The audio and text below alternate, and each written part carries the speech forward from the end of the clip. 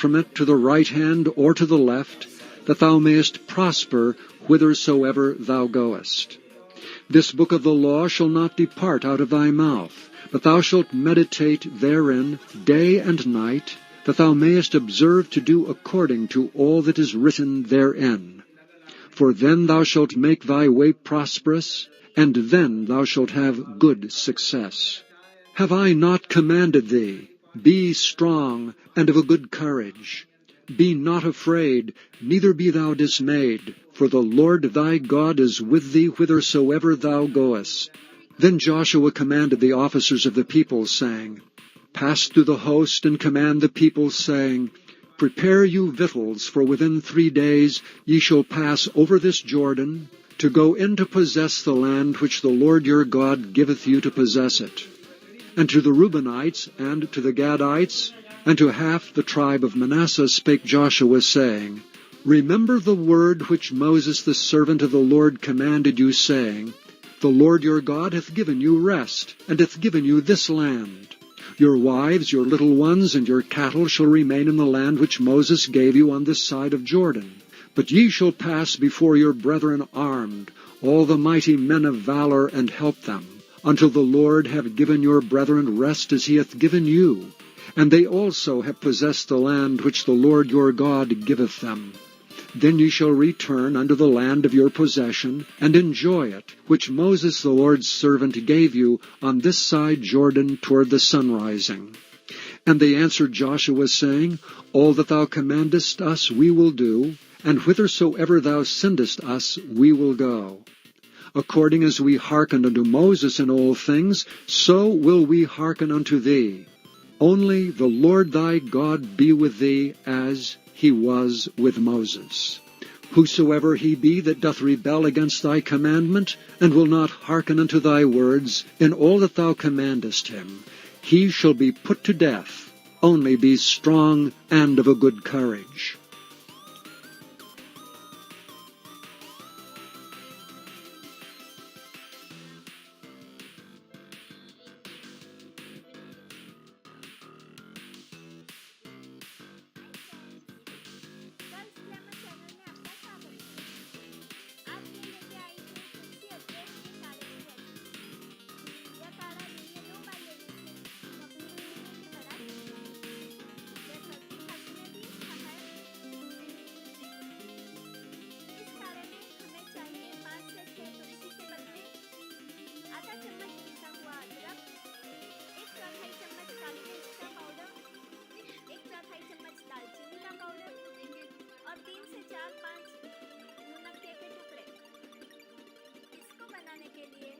The Book of Joshua, Chapter 1.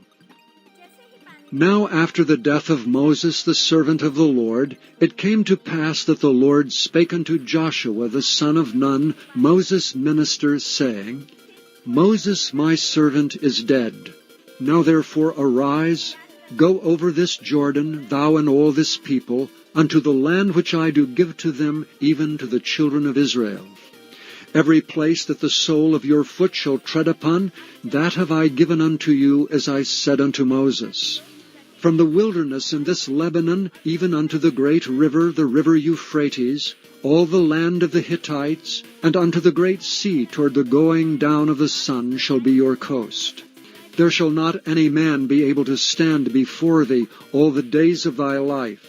As I was with Moses, so I will be with thee. I will not fail thee nor forsake thee. Be strong and of a good courage, for unto this people shalt thou divide for an inheritance the land which I swear unto their fathers to give them. Only be thou strong and very courageous, that thou mayest observe to do according to all the law which Moses my servant commanded thee.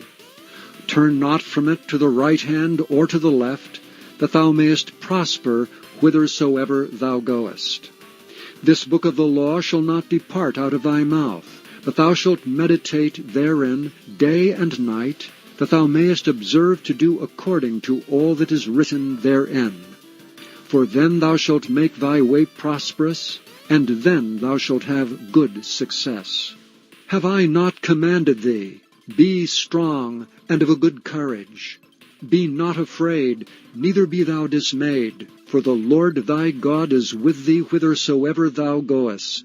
Then Joshua commanded the officers of the people, saying, Pass through the host, and command the people, saying, Prepare you victuals, for within 3 days ye shall pass over this Jordan, to go in to possess the land which the Lord your God giveth you to possess it. And to the Reubenites, and to the Gadites, and to half the tribe of Manasseh spake Joshua, saying, Remember the word which Moses the servant of the Lord commanded you, saying, The Lord your God hath given you rest, and hath given you this land. Your wives, your little ones, and your cattle shall remain in the land which Moses gave you on this side of Jordan. But ye shall pass before your brethren armed, all the mighty men of valor, and help them, until the Lord have given your brethren rest as he hath given you. And they also have possessed the land which the Lord your God giveth them. Then ye shall return unto the land of your possession, and enjoy it, which Moses the Lord's servant gave you on this side Jordan toward the sunrising. And they answered Joshua, saying, All that thou commandest us we will do, and whithersoever thou sendest us we will go. According as we hearkened unto Moses in all things, so will we hearken unto thee. Only the Lord thy God be with thee, as he was with Moses. Whosoever he be that doth rebel against thy commandment, and will not hearken unto thy words, in all that thou commandest him, he shall be put to death. Only be strong and of a good courage.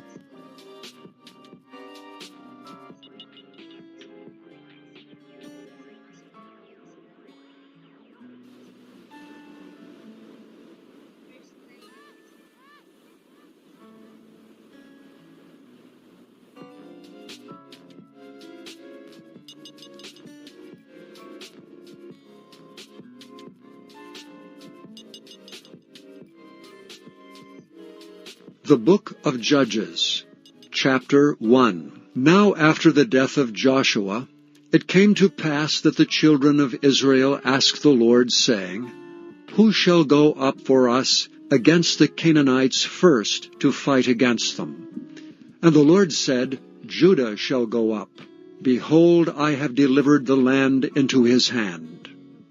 And Judah said unto Simeon his brother, Come up with me into my lot, that we may fight against the Canaanites, and I likewise will go with thee into thy lot.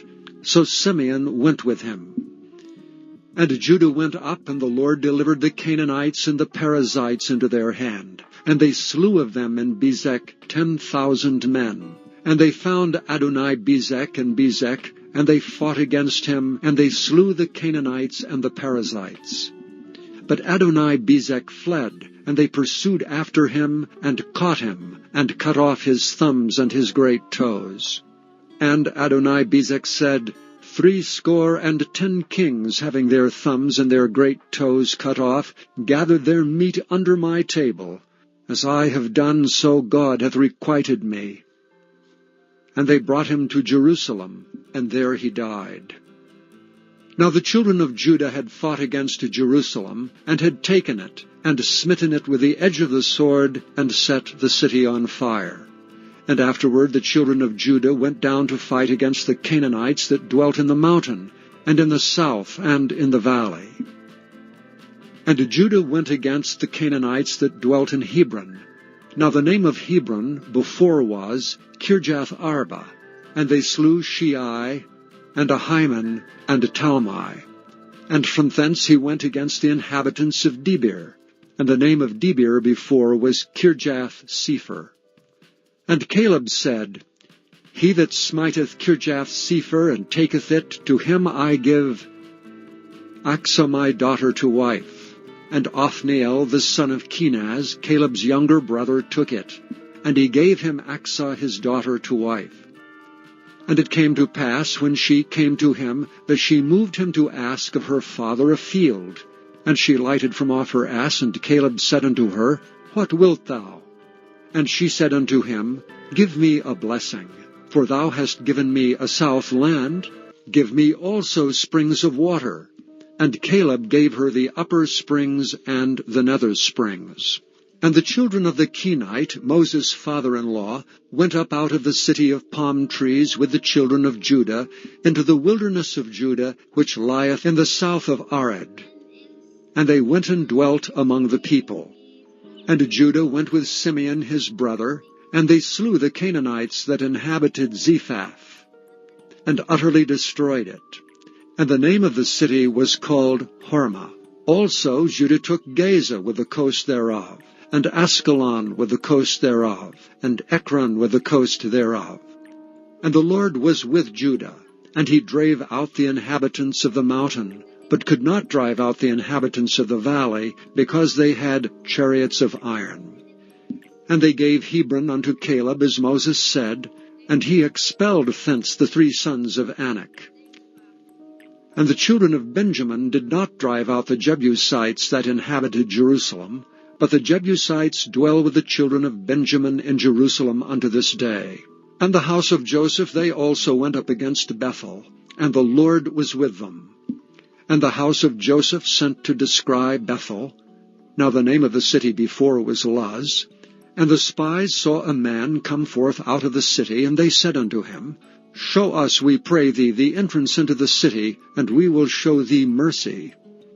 And when the man showed them the entrance into the city, they smote the city with the edge of the sword, but they let go the man and all his family. And the man went into the land of the Hittites, and built a city, and called the name thereof Luz, which is the name thereof unto this day. Neither did Manasseh drive out the inhabitants of Beth-shean and her towns, nor Taanach and her towns, nor the inhabitants of Dor and her towns, nor the inhabitants of Ibleam and her towns, nor the inhabitants of Megiddo and her towns, but the Canaanites would dwell in that land. And it came to pass, when Israel was strong, that they put the Canaanites to tribute, and did not utterly drive them out.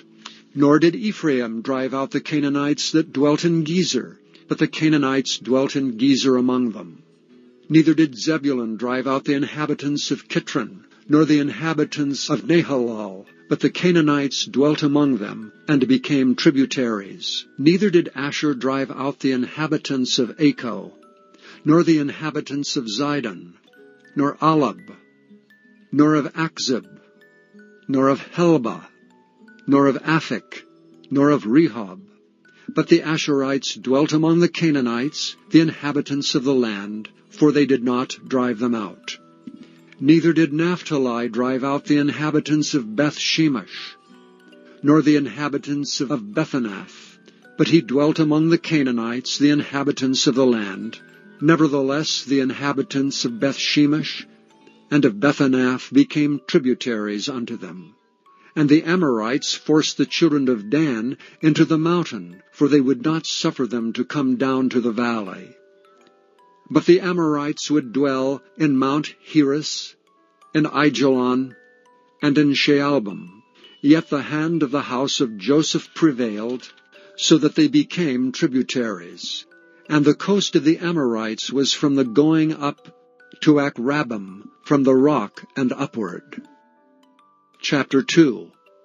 And an angel of the Lord came up from Gilgal to Bochim, and said, I made you to go up out of Egypt, and have brought you unto the land which I sware unto your fathers. And I said, I will never break my covenant with you. And ye shall make no league with the inhabitants of this land. Ye shall throw down their altars. But ye have not obeyed my voice. Why have ye done this? Wherefore I also said, I will not drive them out from before you, but they shall be as thorns in your sides, and their gods shall be a snare unto you. And it came to pass, when the angel of the Lord spake these words unto the children of Israel, the people lifted up their voice and wept. And they called the name of that place Bochim, and they sacrificed there unto the Lord. And when Joshua had let the people go, the children of Israel went every man unto his inheritance to possess the land. And the people served the Lord all the days of Joshua, and all the days of the elders that outlived Joshua, and had seen all the great works of the Lord that he had done for Israel. And Joshua the son of Nun, the servant of the Lord, died, being 110 years old. And they buried him in the border of his inheritance in Timnath-Heres, in the mount of Ephraim, on the north side of the hill Gaash. And also all that generation were gathered unto their fathers. And there arose another generation after them, which knew not the Lord, nor yet the works which he had done for Israel. And the children of Israel did evil in the sight of the Lord, and served Baalim. And they forsook the Lord God of their fathers, which brought them out of the land of Egypt, and followed other gods, of the gods of the people that were round about them, and bowed themselves unto them, and provoked the Lord to anger. And they forsook the Lord, and served Baal and Ashtaroth. And the anger of the Lord was hot against Israel, and he delivered them into the hands of spoilers that spoiled them, and he sold them into the hands of their enemies round about, so that they could not any longer stand before their enemies. Whithersoever they went out, the hand of the Lord was against them for evil, as the Lord had said, and as the Lord had sworn unto them, and they were greatly distressed. Nevertheless the Lord raised up judges, which delivered them out of the hand of those that spoil them. And yet they would not hearken unto their judges, but they went a-whoring after other gods, and bowed themselves unto them. They turned quickly out of the way which their fathers walked in, obeying the commandments of the Lord, but they did not so. And when the Lord raised them up judges, then the Lord was with the judge, and delivered them out of the hand of their enemies all the days of the judge. For it repented the Lord because of their groanings by reason of them that oppressed them and vexed them. And it came to pass, when the judge was dead, that they returned, and corrupted themselves more than their fathers in following other gods to serve them, and to bow down unto them. They ceased not from their own doings, nor from their stubborn way. And the anger of the Lord was hot against Israel.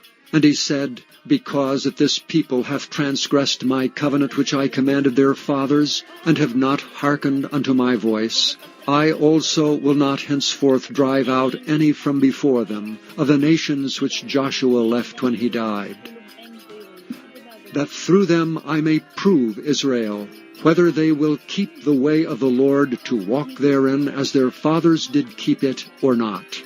Therefore the Lord left those nations without driving them out hastily, neither delivered he them into the hand of Joshua. Chapter 3.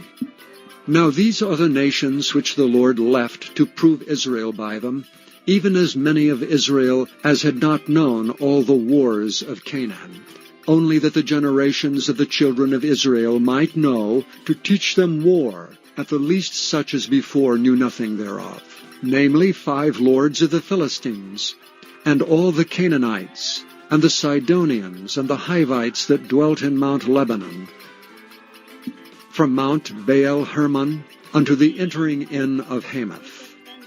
And they were to prove Israel by them, to know whether they would hearken unto the commandments of the Lord, which he commanded their fathers by the hand of Moses. And the children of Israel dwelt among the Canaanites, Hittites, and Amorites, and Perizzites, and Hivites, and Jebusites. And they took their daughters to be their wives, and gave their daughters to their sons, and served their gods. And the children of Israel did evil in the sight of the Lord, and forgat the Lord their God, and served Baalim and the groves. Therefore the anger of the Lord was hot against Israel, and he sold them into the hand of Cushan-Rishathaim, king of Mesopotamia. And the children of Israel served Cushan-Rishathaim 8 years. And when the children of Israel cried unto the Lord The Lord raised up a deliverer to the children of Israel, who delivered them, even Othniel the son of Kenaz, Caleb's younger brother. And the Spirit of the Lord came upon him, and he judged Israel, and went out to war. And the Lord delivered Cushan-Rishathaim, king of Mesopotamia, into his hand.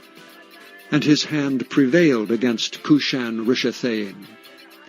And the land had rest 40 years, and Othniel the son of Kenaz died. And the children of Israel did evil again in the sight of the Lord. And the Lord strengthened Eglon the king of Moab against Israel, because they had done evil in the sight of the Lord. And he gathered unto him the children of Ammon and Amalek, and went and smote Israel, and possessed the city of palm trees. So the children of Israel served Eglon the king of Moab 18 years. But when the children of Israel cried unto the Lord raised them up a deliverer, Ehud the son of Gera, a Benjamite, a man left-handed, and by him the children of Israel sent a present unto Eglon the king of Moab. But Ehud made him a dagger which had 2 edges of a cubit length, and he did gird it under his raiment upon his right thigh. And he brought the present unto Eglon king of Moab, and Eglon was a very fat man. And when he had made an end to offer the present, he sent away the people that bare the present. But he himself turned again from the quarries that were by Gilgal, and said, I have a secret errand unto thee, O king. Who said, Keep silence. And all that stood by him went out from him. And Ehud came unto him, and he was sitting in a summer parlor, which he had for himself alone. And Ehud said, I have a message from God unto thee. And he rose out of his seat. And Ehud put forth his left hand, and took the dagger from his right thigh, and thrust it into his belly.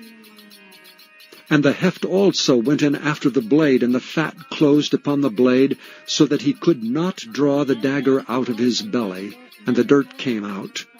And Ehud went forth through the porch, and shut the doors of the parlor upon him, and locked them.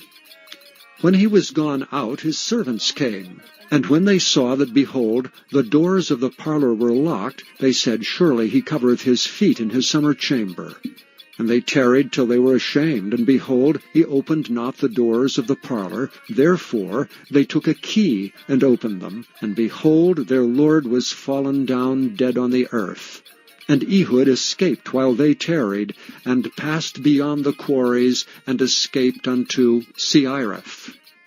And it came to pass, when he was come, that he blew a trumpet in the mountain of Ephraim. And the children of Israel went down with him from the mount, and he before them. And he said unto them, Follow after me. And he said unto them, Follow after me, for the Lord hath delivered your enemies, the Moabites, into your hand. And they went down after him, and took the fords of Jordan toward Moab, and suffered not a man to pass over. And they slew of Moab at that time about 10,000 men, all lusty and all men of valor, and there escaped not a man.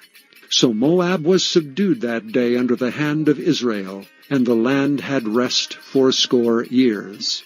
And after him was Shamgar the son of Anath, which slew of the Philistines 600 men with an ox goad, and he also delivered Israel. Chapter 4. And the children of Israel again did evil in the sight of the Lord, when Ehud was dead. And the Lord sold them into the hand of Jabin, king of Canaan, that reigned in Hazor, the captain of whose host was Sisera, which dwelt in Harosheth of the Gentiles. And the children of Israel cried unto the Lord, for he had 900 chariots of iron, and 20 years he mightily oppressed the children of Israel. And Deborah, a prophetess, the wife of Lapidoth, she judged Israel at that time. And she dwelt under the palm tree of Deborah, between Ramah and Bethel in Mount Ephraim. And the children of Israel came up to her for judgment.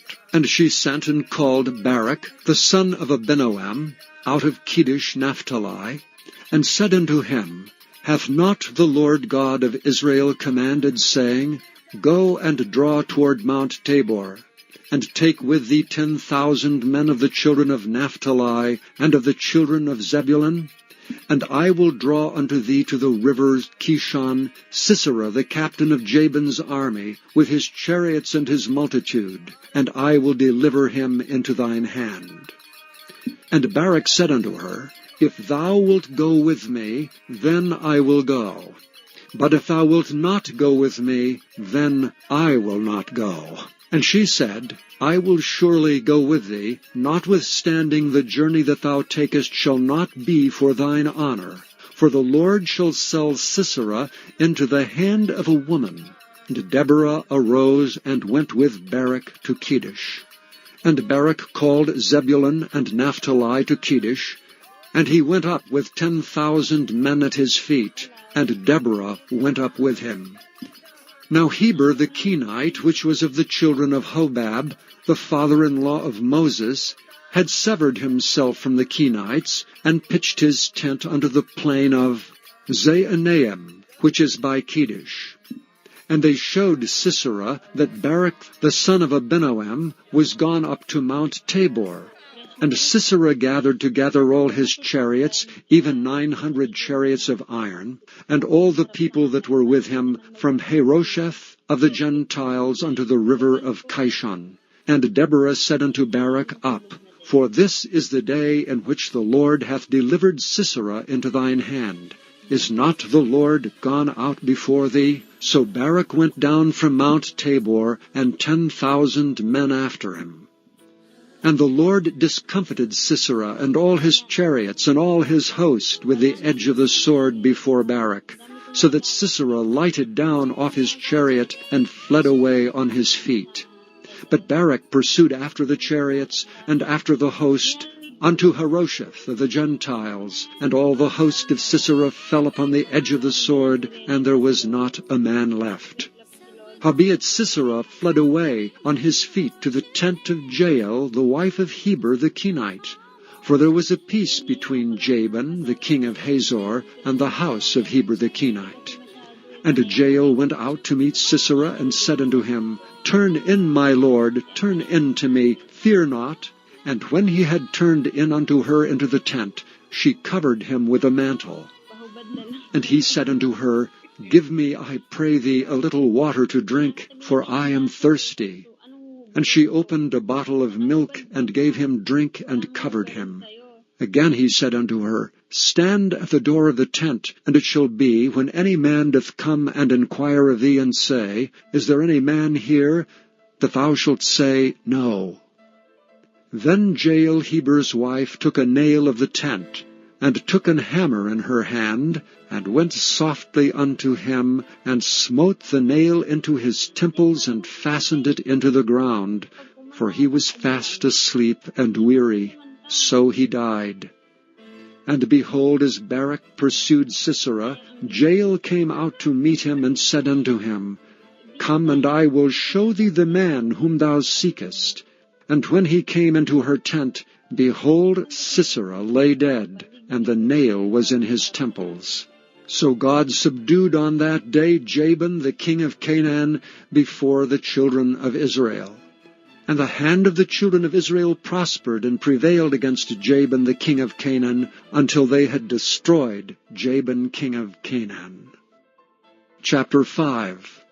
Then sang Deborah and Barak, the son of Abinoam, on that day, saying, Praise ye the Lord for the avenging of Israel, when the people willingly offered themselves. Hear, O ye kings, give ear, O ye princes. I, even I, will sing unto the Lord. I will sing praise to the Lord God of Israel.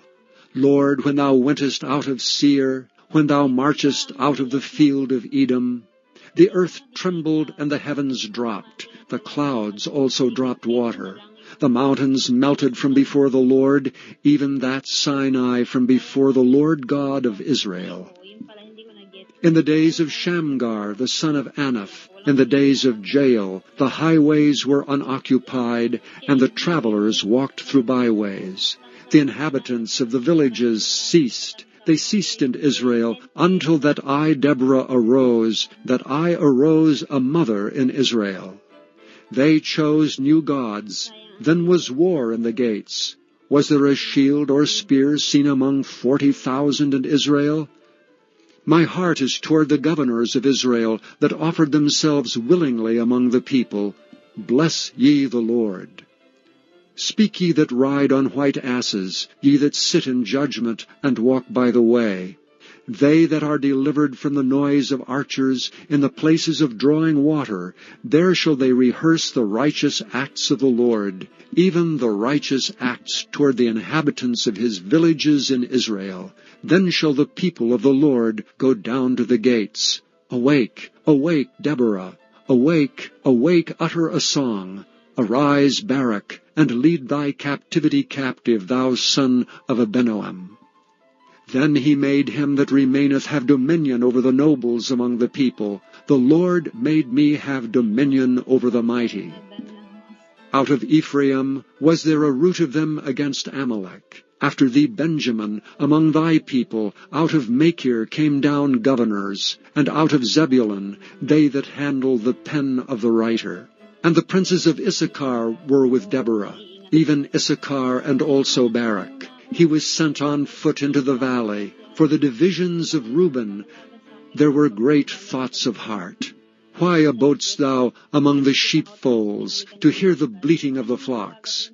For the divisions of Reuben there were great searchings of heart. Gilead abode beyond Jordan, and why did Dan remain in ships? Asher continued on the seashore, and abode in his breaches. Zebulun and Naphtali were a people that jeoparded their lives unto the death and the high places of the field. The kings came and fought. Then fought the kings of Canaan and Taanach by the waters of Megiddo. They took no gain of money. They fought from heaven. The stars in their courses fought against Sisera. The river of Kishon swept them away, that ancient river, the river of Kishon. O my soul, thou hast trodden down strength. Then were the horse hoofs broken by the means of the prancings of their mighty ones. Curse ye Mura, said the angel of the Lord. Curse ye bitterly the inhabitants thereof, because they came not up to the help of the Lord, to the help of the Lord against the mighty. Blessed above women shall Jael the wife of Heber the Kenite be. Blessed shall she be above women in the tent. He asked water, and she gave him milk. She brought forth butter in a lordly dish. She put her hand to the nail, and her right hand to the workman's hammer. And with the hammer she smote Sisera. She smote off his head when she had pierced and stricken through his temples. At her feet he bowed. He fell, he lay down. At her feet he bowed, he fell. Where he bowed, there he fell down dead. The mother of Sisera looked out at a window and cried through the lattice, Why is his chariot so long in coming? Why tarry the wheels of his chariots? Her wise ladies answered her, Yea, she returned answer to herself. Have they not sped? Have they not divided the prey? To every man a damsel or two? To Sisera a prey of divers colors? A prey of divers colors of needlework? Of divers colors of needlework on both sides, meat for the necks of them that take the spoil? So let all thine enemies perish, O Lord, but let them that love thee be as the sun when he goeth forth in his might. And the land had rest 40 years. Chapter 6. And the children of Israel did evil in the sight of the Lord. And the Lord delivered them into the hand of Midian 7 years. And the hand of Midian prevailed against Israel. And because of the Midianites the children of Israel made them the dens which are in the mountains and caves and strongholds. And so it was, when Israel had sown, that the Midianites came up, and the Amalekites and the children of the east, even they came up against them. And they encamped against them, and destroyed all the increase of the earth, till thou come unto Gaza, and left no sustenance for Israel, neither sheep, nor ox, nor ass. For they came up with their cattle, and their tents, and they came as grasshoppers for multitude. For both they and their camels were without number, and they entered into the land to destroy it. And Israel was greatly impoverished because of the Midianites, and the children of Israel cried unto the Lord. And it came to pass, when the children of Israel cried unto the Lord because of the Midianites, that the Lord sent a prophet unto the children of Israel, which said unto them, Thus saith the Lord God of Israel, I brought you up from Egypt, and brought you forth out of the house of bondage. And I delivered you out of the hand of the Egyptians, and out of the hand of all that oppressed you, and drave them out from before you, and gave you their land. And I said unto you, I am the Lord your God. Fear not the gods of the Amorites, in whose land ye dwell, but ye have not obeyed my voice. And there came an angel of the Lord, and sat under an oak which was in Ophrah, that pertained unto Joash the Abiezrite. And his son Gideon threshed wheat by the winepress, to hide it from the Midianites. And the angel of the Lord appeared unto him, and said unto him, The Lord is with thee, thou mighty man of valor.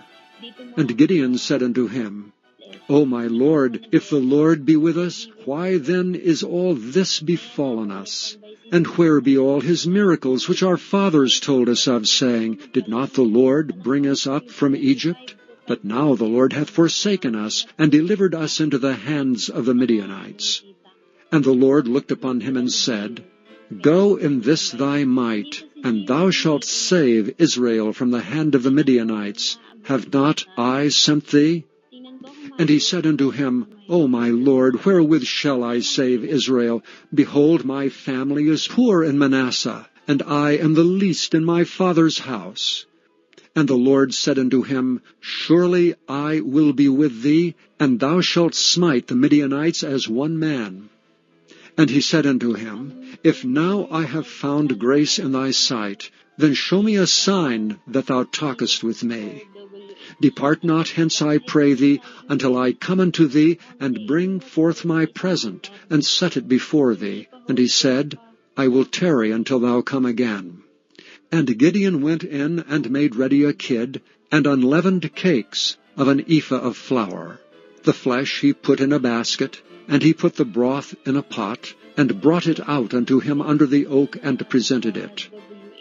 And the angel of God said unto him, Take the flesh of the unleavened cakes, and lay them upon this rock, and pour out the broth. And he did so. Then the angel of the Lord put forth his end of the staff that was in his hand, and touched the flesh and the unleavened cakes, and there rose up fire out of the rock, and consumed the flesh and the unleavened cakes. Then the angel of the Lord departed out of his sight. And when Gideon perceived that he was an angel of the Lord, Gideon said, Alas, O Lord God, for because I have seen an angel of the Lord face to face. And the Lord said unto him, Peace be unto thee, fear not, thou shalt not die. Then Gideon built an altar there unto the Lord, and called it Jehovah Shalom. Unto this day it is yet an Ophrah of the Abiezrites. And it came to pass the same night that the Lord said unto him, Take thy father's young bullock, even the second bullock of 7 years old, and throw down the altar of Baal that thy father hath, and cut down the grove that is by it, and build an altar unto the Lord thy God upon the top of this rock, in the ordered place, and take the second bullock, and offer a burnt sacrifice with the wood of the grove which thou shalt cut down. Then Gideon took 10 men of his servants, and did as the Lord had said unto him. And so it was, because he feared his father's household, and the men of the city, that he could not do it by day, that he did it by night. And when the men of the city arose early in the morning, behold, the altar of Baal was cast down, and the grove was cut down that was by it. And the second bullock was offered upon the altar that was built. And they said one to another, Who hath done this thing? And when they inquired and asked, they said, Gideon the son of Joash hath done this thing. Then the men of the city said unto Joash, Bring out thy son that he may die, because he hath cast down the altar of Baal, and because he hath cut down the grove that was by it. And Joash said unto all that stood against him, Will ye plead for Baal? Will ye serve him? He that will plead for him, let him be put to death whilst it is yet morning. If he be a god, let him plead for himself, because one hath cast down his altar. Therefore on that day he called him Jerubbaal, saying, Let Baal plead against him, because he hath thrown down his altar. Then all the Midianites and the Amalekites and the children of the east were gathered together, and went over and pitched in the valley of Jezreel. But the Spirit of the Lord came upon Gideon, and he blew a trumpet, and Abiezer was gathered after him. And he sent messengers throughout all Manasseh, who also was gathered after him. And he sent messengers unto Asher, and unto Zebulun, and unto Naphtali, and they came up to meet them. And Gideon said unto God, If thou wilt save Israel by mine hand, as thou hast said, behold, I will put a fleece of wool in the floor. And if the dew be on the fleece only, and it be dry upon all the earth beside, then shall I know that thou wilt save Israel by mine hand, as thou hast said. And it was so. For he rose up early on the morrow, and thrust the fleece together, and wringed the dew out of the fleece, a bowl full of water. And Gideon said unto the Lord, Let not thine anger be hot against me, and I will speak but this once. Let me prove, I pray thee, but this once with the fleece. Let it now be dry only upon the fleece, and upon all the ground let there be dew. And God did so that night, for it was dry upon the fleece only, and there was dew on all the ground. Chapter 7. Then Jerubbaal, who is Gideon, and all the people that were with him, rose up early, and pitched beside the well of Harod, so that the host of the Midianites were on the north side of them, by the hill of Mura, in the valley. And the Lord said unto Gideon, The people that are with thee are too many for me to give the Midianites into their hands, lest Israel vaunt themselves against me, saying, Mine own hand hath saved me. Now therefore go to, proclaim in the ears of the people, saying, Whosoever is fearful and afraid, let him return and depart early from Mount Gilead. And there returned of the people 22,000, and there remained 10,000. And the Lord said unto Gideon, The people are yet too many. Bring them down unto the water, and I will try them for thee there. And it shall be, that of whom I say unto thee, This shall go with thee, the same shall go with thee. And of whomsoever I say unto thee, This shall not go with thee, the same shall not go. So he brought down the people unto the water. And the Lord said unto Gideon, Every one that lappeth of the water with his tongue, as a dog lappeth, him shalt thou set by himself. Likewise every one that boweth down upon his knees to drink. And the latter number of them that lapped, putting their hand to their mouth, were 300 men. But all the rest of the people bowed down upon their knees to drink water. And the Lord said unto Gideon, By the 300 men that lapped will I save you, and deliver the Midianites into thine hand. And let all the other people go away, every man unto his place.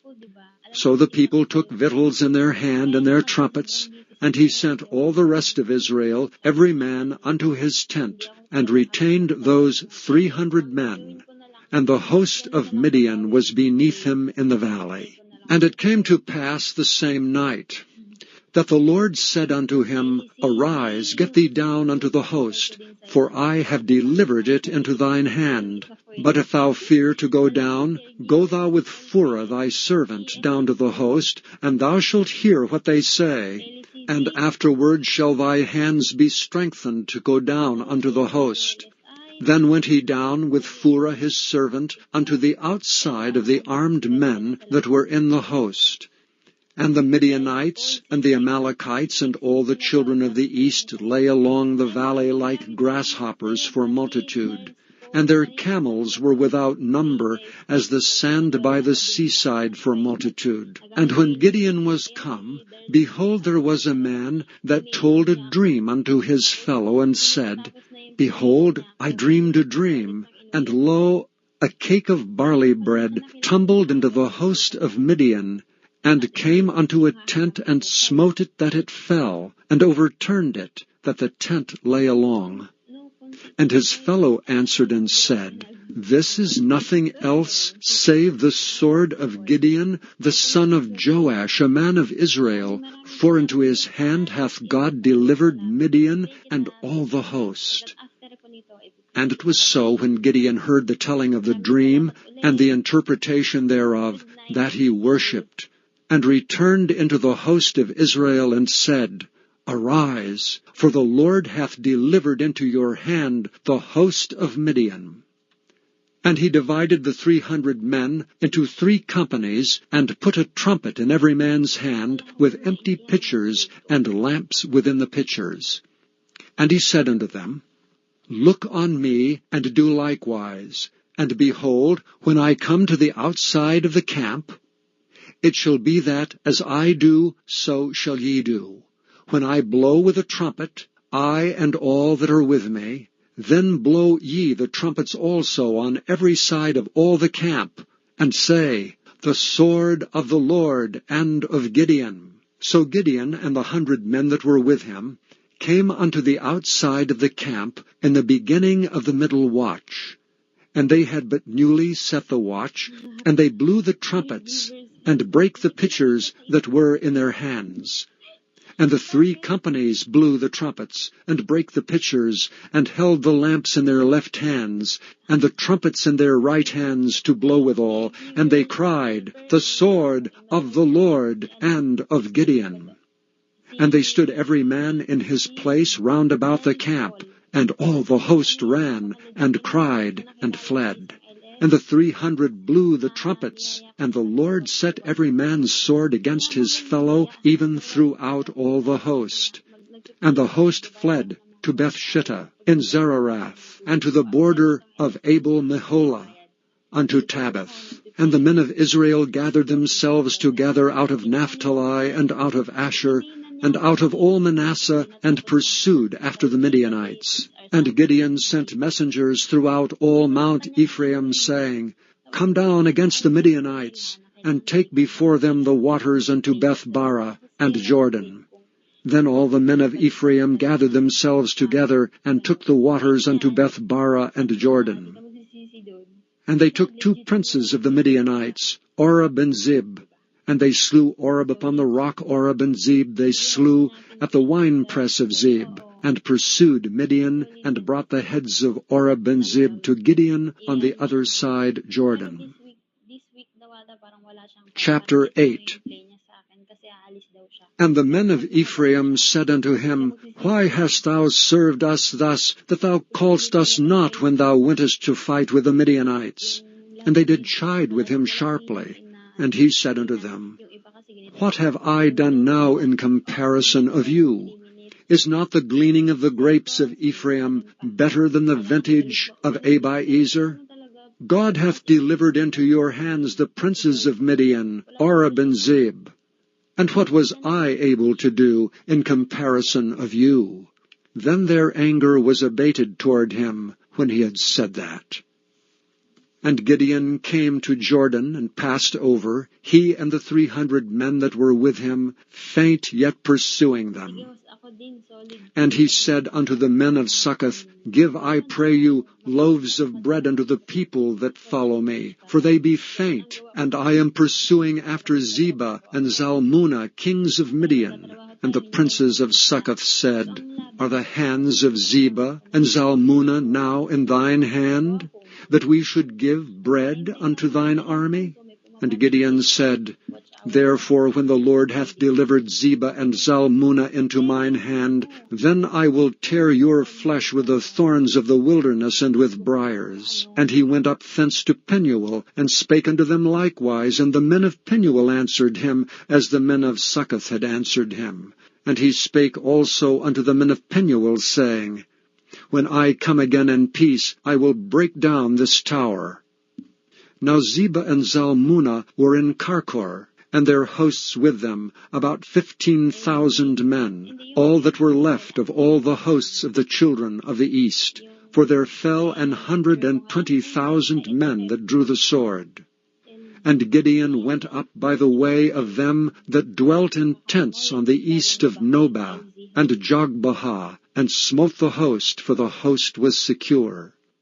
And when Zebah and Zalmunna fled, he pursued after them, and took the 2 kings of Midian, Zebah and Zalmunna, and discomfited all the host. And Gideon the son of Joash returned from battle before the sun was up, and caught a young man of the men of Succoth, and inquired of him. And he described unto him the princes of Succoth, and the elders thereof, even 17 men. And he came unto the men of Succoth, and said, Behold Zebah and Zalmunna, with whom ye did upbraid me, saying, Are the hands of Zebah and Zalmunna now in thine hand, that we should give bread unto thy men that are weary? And he took the elders of the city, and thorns of the wilderness and briars, and with them he taught the men of Succoth. And he beat down the tower of Penuel, and slew the men of the city. Then said he unto Zebah and Zalmunna, What manner of men were they whom ye slew at Tabor? And they answered, As thou art, so were they. Each one resembled the children of a king. And he said, They were my brethren, even the sons of my mother. As the Lord liveth, if ye had saved them alive, I would not slay you. And he said unto Jether his firstborn, Up, and slay them. But the youth drew not his sword, for he feared, because he was yet a youth. Then Zebah and Zalmunna said, Rise thou and fall upon us, for as the man is, so is his strength.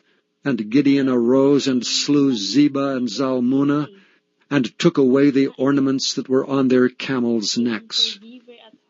Then the men of Israel said unto Gideon, Rule thou over us, both thou and thy son, and thy son's son also, for thou hast delivered us from the hand of Midian.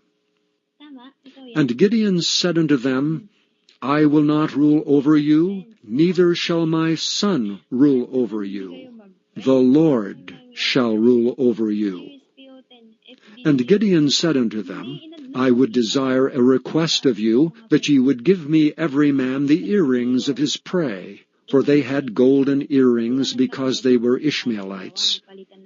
And they answered, We will willingly give them. And they spread a garment, and did cast therein every man the earrings of his prey. And the weight of the golden earrings that he requested was 1,700 shekels of gold, beside ornaments and collars and purple raiment that was on the kings of Midian, and beside the chains that were about their camels' necks.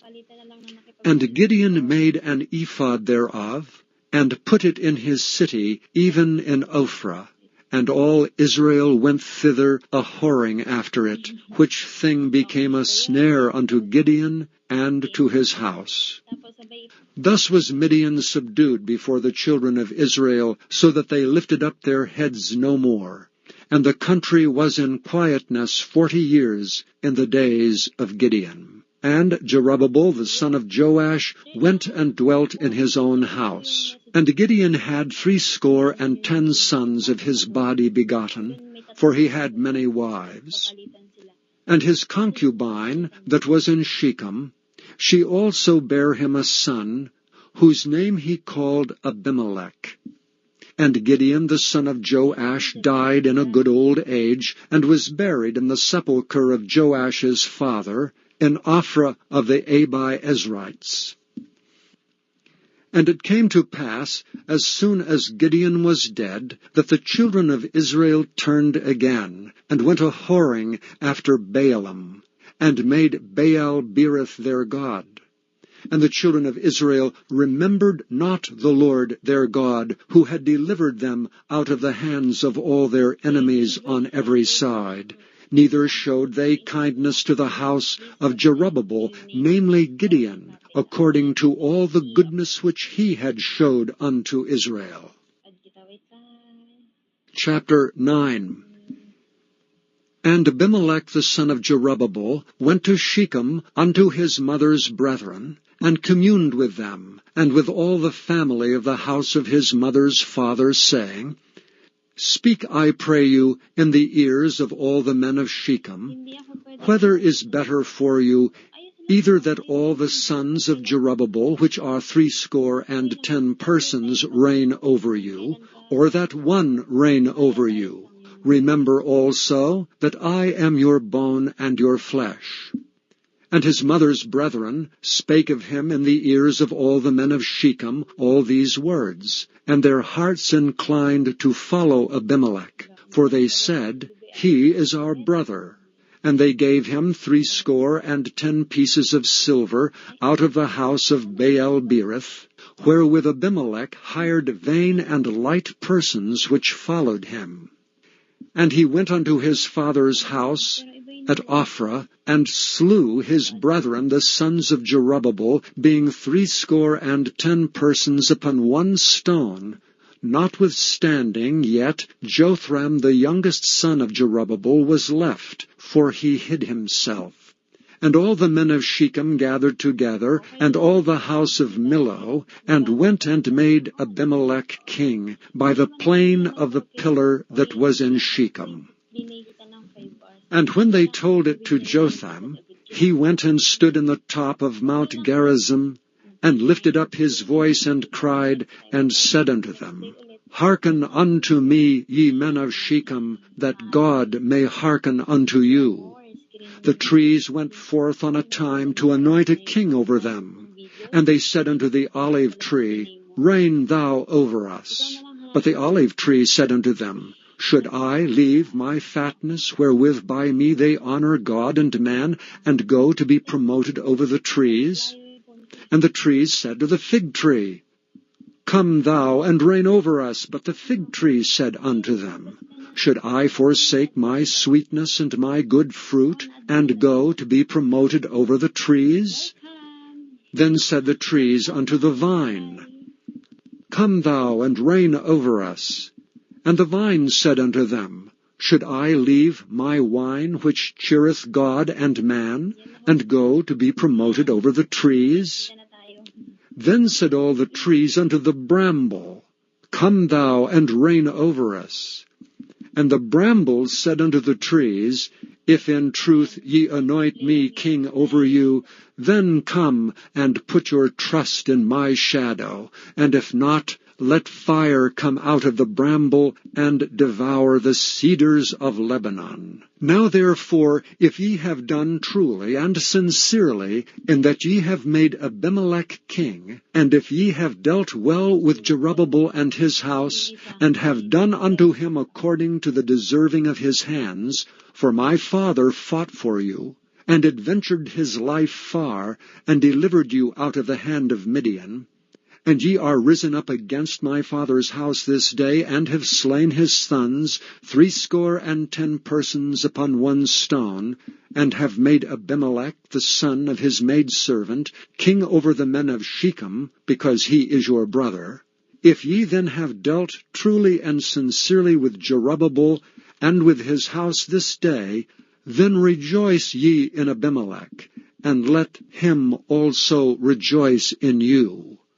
But if not, let fire come out from Abimelech, and devour the men of Shechem, and the house of Millo. And let fire come out from the men of Shechem, and from the house of Millo, and devour Abimelech. And Jotham ran away, and fled, and went to Beer, and dwelt there for fear of Abimelech his brother. When Abimelech had reigned 3 years over Israel, Then God sent an evil spirit between Abimelech and the men of Shechem, and the men of Shechem dealt treacherously with Abimelech, that the cruelty done to the 70 sons of Jerubbaal might come, and their blood be laid upon Abimelech their brother, which slew them, and upon the men of Shechem, which aided him in the killing of his brethren. And the men of Shechem set liers in wait for him in the top of the mountains, and they robbed all that came along that way by them. And it was told Abimelech. And Gaal the son of Ebed came with his brethren, and went over to Shechem, and the men of Shechem put their confidence in him. And they went out into the fields, and gathered their vineyards, and trode the grapes, and made merry, and went into the house of their God, and did eat and drink, and cursed Abimelech. And Gaal the son of Ebed said, Who is Abimelech, and who is Shechem, that we should serve him? Is not he the son of Jerubbaal? And Zebul his officer serve the men of Hamor, the father of Shechem? For why should we serve him? And would to God this people were under my hand, then would I remove Abimelech. And he said to Abimelech, Increase thine army, and come out. And when Zebul, the ruler of the city, heard the words of Gaal, the son of Ebed, his anger was kindled. And he sent messengers unto Abimelech privily, saying, Behold, Gaal, the son of Ebed, and his brethren, be come to Shechem, and behold, they fortify the city against thee. Now therefore up by night, thou and the people that is with thee, and lie in wait in the field.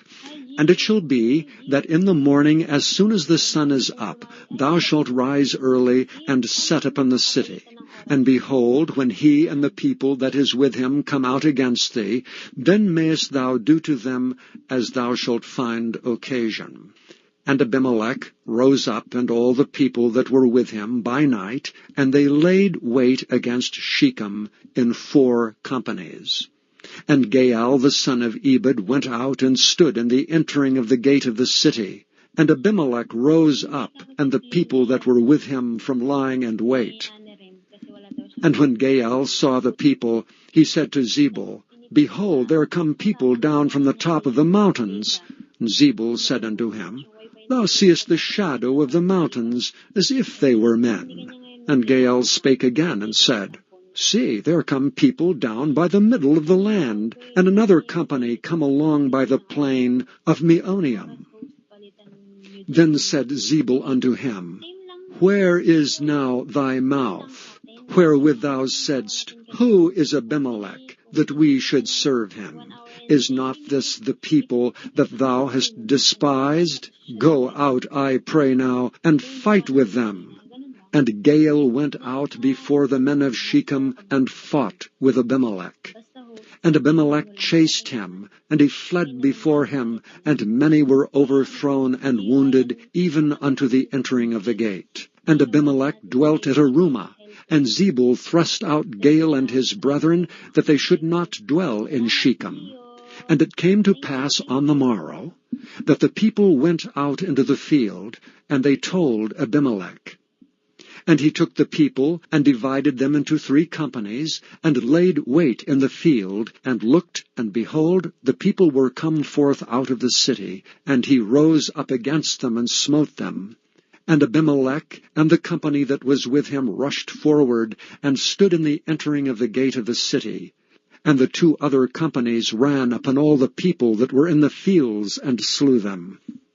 And Abimelech fought against the city all that day, and he took the city, and slew the people that was therein, and beat down the city, and sowed it with salt.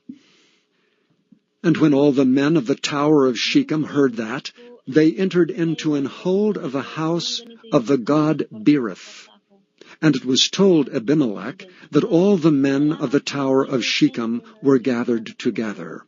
And Abimelech gat him up to the Mount Zalmon, he and all the people that were with him. And Abimelech took an axe in his hand, and cut down a bough from the trees, and took it, and laid it on his shoulder, and said unto the people that were with him, What ye have seen me do, make haste, and do as I have done. And all the people likewise cut down every man his bough, and followed Abimelech, and put them to the hold, and set the hold on fire upon them, so that all the men of the tower of Shechem died also, about 1,000 men and women. Then went Abimelech to Thebez, and encamped against Thebez, and took it. But there was a strong tower within the city, and thither fled all the men and women, and all they of the city, and shut it to them, and gat them up to the top of the tower. And Abimelech came unto the tower, and fought against it, and went hard unto the door of the tower to burn it with fire. And a certain woman cast a piece of a millstone upon Abimelech's head, and all to break his skull. Then he called hastily unto the young man his armor-bearer, and said unto him, Draw thy sword, and slay me, that men say not of me, A woman slew him. And his young man thrust him through, and he died. And when the men of Israel saw that Abimelech was dead, they departed every man unto his place. Thus God rendered the wickedness of Abimelech, which he did unto his father in slaying his 70 brethren. And all the evil of the men of Shechem did God render upon their heads, and upon them came the curse of Jotham, the son of Jerubbaal. Chapter 10. And after Abimelech there arose to defend Israel Tola the son of Puah, the son of Dodo, a man of Issachar, and he dwelt in Shamir in Mount Ephraim. And he judged Israel 23 years, and died, and was buried in Shamir. And after him arose Jair, a Gileadite, and judged Israel 22 years. And he had 30 sons that rode on 30 ass colts, and they had 30 cities which are called Havoth Jair unto this day, which are in the land of Gilead. And Jair died, and was buried in Camon. And the children of Israel did evil again in the sight of the Lord, and served Baalim, and Ashtaroth, and the gods of Syria, and the gods of Zidon, and the gods of Moab, and the gods of the children of Ammon, and the gods of the Philistines, and forsook the Lord, and served not him.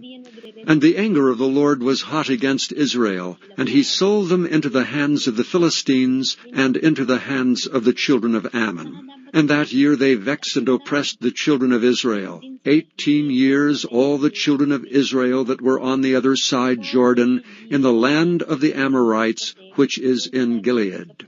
Moreover, the children of Ammon passed over Jordan to fight against Judah, and against Benjamin, and against the house of Ephraim, so that Israel was sore distressed. And the children of Israel cried unto the Lord, saying, We have sinned against thee, both because we have forsaken our God, and also served Baalim.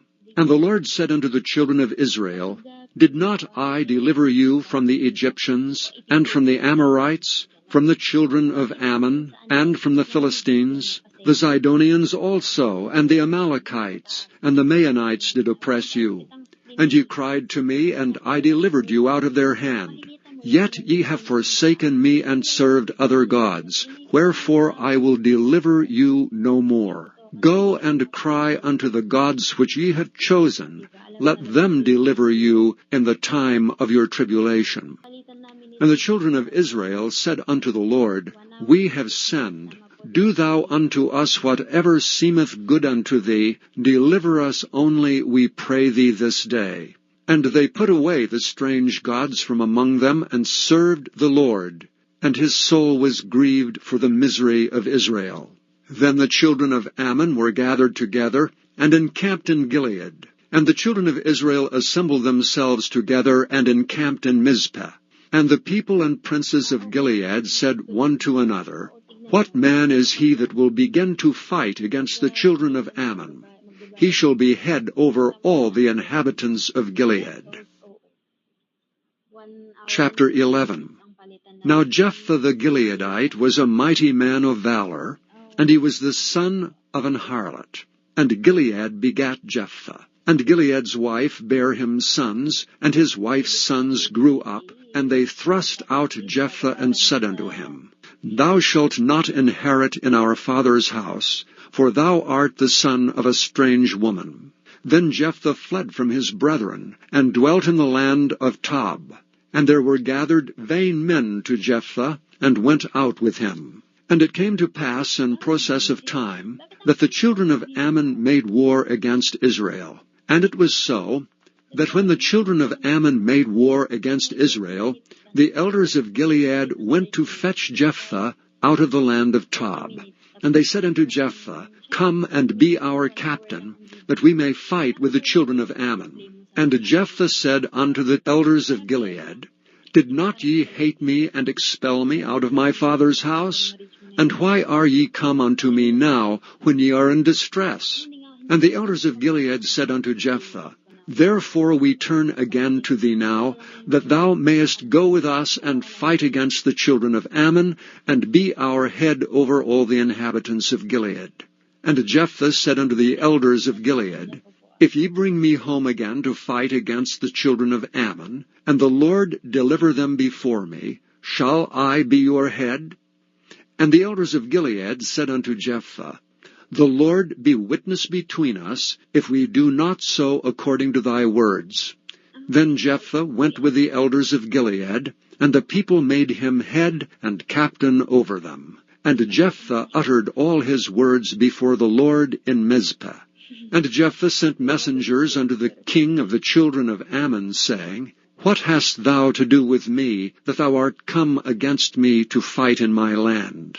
And the king of the children of Ammon answered unto the messengers of Jephthah, Because Israel took away my land when they came up out of Egypt, from Arnon even unto Jabbok, and unto Jordan. Now therefore restore those lands again peaceably.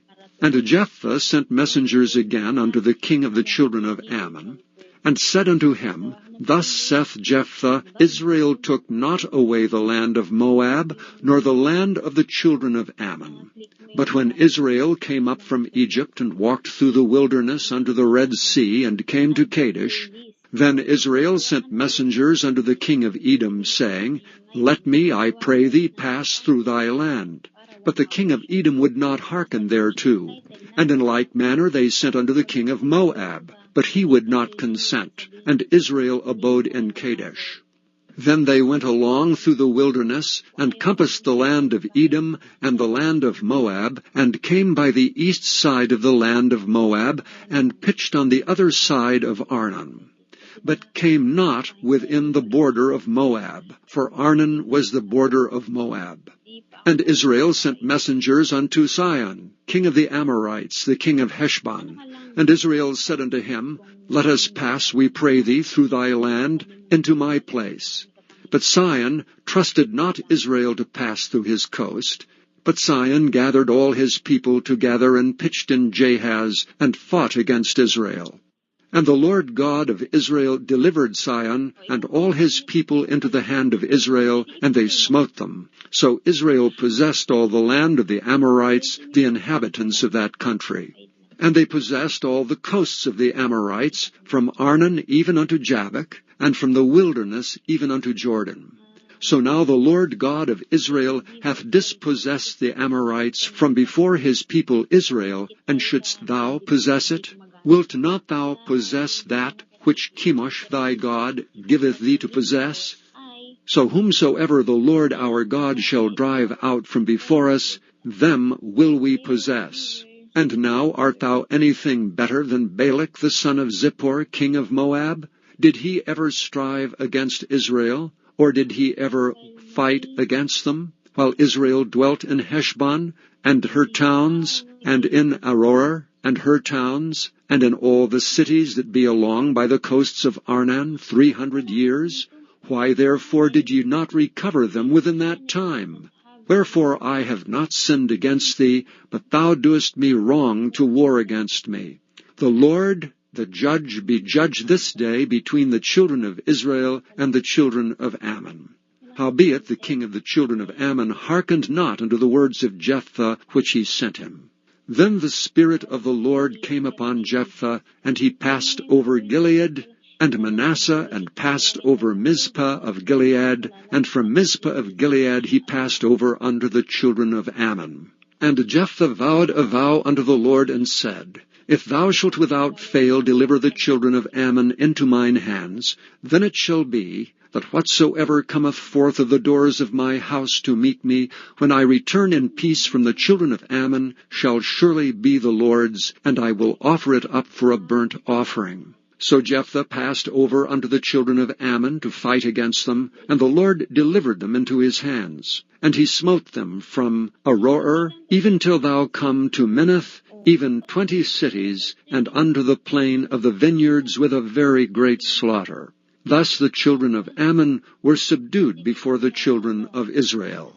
And Jephthah came to Mizpah unto his house, and behold, his daughter came out to meet him with timbrels and with dances, and she was his only child. Beside her he had neither son nor daughter. And it came to pass, when he saw her, that he rent his clothes, and said, Alas, my daughter, thou hast brought me very low, and thou art one of them that trouble me, for I have opened my mouth unto the Lord, and I cannot go back. And she said unto him, My father, if thou hast opened thy mouth unto the Lord, do to me according to that which hath proceeded out of thy mouth, forasmuch as the Lord hath taken vengeance for thee of thine enemies, even of the children of Ammon. And she said unto her father, Let this thing be done for me. Let me alone 2 months, that I may go up and down upon the mountains, and bewail my virginity, I and my fellows. And he said, Go. And he sent her away for 2 months, and she went with her companions, and bewailed her virginity upon the mountains. And it came to pass at the end of 2 months, that she returned unto her father, who did with her according to his vow which he had vowed. And she knew no man. And it was a custom in Israel, that the daughters of Israel went yearly to lament the daughter of Jephthah the Gileadite 4 days in a year. Chapter 12. And the men of Ephraim gathered themselves together, and went northward, and said unto Jephthah, Wherefore passest thou over to fight against the children of Ammon, and didst not call us to go with thee? We will burn thine house upon thee with fire. And Jephthah said unto them, I and my people were at great strife with the children of Ammon, and when I called you, ye delivered me not out of their hands. And when I saw that ye delivered me not, I put my life in my hands, and passed over against the children of Ammon, and the Lord delivered them into my hand. Wherefore then are ye come up unto me this day to fight against me? Then Jephthah gathered together all the men of Gilead, and fought with Ephraim, and the men of Gilead smote Ephraim, because they said, Ye Gileadites are fugitives of Ephraim among the Ephraimites, and among the Manassites. And the Gileadites took the passages of Jordan before the Ephraimites. And it was so that when those Ephraimites which were escaped said, Let me go over, that the men of Gilead said unto him, Art thou an Ephraimite? If he said, Nay, then said they unto him, Say now Shibboleth. And he said Sibboleth, for he could not frame to pronounce it right. Then they took him and slew him at the passages of Jordan. And there fell at that time of the Ephraimites 42,000. And Jephthah judged Israel 6 years. Then died Jephthah the Gileadite, and was buried in one of the cities of Gilead. And after him Ibzan of Bethlehem judged Israel. And he had 30 sons and 30 daughters, whom he sent abroad, and took in 30 daughters from abroad for his sons. And he judged Israel 7 years. Then died Ibzan, and was buried at Bethlehem. And after him Elon, a Zebulunite, judged Israel, and he judged Israel 10 years. And Elon the Zebulunite died, and was buried in Aijalon, in the country of Zebulun. And after him Abdon the son of Hillel, a Pirathonite, judged Israel. And he had 40 sons and 30 nephews that rode on 70 ass colts. And he judged Israel 8 years. And Abdon the son of Hillel, the Pirathonite, died, and was buried in Pirathon in the land of Ephraim, in the mount of the Amalekites. Chapter 13. And the children of Israel did evil again in the sight of the Lord, and the Lord delivered them into the hand of the Philistines 40 years. And there was a certain man of Zorah, of the family of the Danites, whose name was Manoah, and his wife was barren and bare not. And the angel of the Lord appeared unto the woman, and said unto her, Behold, now thou art barren and bearest not, but thou shalt conceive and bear a son. Now therefore beware, I pray thee, and drink not wine nor strong drink, nor eat not any unclean thing. For lo, thou shalt conceive and bear a son, and no razor shall come on his head, for the child shall be a Nazarite unto God from the womb. And he shall begin to deliver Israel out of the hand of the Philistines. Then the woman came and told her husband, saying, A man of God came unto me, and his countenance was like the countenance of an angel of God, very terrible.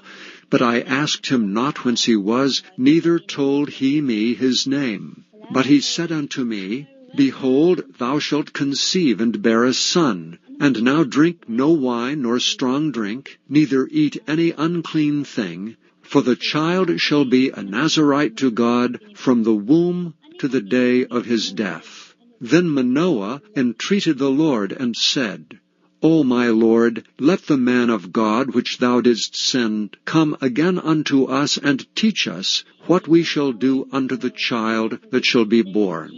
And God hearkened to the voice of Manoah.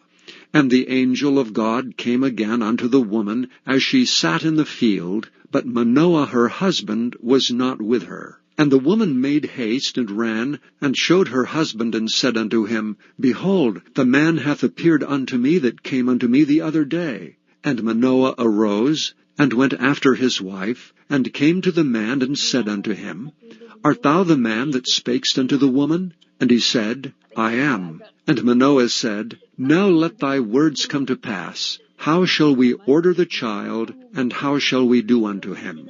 And the angel of the Lord said unto Manoah, Of all that I said unto the woman, let her beware. She may not eat of anything that cometh of the vine, neither let her drink wine or strong drink, nor eat any unclean thing. All that I have commanded her, let her observe. And Manoah said unto the angel of the Lord, I pray thee, let us detain thee until we shall have made ready a kid for thee. And the angel of the Lord said unto Manoah, Though thou detain me, I will not eat of thy bread. And if thou wilt offer a burnt offering, thou must offer it unto the Lord. For Manoah knew not that he was an angel of the Lord. And Manoah said unto the angel of the Lord, What is thy name, that when thy sayings come to pass, we may do thee honor?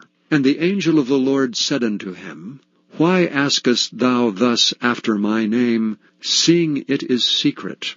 So Manoah took a kid with a meat offering, and offered it upon a rock unto the Lord. And the angel did wondrously, and Manoah and his wife looked on. For it came to pass, when the flame went up toward heaven, from off the altar, that the angel of the Lord ascended in the flame of the altar. And Manoah and his wife looked on it, and fell on their faces to the ground. But the angel of the Lord did no more appear to Manoah and to his wife. Then Manoah knew that he was an angel of the Lord. And Manoah said unto his wife, We shall surely die, because we have seen God. But his wife said unto him, If the Lord were pleased to kill us, he would not have received a burnt offering and a meat offering at our hands, neither would he have showed us all these things, nor would, as at this time, have told us such things as these. And the woman bare a son, and called his name Samson. And the child grew, and the Lord blessed him. And the Spirit of the Lord began to move him at times in the camp of Dan, between Zorah and Eshtaol. Chapter 14. And Samson went down to Timnath, and saw a woman of Timnath of the daughters of the Philistines. And he came up and told his father and his mother, and said, I have seen a woman in Timnath of the daughters of the Philistines. Now therefore get her for me to wife.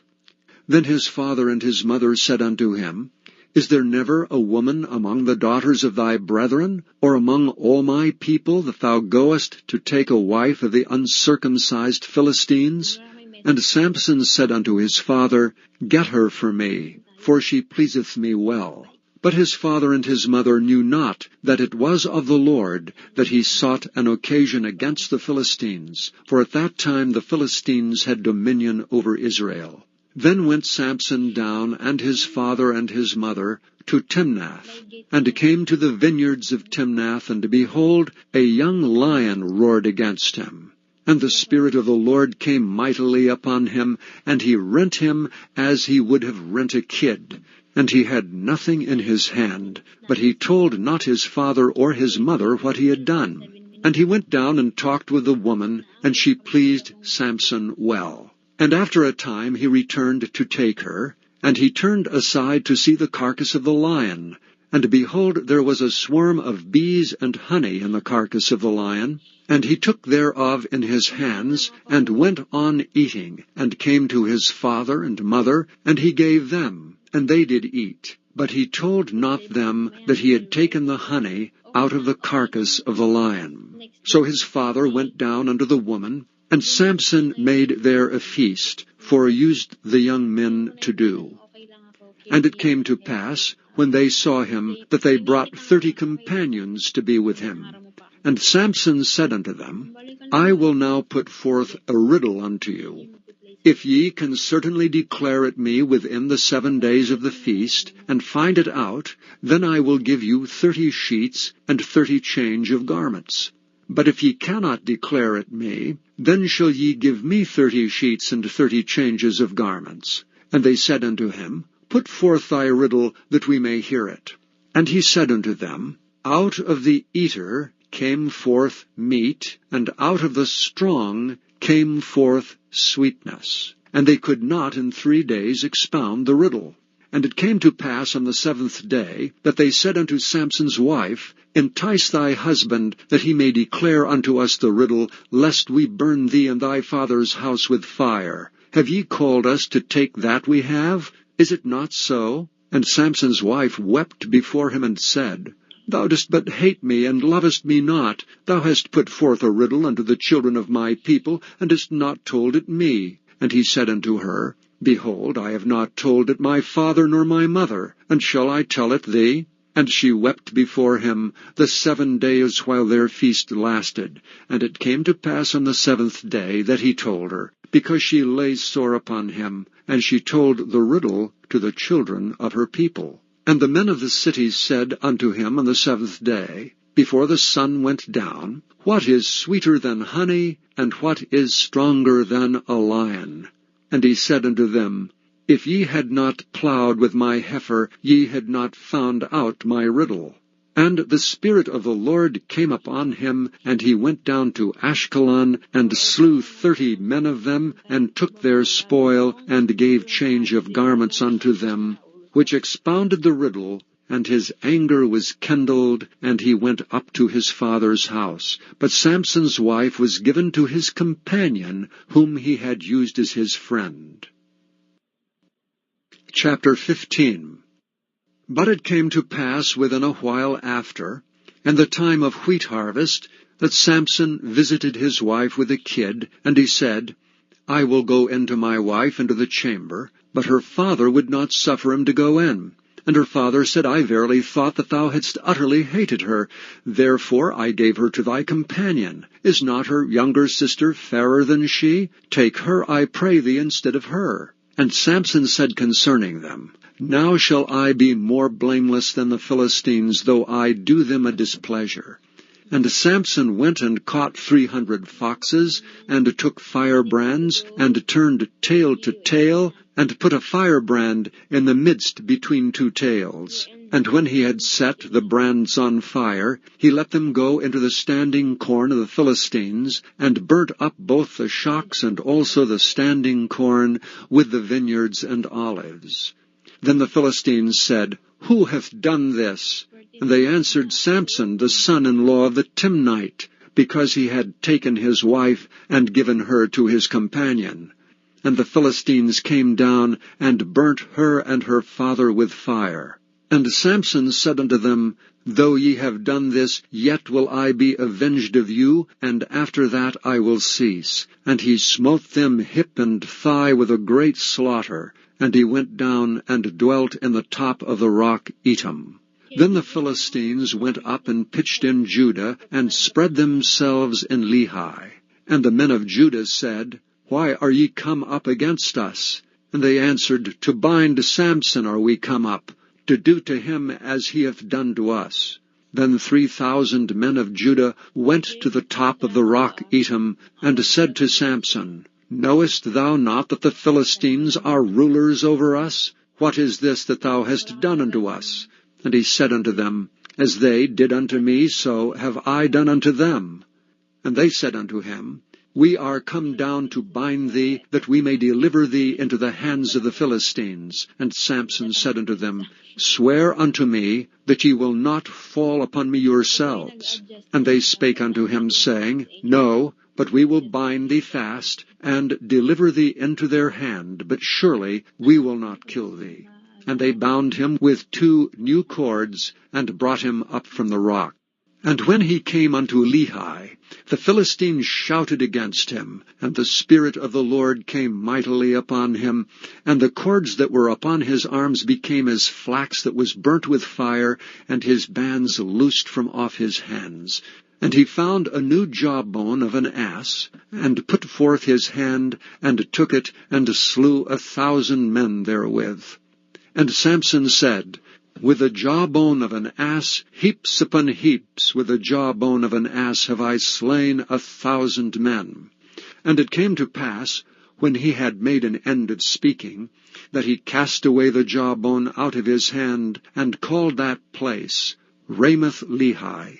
And he was sore athirst, and called on the Lord, and said, Thou hast given this great deliverance into the hand of thy servant, and now shall I die for thirst, and fall into the hand of the uncircumcised? But God clave an hollow place that was in the jaw, and there came water thereout.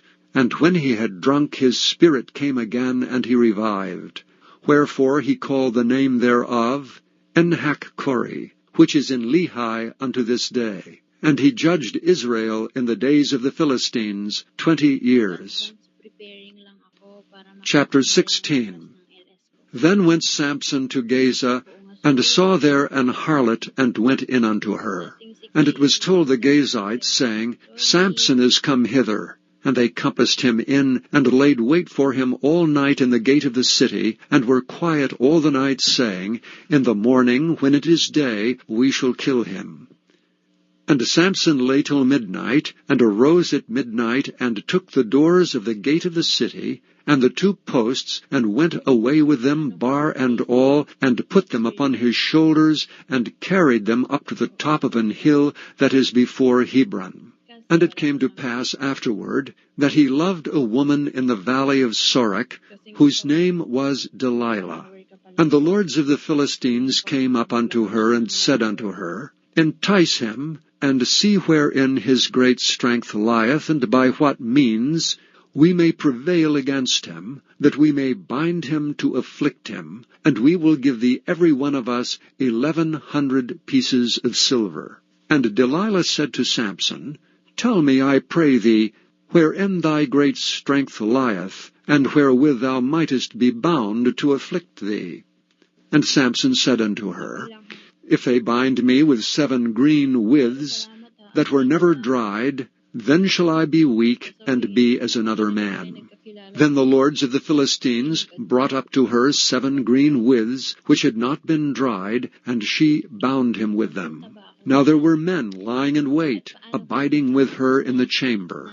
And she said unto him, The Philistines be upon thee, Samson. And he brake the withs, as a thread of tow is broken when it touched the fire, so his strength was not known. And Delilah said unto Samson, Behold, thou hast mocked me, and told me lies. Now tell me, I pray thee, wherewith thou mightest be bound. And he said unto her, If they bind me fast with new ropes, that never were occupied, then shall I be weak, and be as another man. Delilah therefore took new ropes, and bound him therewith, and said unto him, The Philistines be upon thee, Samson. And there were liers in wait abiding in the chamber, and he brake them from off his arms like a thread. And Delilah said unto Samson, Hitherto thou hast mocked me, and told me lies. Tell me, wherewith thou mightest be bound. And he said unto her, If thou weavest the 7 locks of my head with a web. And she fastened it with the pin, and said unto him, The Philistines be upon thee, Samson. And he awakened out of his sleep, and went away with the pin of the beam, and with the web. And she said unto him, How canst thou say, I love thee, when thine heart is not with me? Thou hast mocked me these 3 times, and hast not told me wherein thy great strength lieth. And it came to pass, when she pressed him daily with her words, and urged him, so that his soul was vexed unto death, then he told her all his heart, and said unto her, There hath not come a razor upon mine head, for I have been a Nazarite unto God from my mother's womb. If I be shaven, then my strength will go from me, and I shall become weak, and be like any other man. And when Delilah saw that he had told her all his heart, she sent and called for the lords of the Philistines, saying, Come up this once, for he hath showed me all his heart. Then the lords of the Philistines came up unto her, and brought money in their hand. And she made him sleep upon her knees, and she called for a man, and she caused him to shave off the 7 locks of his head. And she began to afflict him, and his strength went from him. And she said, The Philistines be upon thee, Samson. And he awoke out of his sleep, and said, I will go out as at other times before, and shake myself. And he wist not that the Lord was departed from him. And the Philistines took him, and put out his eyes, and brought him down to Gaza, and bound him with fetters of brass, and he did grind in the prison house. Howbeit the hair of his head began to grow again, after he was shaven. Then the lords of the Philistines gathered them together for to offer a great sacrifice unto Dagon their god, and to rejoice, for they said, Our God hath delivered Samson our enemy into our hand. And when the people saw him, they praised their God. For they said, Our God hath delivered into our hands our enemy, and the destroyer of our country, which slew many of us. And it came to pass, when their hearts were merry, that they said, Call for Samson, that he may make us sport. And they called for Samson out of the prison house, and he made them sport, and they set him between the pillars.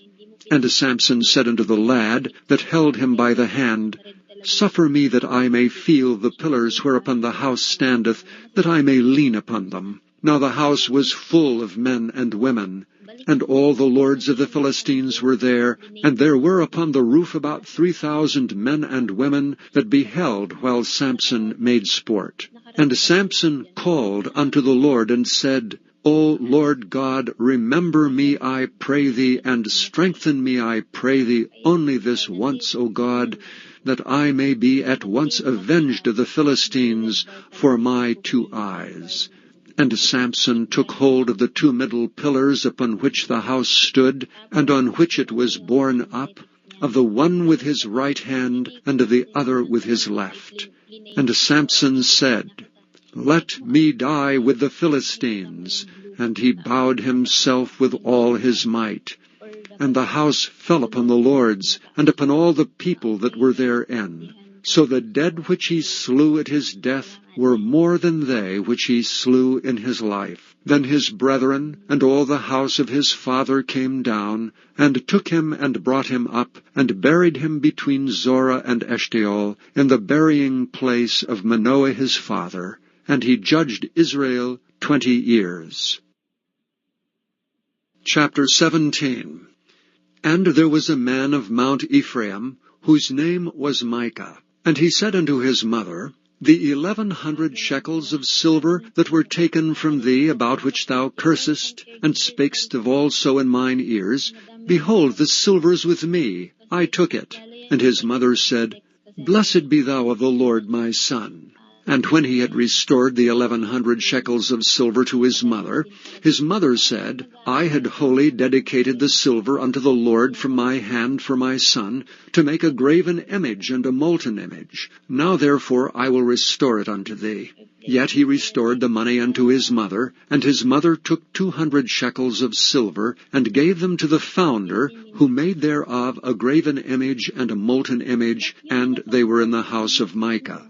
And the man Micah had an house of gods, and made an ephod, and teraphim, and consecrated one of his sons, who became his priest. In those days there was no king in Israel, but every man did that which was right in his own eyes. And there was a young man out of Bethlehem, Judah, of the family of Judah, who was a Levite, and he sojourned there. And the man departed out of the city from Bethlehem, Judah, to sojourn where he could find a place.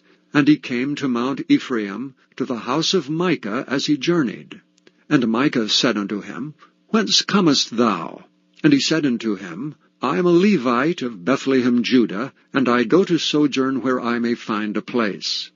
And Micah said unto him, Dwell with me, and be unto me a father and a priest, and I will give thee 10 shekels of silver by the year, and a suit of apparel, and thy victuals. So the Levite went in.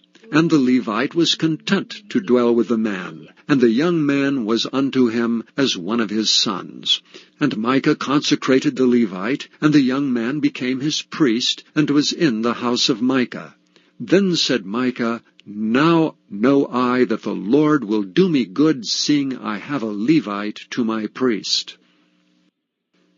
Chapter 18.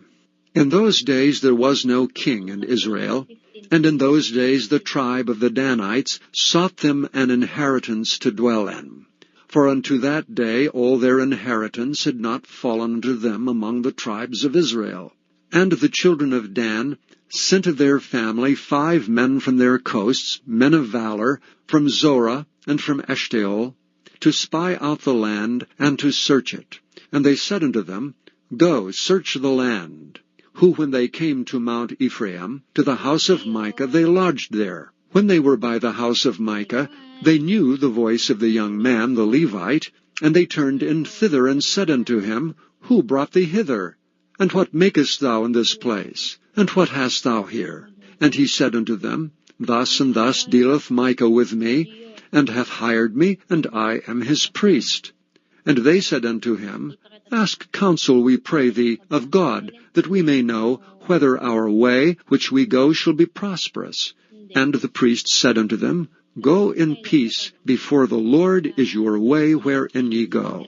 Then the 5 men departed, and came to Laish, and saw the people that were therein, how they dwelt careless after the manner of the Zidonians, quiet and secure, and there was no magistrate in the land that might put them to shame in anything, and they were far from the Zidonians, and had no business with any man. And they came unto their brethren to Zorah and Eshtaol, and their brethren said unto them, What say ye? And they said, Arise, that we may go up against them, for we have seen the land, and behold, it is very good.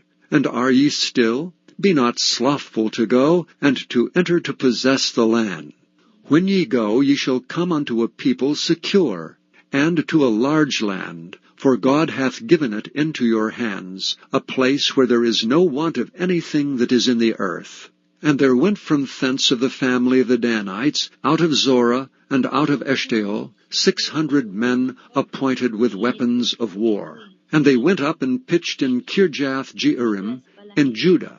Wherefore they call that place Mahanidan unto this day. Behold, it is behind Kirjath-jearim. And they passed thence unto Mount Ephraim, and came into the house of Micah. Then answered the 5 men that went to spy out the country of Laish, and said unto their brethren, Do ye know that there is in these houses an ephod and teraphim, and a graven image, and a molten image? Now therefore consider what ye have to do. And they turned thitherward, and came to the house of the young man the Levite, even unto the house of Micah, and saluted him. And the 600 men appointed with their weapons of war, which were the children of Dan, stood by the entering of the gate. And the 5 men that went to spy out the land went up, and came in thither, and took the graven image, and the ephod, and the teraphim, and the molten image. And the priest stood in the entering of the gate with the 600 men that were appointed with weapons of war. And these went into Micah's house, and fetched the carved image, the ephod, and the teraphim, and the molten image. Then said the priest unto them, What do ye? And they said unto him, Hold thy peace, lay thine hand upon thy mouth, and go with us, and be to us a father and a priest. Is it better for thee to be a priest unto the house of one man, or that thou shalt be a priest unto a tribe and a family in Israel? And the priest's heart was glad, and he took the ephod, and the teraphim, and the graven image, and went in the midst of the people. So they turned and departed, and put the little ones, and the cattle, and the carriage before them. And when they were a good way from the house of Micah, the men that were in the houses near to Micah's house were gathered together, and overtook the children of Dan.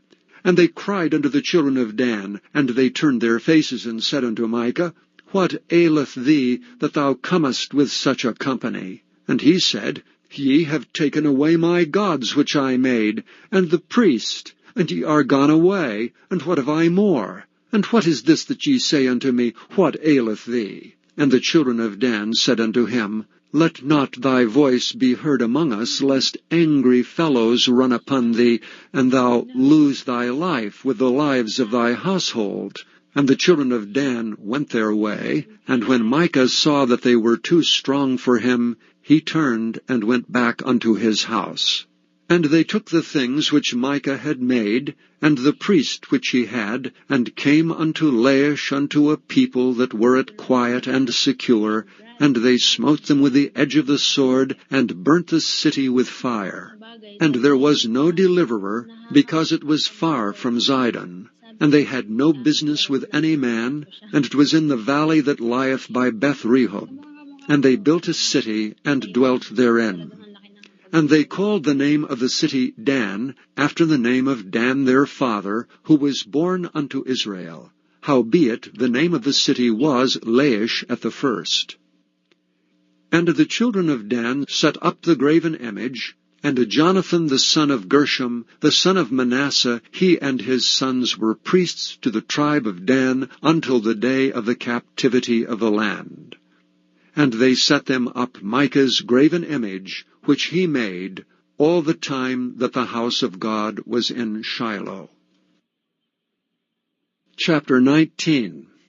And it came to pass in those days, when there was no king in Israel, that there was a certain Levite sojourning on the side of Mount Ephraim, who took to him a concubine out of Bethlehem, Judah. And his concubine played the whore against him, and went away from him unto her father's house to Bethlehem, Judah, and was there 4 whole months. And her husband arose, and went after her to speak friendlily unto her, and to bring her again, having his servant with him, and a couple of asses. And she brought him into her father's house, and when the father of the damsel saw him, he rejoiced to meet him. And his father-in-law, the damsel's father, retained him, and he abode with him 3 days. So they did eat and drink, and lodged there. And it came to pass on the 4th day, when they arose up early in the morning, that he rose up to depart. And the damsel's father said unto his son-in-law, Comfort thine heart with a morsel of bread, and afterward go on your way. And they sat down, and did eat and drink both of them together.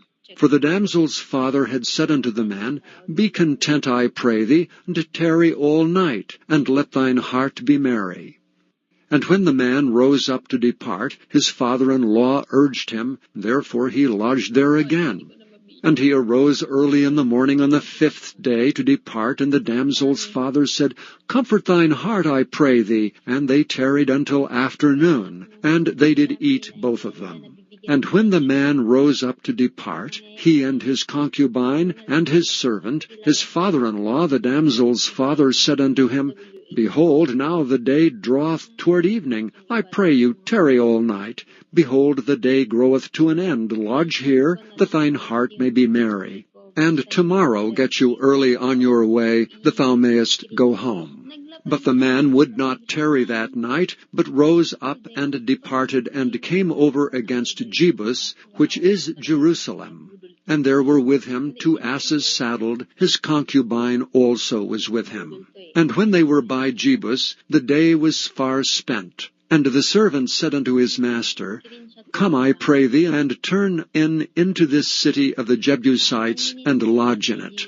And his master said unto him, We will not turn aside hither into the city of a stranger that is not of the children of Israel. We will pass over to Gibeah. And he said unto his servant, Come and let us draw near to one of these places to lodge all night, in Gibeah or in Ramah. And they passed on and went their way, and the sun went down upon them when they were by Gibeah, which belongeth to Benjamin. And they turned aside thither, to go in and to lodge in Gibeah. And when he went in, he sat him down in a street of the city, for there was no man that took them into his house to lodging. And behold, there came an old man from his work out of the field at even, which was also of Mount Ephraim. And he sojourned in Gibeah, but the men of the place were Benjamites. And when he had lifted up his eyes, he saw a wayfaring man in the street of the city. And the old man said, Whither goest thou, and whence comest thou? And he said unto him, We are passing from Bethlehem, Judah, toward the side of Mount Ephraim, from thence am I. And I went to Bethlehem, Judah, but I am now going to the house of the Lord, and there is no man that receiveth me to house. Yet there is both straw and provender for our asses, and there is bread and wine also for me, and for my handmaid, and for the young man which is with thy servants. There is no want of anything. And the old man said, Peace be with thee. Howsoever let all thy wants lie upon me, only lodge not in the street.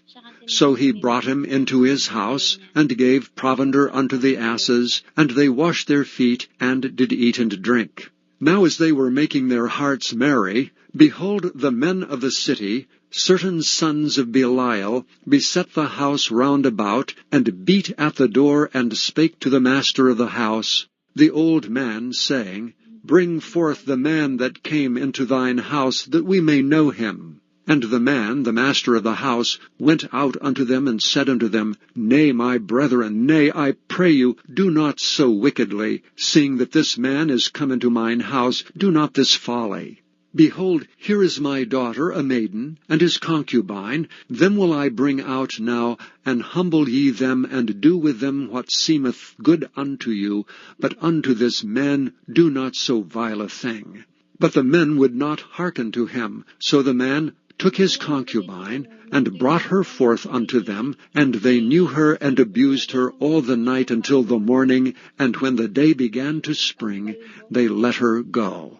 Then came the woman in the dawning of the day, and fell down at the door of the man's house where her lord was, till it was light. And her lord rose up in the morning, and opened the doors of the house, and went out to go his way, and behold, the woman, his concubine, was fallen down at the door of the house, and her hands were upon the threshold. And he said unto her, Up, and let us be going. But none answered. Then the man took her up upon an ass, and the man rose up and gat him unto his place.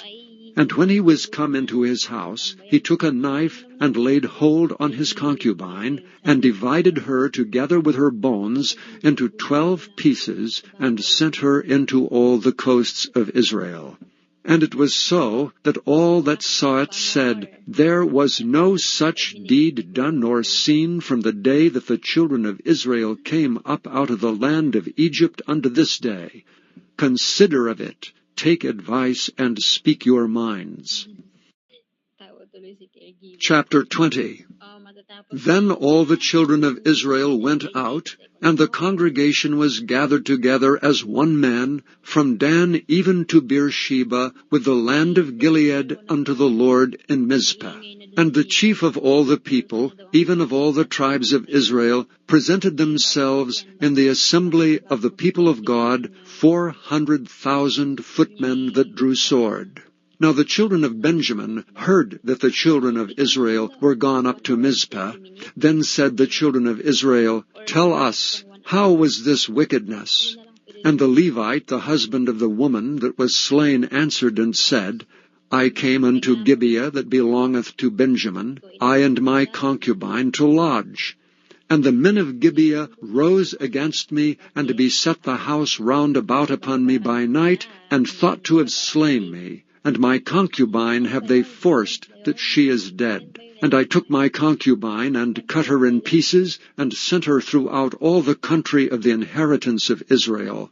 For they have committed lewdness and folly in Israel. Behold, ye are all children of Israel, give here your advice and counsel. And all the people arose as one man, saying, We will not any of us go to his tent, neither will we any of us turn into his house. But now this shall be the thing which we will do to Gibeah. We will go up by lot against it, and we will take 10 men of 100 throughout all the tribes of Israel, and 100 of 1,000, and 1,000 out of 10,000, to fetch victual for the people, that they may do, when they come to Gibeah of Benjamin, according to all the folly that they have wrought in Israel. So all the men of Israel were gathered against the city, knit together as one man. And the tribes of Israel sent men through all the tribe of Benjamin, saying, What wickedness is this that is done among you? Now therefore deliver us the men, the children of Belial, which are in Gibeah, that we may put them to death and put away evil from Israel. But the children of Benjamin would not hearken to the voice of their brethren, the children of Israel. But the children of Benjamin gathered themselves together out of the cities unto Gibeah, to go out to battle against the children of Israel. And the children of Benjamin were numbered at that time, out of the cities, 26,000 men that drew the sword, beside the inhabitants of Gibeah, which were numbered 700 chosen men. Among all this people there were 700 chosen men left-handed. Every one could sling stones at an hairbreadth and not miss. And the men of Israel beside Benjamin were numbered 400,000 men that drew sword. All these were men of war.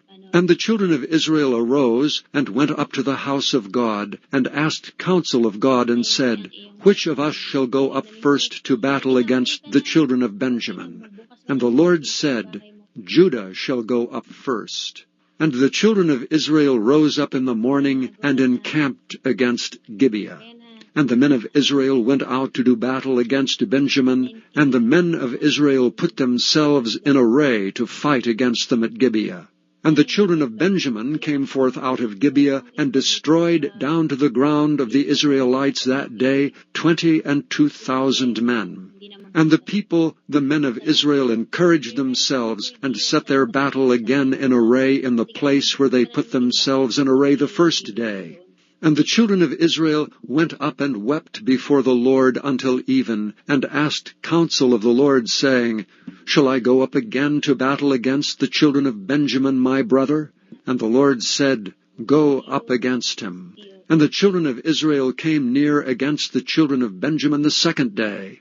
And Benjamin went forth against them out of Gibeah the second day, and destroyed down to the ground of the children of Israel again 18,000 men. All these drew the sword. Then all the children of Israel and all the people went up, and came unto the house of God, and wept, and sat there before the Lord, and fasted that day until even, and offered burnt offerings and peace offerings before the Lord. And the children of Israel inquired of the Lord, for the ark of the covenant of God was there in those days, and Phinehas the son of Eleazar, the son of Aaron, stood before it in those days, saying, Shall I yet again go out to battle against the children of Benjamin my brother, or shall I cease? And the Lord said, Go up, for tomorrow I will deliver them into thine hand. And Israel set liers in wait round about Gibeah. And the children of Israel went up against the children of Benjamin on the third day, and put themselves in array against Gibeah as at other times. And the children of Benjamin went out against the people, and were drawn away from the city. And they began to smite of the people, and kill as at other times, in the highways, of which one goeth up to the house of God, and the other to Gibeah in the field, about 30 men of Israel. And the children of Benjamin said, They are smitten down before us as at the first. But the children of Israel said, Let us flee, and draw them from the city unto the highways. And all the men of Israel rose up out of their place, and put themselves in array at Baal Tamar. And the liers in wait of Israel came forth out of their places, even out of the meadows of Gibeah. And there came against Gibeah 10,000 chosen men out of all Israel, and the battle was sore. But they knew not that evil was near them. And the Lord smote Benjamin before Israel, and the children of Israel destroyed of the Benjamites that day 25,000 and 100 men. All these drew the sword. So the children of Benjamin saw that they were smitten, for the men of Israel gave place to the Benjamites, because they trusted unto the liers in wait, which they had set beside Gibeah. And the liers in wait hasted and rushed upon Gibeah, and the liers in wait drew themselves along, and smote all the city with the edge of the sword. Now there was an appointed sign between the men of Israel and the liers in wait, that they should make a great flame with smoke rise up out of the city. And when the men of Israel retired in the battle, Benjamin began to smite and kill of the men of Israel about 30 persons, for they said, Surely they are smitten down before us as in the first battle. But when the flame began to rise up out of the city with the pillar of smoke, the Benjamites looked behind them, and behold, the flame of the city ascended up to heaven. And when the men of Israel turned again, the men of Benjamin were amazed, for they saw that evil was come upon them. Therefore they turned their backs before the men of Israel unto the way of the wilderness. But the battle overtook them, and them which came out of the cities they destroyed in the midst of them. Thus they enclosed the Benjamites round about, and chased them, and trode over them down with ease over against Gibeah toward the sunrising. And there fell of Benjamin 18,000 men. All these were men of valor. And they turned and fled toward the wilderness unto the rock of Rimmon.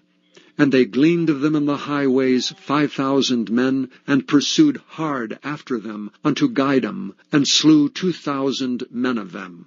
So that all which fell that day of Benjamin were 25,000 men that drew the sword. All these were men of valor. But 600 men turned and fled to the wilderness unto the rock Rimmon, and abode in the rock Rimmon 4 months. And the men of Israel turned again upon the children of Benjamin, and smote them with the edge of the sword, as well the men of every city, as the beast, and all that came to hand. Also they set on fire all the cities that they came to. Chapter 21. Now the men of Israel had sworn in Mizpah, saying, There shall not any of us give his daughter unto Benjamin to wife. And the people came to the house of God, and abode there till even before God, and lifted up their voices, and wept sore, and said, O Lord God of Israel, why is this come to pass in Israel, that there should be today one tribe lacking in Israel? And it came to pass on the morrow, that the people rose early, and built there an altar, and offered burnt offerings and peace offerings. And the children of Israel said, Who is there among all the tribes of Israel that came not up with the congregation unto the Lord? For they had made a great oath concerning him that came not up to the Lord to Mizpah, saying, He shall surely be put to death. And the children of Israel repented them for Benjamin their brother, and said, There is one tribe cut off from Israel this day. How shall we do for wives for them that remain, seeing we have sworn by the Lord that we will not give them of our daughters to wives? And they said, What one is there of the tribes of Israel that came not up to Mizpah to the Lord? And behold, there came none to the camp from Jabesh Gilead to the assembly. For the people were numbered, and behold, there were none of the inhabitants of Jabesh Gilead there. And the congregation sent thither 12,000 men of the valiantest, and commanded them, saying, Go and smite the inhabitants of Jabesh Gilead with the edge of the sword, with the women and the children. And this is the thing that ye shall do, ye shall utterly destroy every male and every woman that hath lain by man. And they found among the inhabitants of Jabesh Gilead 400 young virgins that had known no man by lying with any male. And they brought them unto the camp to Shiloh, which is in the land of Canaan. And the whole congregation sent some to speak to the children of Benjamin that were in the rock Rimmon, and to call peaceably unto them. And Benjamin came again at that time, and they gave them wives which they had saved alive of the women of Jabesh Gilead, and yet so they sufficed them not. And the people repented them for Benjamin, because that the Lord had made a breach in the tribes of Israel. Then the elders of the congregation said, How shall we do for wives for them that remain, seeing the women are destroyed out of Benjamin? And they said, There must be an inheritance for them that be escaped of Benjamin, that a tribe be not destroyed out of Israel. Howbeit we may not give them wives of our daughters, for the children of Israel have sworn, saying, Cursed be he that giveth a wife to Benjamin. Then they said, Behold, there is a feast of the Lord in Shiloh yearly, in a place which is on the north side of Bethel, on the east side of the highway that goeth up from Bethel to Shechem, and on the south of Labonah. Therefore they commanded the children of Benjamin, saying, Go and lie in wait in the vineyards. And see and behold, if the daughters of Shiloh come out to dance and dances, then come ye out of the vineyards, and catch you every man his wife of the daughters of Shiloh, and go to the land of Benjamin. And it shall be, when their fathers or their brethren come unto us to complain, that we will say unto them, Be favorable unto them for our sakes, because we reserved not to each man his wife in the war. For ye did not give unto them at this time, that ye should be guilty. And the children of Benjamin did so, and took them wives according to their number of them that danced, whom they caught. And they went and returned unto their inheritance, and repaired the cities, and dwelt in them. And the children of Israel departed thence at that time, every man to his tribe and to his family, and they went out from thence every man to his inheritance. In those days there was no king in Israel. Every man did that which was right in his own eyes. Thank you for listening to this recording of the King James Bible produced by Audio Scriptures International. Audio Scriptures International believes it is more important to spread the Word of God than to make a large profit. Please feel free to make copies of these recordings and distribute them freely so long as you adhere to the following guidelines. First, you may not charge any more than the cost to duplicate and send them. Secondly, you must make a complete copy of the recording, including this message. For commercial and fundraising distribution, please contact Audio Scriptures International for additional information.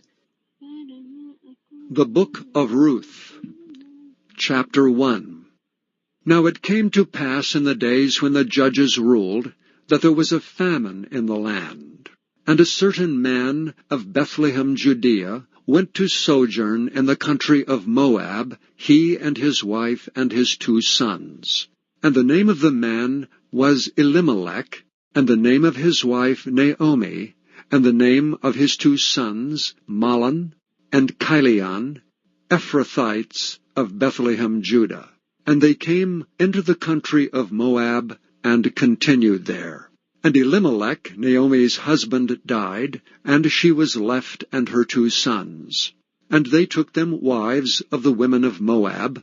The name of the one was Orpah, and the name of the other Ruth. And they dwelled there about 10 years. And Mahlon and Chilion died also, both of them, and the woman was left of her 2 sons and her husband. And she arose with her daughters-in-law, that she might return from the country of Moab. For she had heard in the country of Moab how that the Lord had visited his people in giving them bread. Wherefore she went forth out of the place where she was, and her 2 daughters-in-law with her. And they went on the way to return unto the land of Judah. And Naomi said unto her 2 daughters-in-law, Go, return each to her mother's house. The Lord deal kindly with you, as ye have dealt with the dead and with me. And the Lord grant you that ye may find rest each of you in the house of her husband. Then she kissed them, and they lifted up their voices and wept. And they said unto her, Surely we will return with thee unto thy people. And Naomi said, Turn again, my daughters. Why will ye go with me? Are there yet any more sons in my womb, that they may be your husbands? Turn again, my daughters, go your way, for I am too old to have an husband. If I should say, I have hope, if I should have an husband also tonight, and should also bear sons, would ye tarry for them till they were grown? Would ye stay for them from having husbands? Nay, my daughters, for it grieveth me much for your sakes, that the hand of the Lord is gone out against me. And they lifted up their voice and wept again, and Orpah kissed her mother-in-law, but Ruth clave unto her. And she said, Behold, thy sister-in-law is gone back unto her people and unto her gods. Return thou after thy sister-in-law. But Ruth said, Entreat me not to leave thee, or to return from following after thee. For whither thou goest, I will go, and where thou lodgest, I will lodge. Thy people shall be my people, and thy God my God. Where thou liest will I lie, and there will I be buried. The Lord do so to me, and more also, if aught but death part thee and me. When she saw that she was steadfastly minded to go with her, then she left speaking unto her. So they 2 went until they came to Bethlehem. And it came to pass, when they were come to Bethlehem, that all the city was moved about them. And they said, Is this Naomi? And she said unto them, Call me not Naomi, call me Mara. For the Almighty hath dealt very bitterly with me. I went out full, and the Lord hath brought me home again empty. Why then call ye me Naomi, seeing the Lord hath testified against me, and the Almighty hath afflicted me? So Naomi returned, and Ruth the Moabitess her daughter-in-law with her, which returned out of the country of Moab. And they came to Bethlehem in the beginning of barley harvest. Chapter 2. And Naomi had a kinsman of her husband's, a mighty man of wealth, of the family of Elimelech, and his name was Boaz. And Ruth the Moabitess said unto Naomi, Let me now go to the field, and glean ears of corn after him in whose sight I shall find grace. And she said unto her, Go, my daughter. And she went and came, and gleaned in the field after the reapers. And her hap was to light on a part of the field belonging unto Boaz, who was of the kindred of Elimelech. And behold, Boaz came from Bethlehem, and said unto the reapers, The Lord be with you. And they answered him, The Lord bless thee. Then said Boaz unto his servant that was set over the reapers, Whose damsel is this? And the servant that was set over the reapers answered and said, It is the Moabitish damsel that came back with Naomi out of the country of Moab. And she said, I pray you, let me glean and gather after the reapers among the sheaves. So she came, and hath continued, even from the morning until now, that she tarried a little in the house. Then said Boaz unto Ruth, Hearest thou not, my daughter? Go not to glean in another field, neither go from hence, but abide here fast by my maidens. Let thine eyes be on the field that they do reap, and go thou after them. Have I not charged the young men that they shall not touch thee? And when thou art athirst, go unto the vessels, and drink of that which the young men have drawn. Then she fell on her face, and bowed herself to the ground, and said unto him, Why have I found grace in thine eyes, that thou shouldst take knowledge of me, seeing I am a stranger? And Boaz answered and said unto her, It hath fully been showed me all that thou hast done unto thy mother-in-law since the death of thine husband, and how thou hast left thy father and thy mother and the land of thy nativity, and art come unto a people which thou knewest not heretofore. The Lord recompense thy work, and a full reward be given thee of the Lord God of Israel, under whose wings thou art come to trust. Then she said, Let me find favor in thy sight, my Lord, for that thou hast comforted me, and for that thou hast spoken friendly unto thine handmaid, though I be not like unto one of thine handmaidens. And Boaz said unto her, At meal time come thou hither, and eat of the bread, and dip thine morsel in the vinegar. And she sat beside the reapers, and he reached her parched corn. And she did eat, and was sufficed, and left. And when she was risen up to glean, Boaz commanded his young men, saying, Let her glean even among the sheaves, and reproach her not. And let fall also some of the handfuls of purpose for her, and leave them, that she may glean them, and rebuke her not. So she gleaned in the field until even, and beat out that she had gleaned, and it was about an ephah of barley. And she took it up and went into the city, and her mother-in-law saw that she had gleaned, and that she brought forth, and gave to her that she had reserved after she was sufficed. And her mother-in-law said unto her, Where hast thou gleaned today? And where wroughtest thou? Blessed be he that did take knowledge of thee. And she showed her mother-in-law with whom she had wrought, and said, The man's name with whom I wrought today is Boaz. And Naomi said unto her daughter-in-law, Blessed be he of the Lord, who hath not left off his kindness to the living and to the dead. And Naomi said unto her, The man is near kin unto us, one of our next kinsmen. And Ruth the Moabitess said, He said unto me also, Thou shalt keep fast by my young men until they have ended all my harvest. And Naomi said unto Ruth her daughter-in-law, It is good, my daughter, that thou go out with his maidens, that they meet thee not in any other field. So she kept fast by the maidens of Boaz, to glean unto the end of barley harvest and of wheat harvest, and dwelt with her mother-in-law. Chapter 3. Then Naomi her mother-in-law said unto her, My daughter, shall I not seek rest for thee, that it may be well with thee? And now is not Boaz of our kindred, with whose maidens thou wast?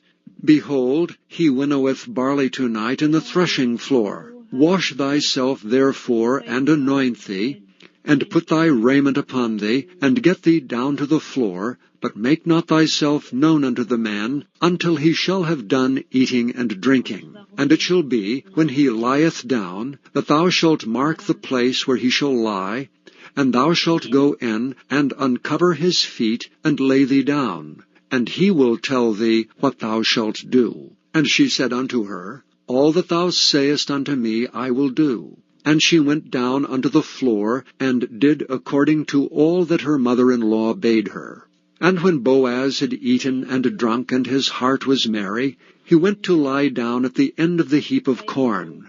And she came softly, and uncovered his feet, and laid her down. And it came to pass at midnight, that the man was afraid, and turned himself, And behold, a woman lay at his feet. And he said, Who art thou? And she answered, I am Ruth, thine handmaid. Spread therefore thy skirt over thine handmaid, for thou art a near kinsman. And he said, Blessed be thou of the Lord, my daughter, for thou hast showed more kindness in the latter end than at the beginning, inasmuch as thou followedst not young men, whether poor or rich.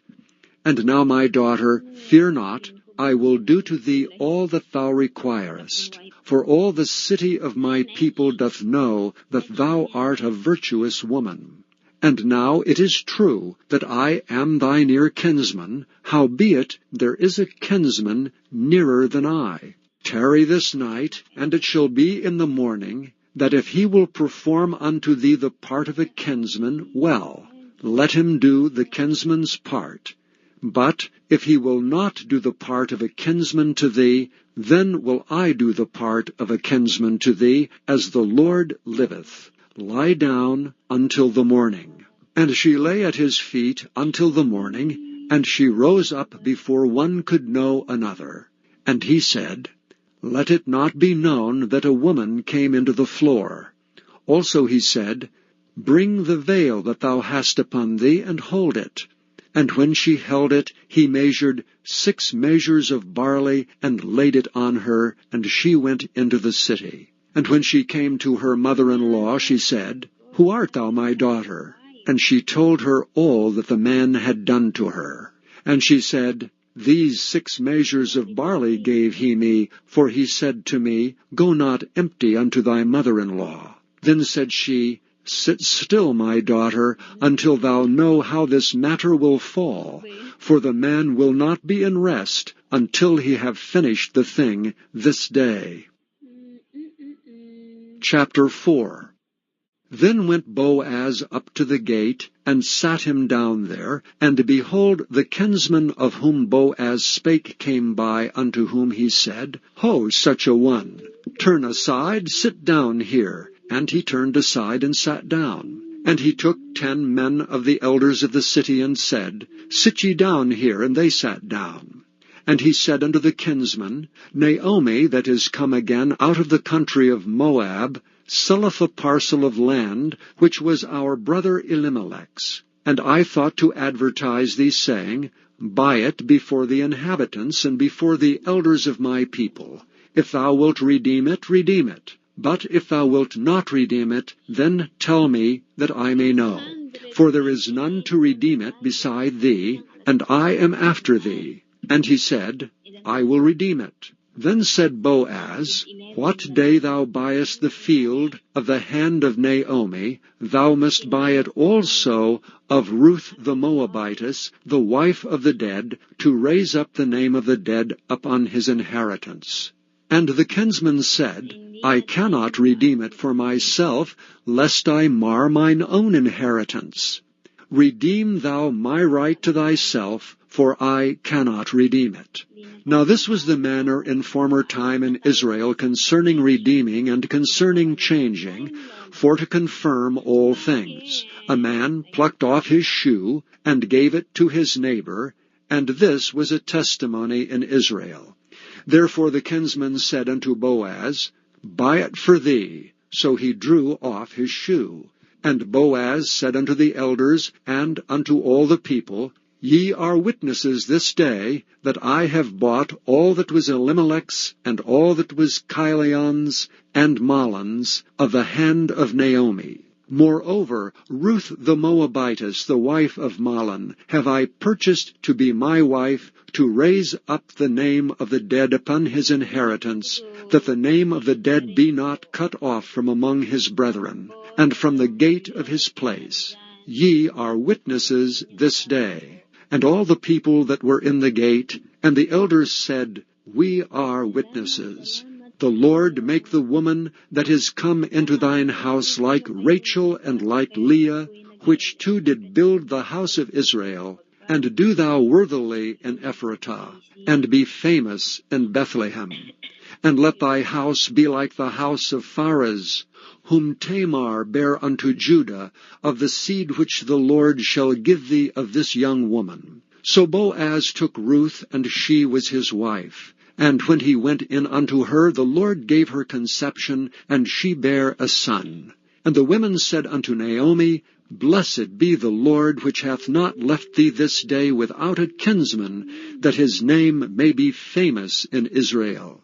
And he shall be unto thee a restorer of thy life, and a nourisher of thine old age, for thy daughter-in-law which loveth thee, which is better to thee than 7 sons, hath borne him. And Naomi took the child, and laid it in her bosom, and became nurse unto it. And the women her neighbors gave it a name, saying, There is a son born to Naomi, and they called his name Obed. He is the father of Jesse, the father of David. Now these are the generations of Pharez. Pharez begat Hezron, and Hezron begat Ram, and Ram begat Amminadab, and Amminadab begat Nahshon, and Nahshon begat Salmon, and Salmon begat Boaz, and Boaz begat Obed, and Obed begat Jesse, and Jesse begat David. Thank you for listening to this recording of the King James Bible produced by Audio Scriptures International. Audio Scriptures International believes it is more important to spread the Word of God than to make a large profit. Please feel free to make copies of these recordings and distribute them freely so long as you adhere to the following guidelines. First, you may not charge any more than the cost to duplicate and send them. Secondly, you must make a complete copy of the recording, including this message. For commercial and fundraising distribution, please contact Audio Scriptures International for additional information. The first book of Samuel, otherwise called the first book of the Kings, chapter 1. Now there was a certain man of Ramathaim Zophim, of Mount Ephraim, and his name was Elkanah, the son of Jeroam, the son of Elihu, the son of Tohu, the son of Zuph, and Ephrathite. And he had 2 wives. The name of one was Hannah, and the name of the other was Peninnah. And Peninnah had children, but Hannah had no children. And this man went up out of his city yearly to worship and to sacrifice unto the Lord of hosts in Shiloh. And the 2 sons of Eli, Hophni and Phinehas, the priests of the Lord, were there. And when the time was that Elkanah offered, he gave to Peninnah his wife, and to all her sons and her daughters portions. But unto Hannah he gave a worthy portion, for he loved Hannah, but the Lord had shut up her womb. And her adversary also provoked her sore, for to make her fret, because the Lord had shut up her womb. And as he did so year by year, when she went up to the house of the Lord, so she provoked her, therefore she wept and did not eat.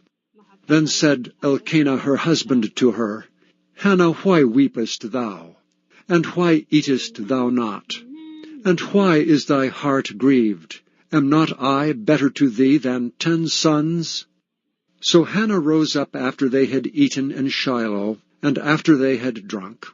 Now Eli the priest sat upon a seat by a post of the temple of the Lord. And she was in bitterness of soul, and prayed unto the Lord, and wept sore.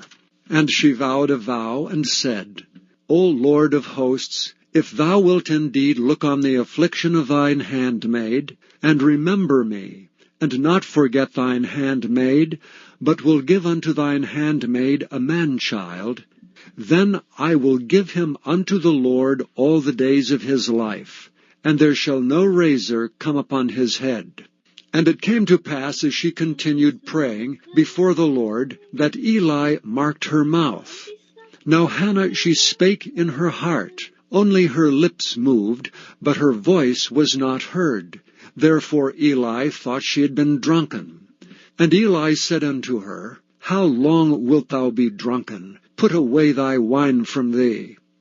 And Hannah answered and said, No, my Lord, I am a woman of a sorrowful spirit. I have drunk neither wine nor strong drink, but have poured out my soul before the Lord. Count not thine handmaid for a daughter of Belial, for out of the abundance of my complaint and grief have I spoken hitherto. Then Eli answered and said, Go in peace, and the God of Israel grant thee thy petition that thou hast asked of him. And she said, Let thine handmaid find grace in thy sight. So the woman went her way, and did eat, and her countenance was no more sad. And they rose up in the morning early, and worshipped before the Lord, and returned, and came to their house to Ramah. And Elkanah knew Hannah his wife, and the Lord remembered her. Wherefore it came to pass, when the time was come about after Hannah had conceived, that she bare a son, and called his name Samuel, saying, Because I have asked him of the Lord. And the man Elkanah and all his house went up to offer unto the Lord the yearly sacrifice and his vow. But Hannah went not up, for she said unto her husband, I will not go up until the child be weaned, and then I will bring him, that he may appear before the Lord, and there abide forever. And Elkanah her husband said unto her, Do what seemeth thee good. Tarry until thou have weaned him. Only the Lord establish his word. So the woman abode, and gave her son suck until she weaned him. And when she had weaned him, she took him up with her with 3 bullocks, and 1 ephah of flour, and a bottle of wine, and brought him unto the house of the Lord in Shiloh. And the child was young. And they slew a bullock, and brought the child to Eli. And she said, O my Lord, as thy soul liveth, my Lord, I am the woman that stood by thee here praying unto the Lord.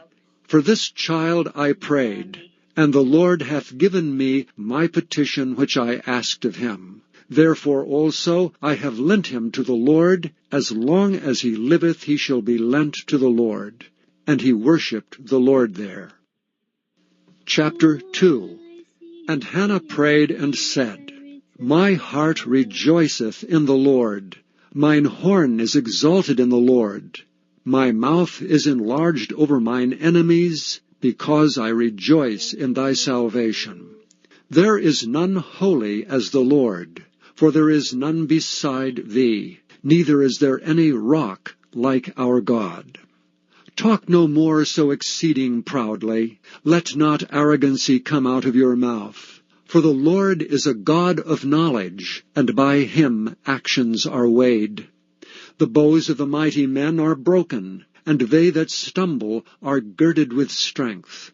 They that were full have hired out themselves for bread, and they that were hungry ceased.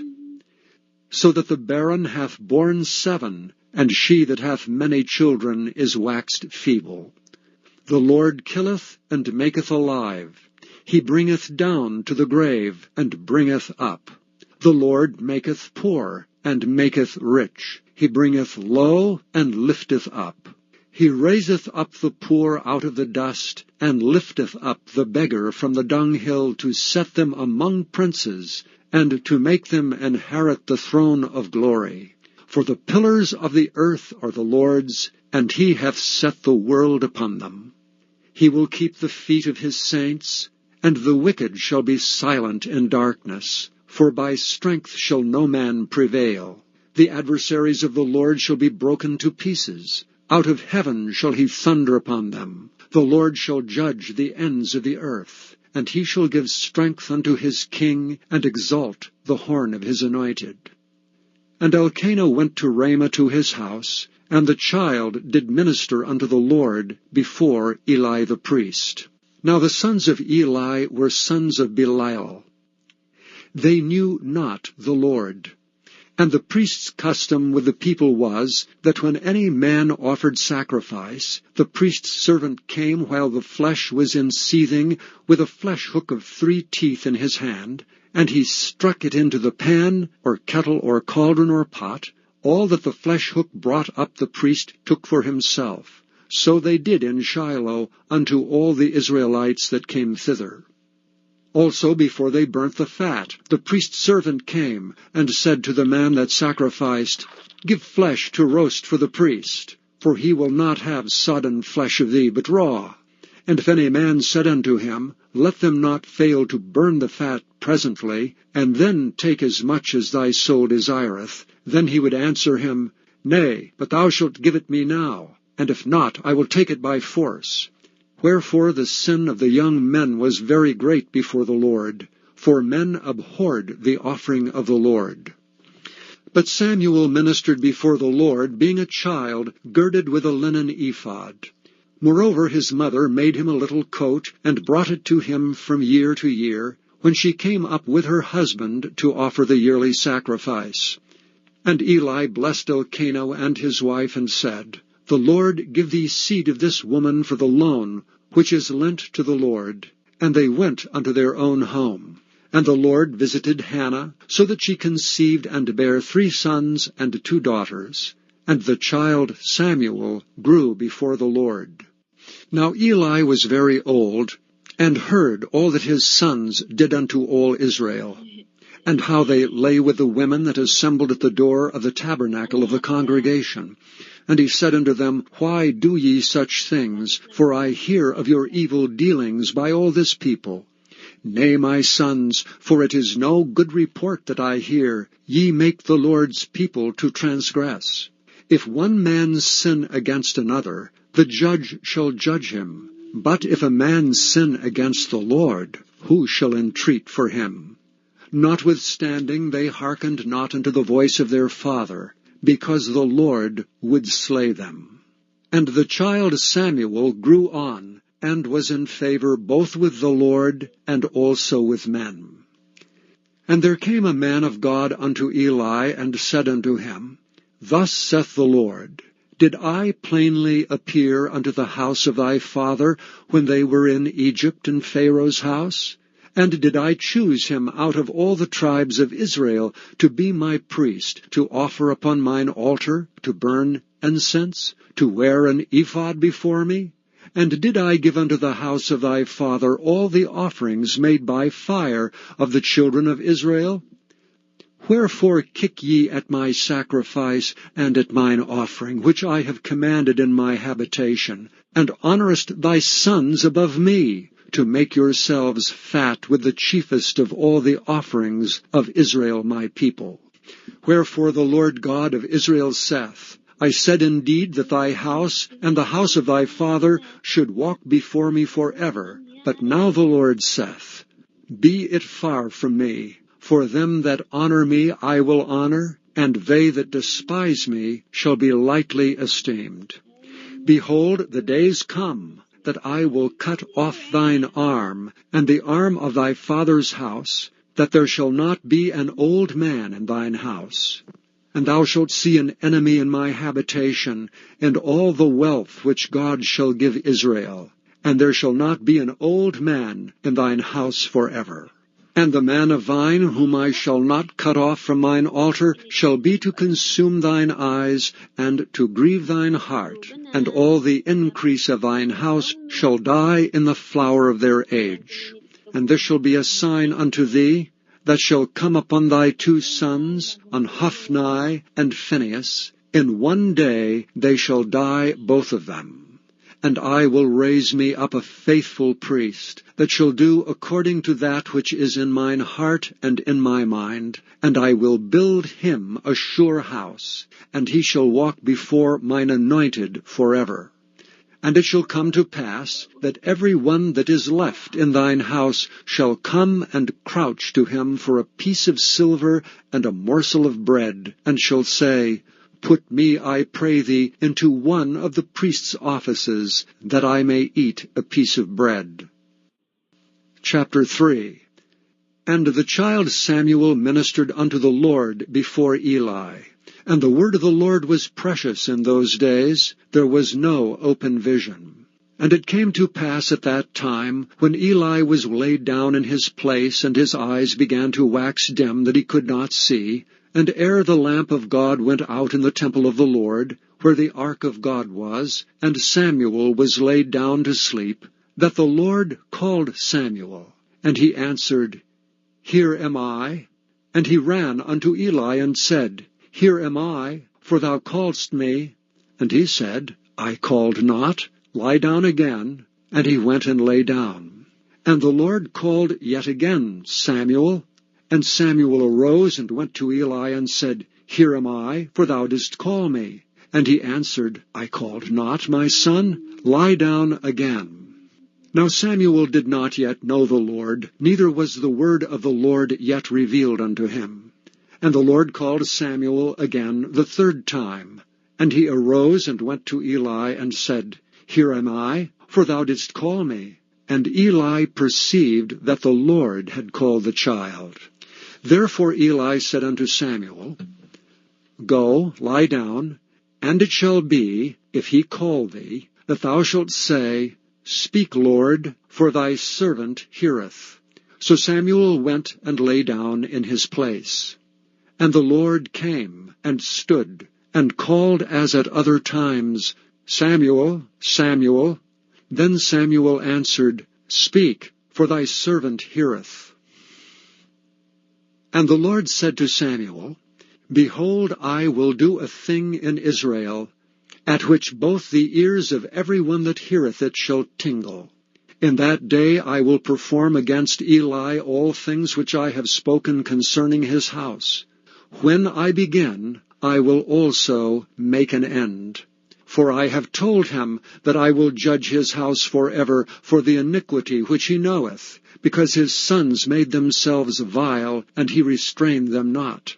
And therefore I have sworn unto the house of Eli, that the iniquity of Eli's house shall not be purged with sacrifice nor offering forever. And Samuel lay until the morning, and opened the doors of the house of the Lord.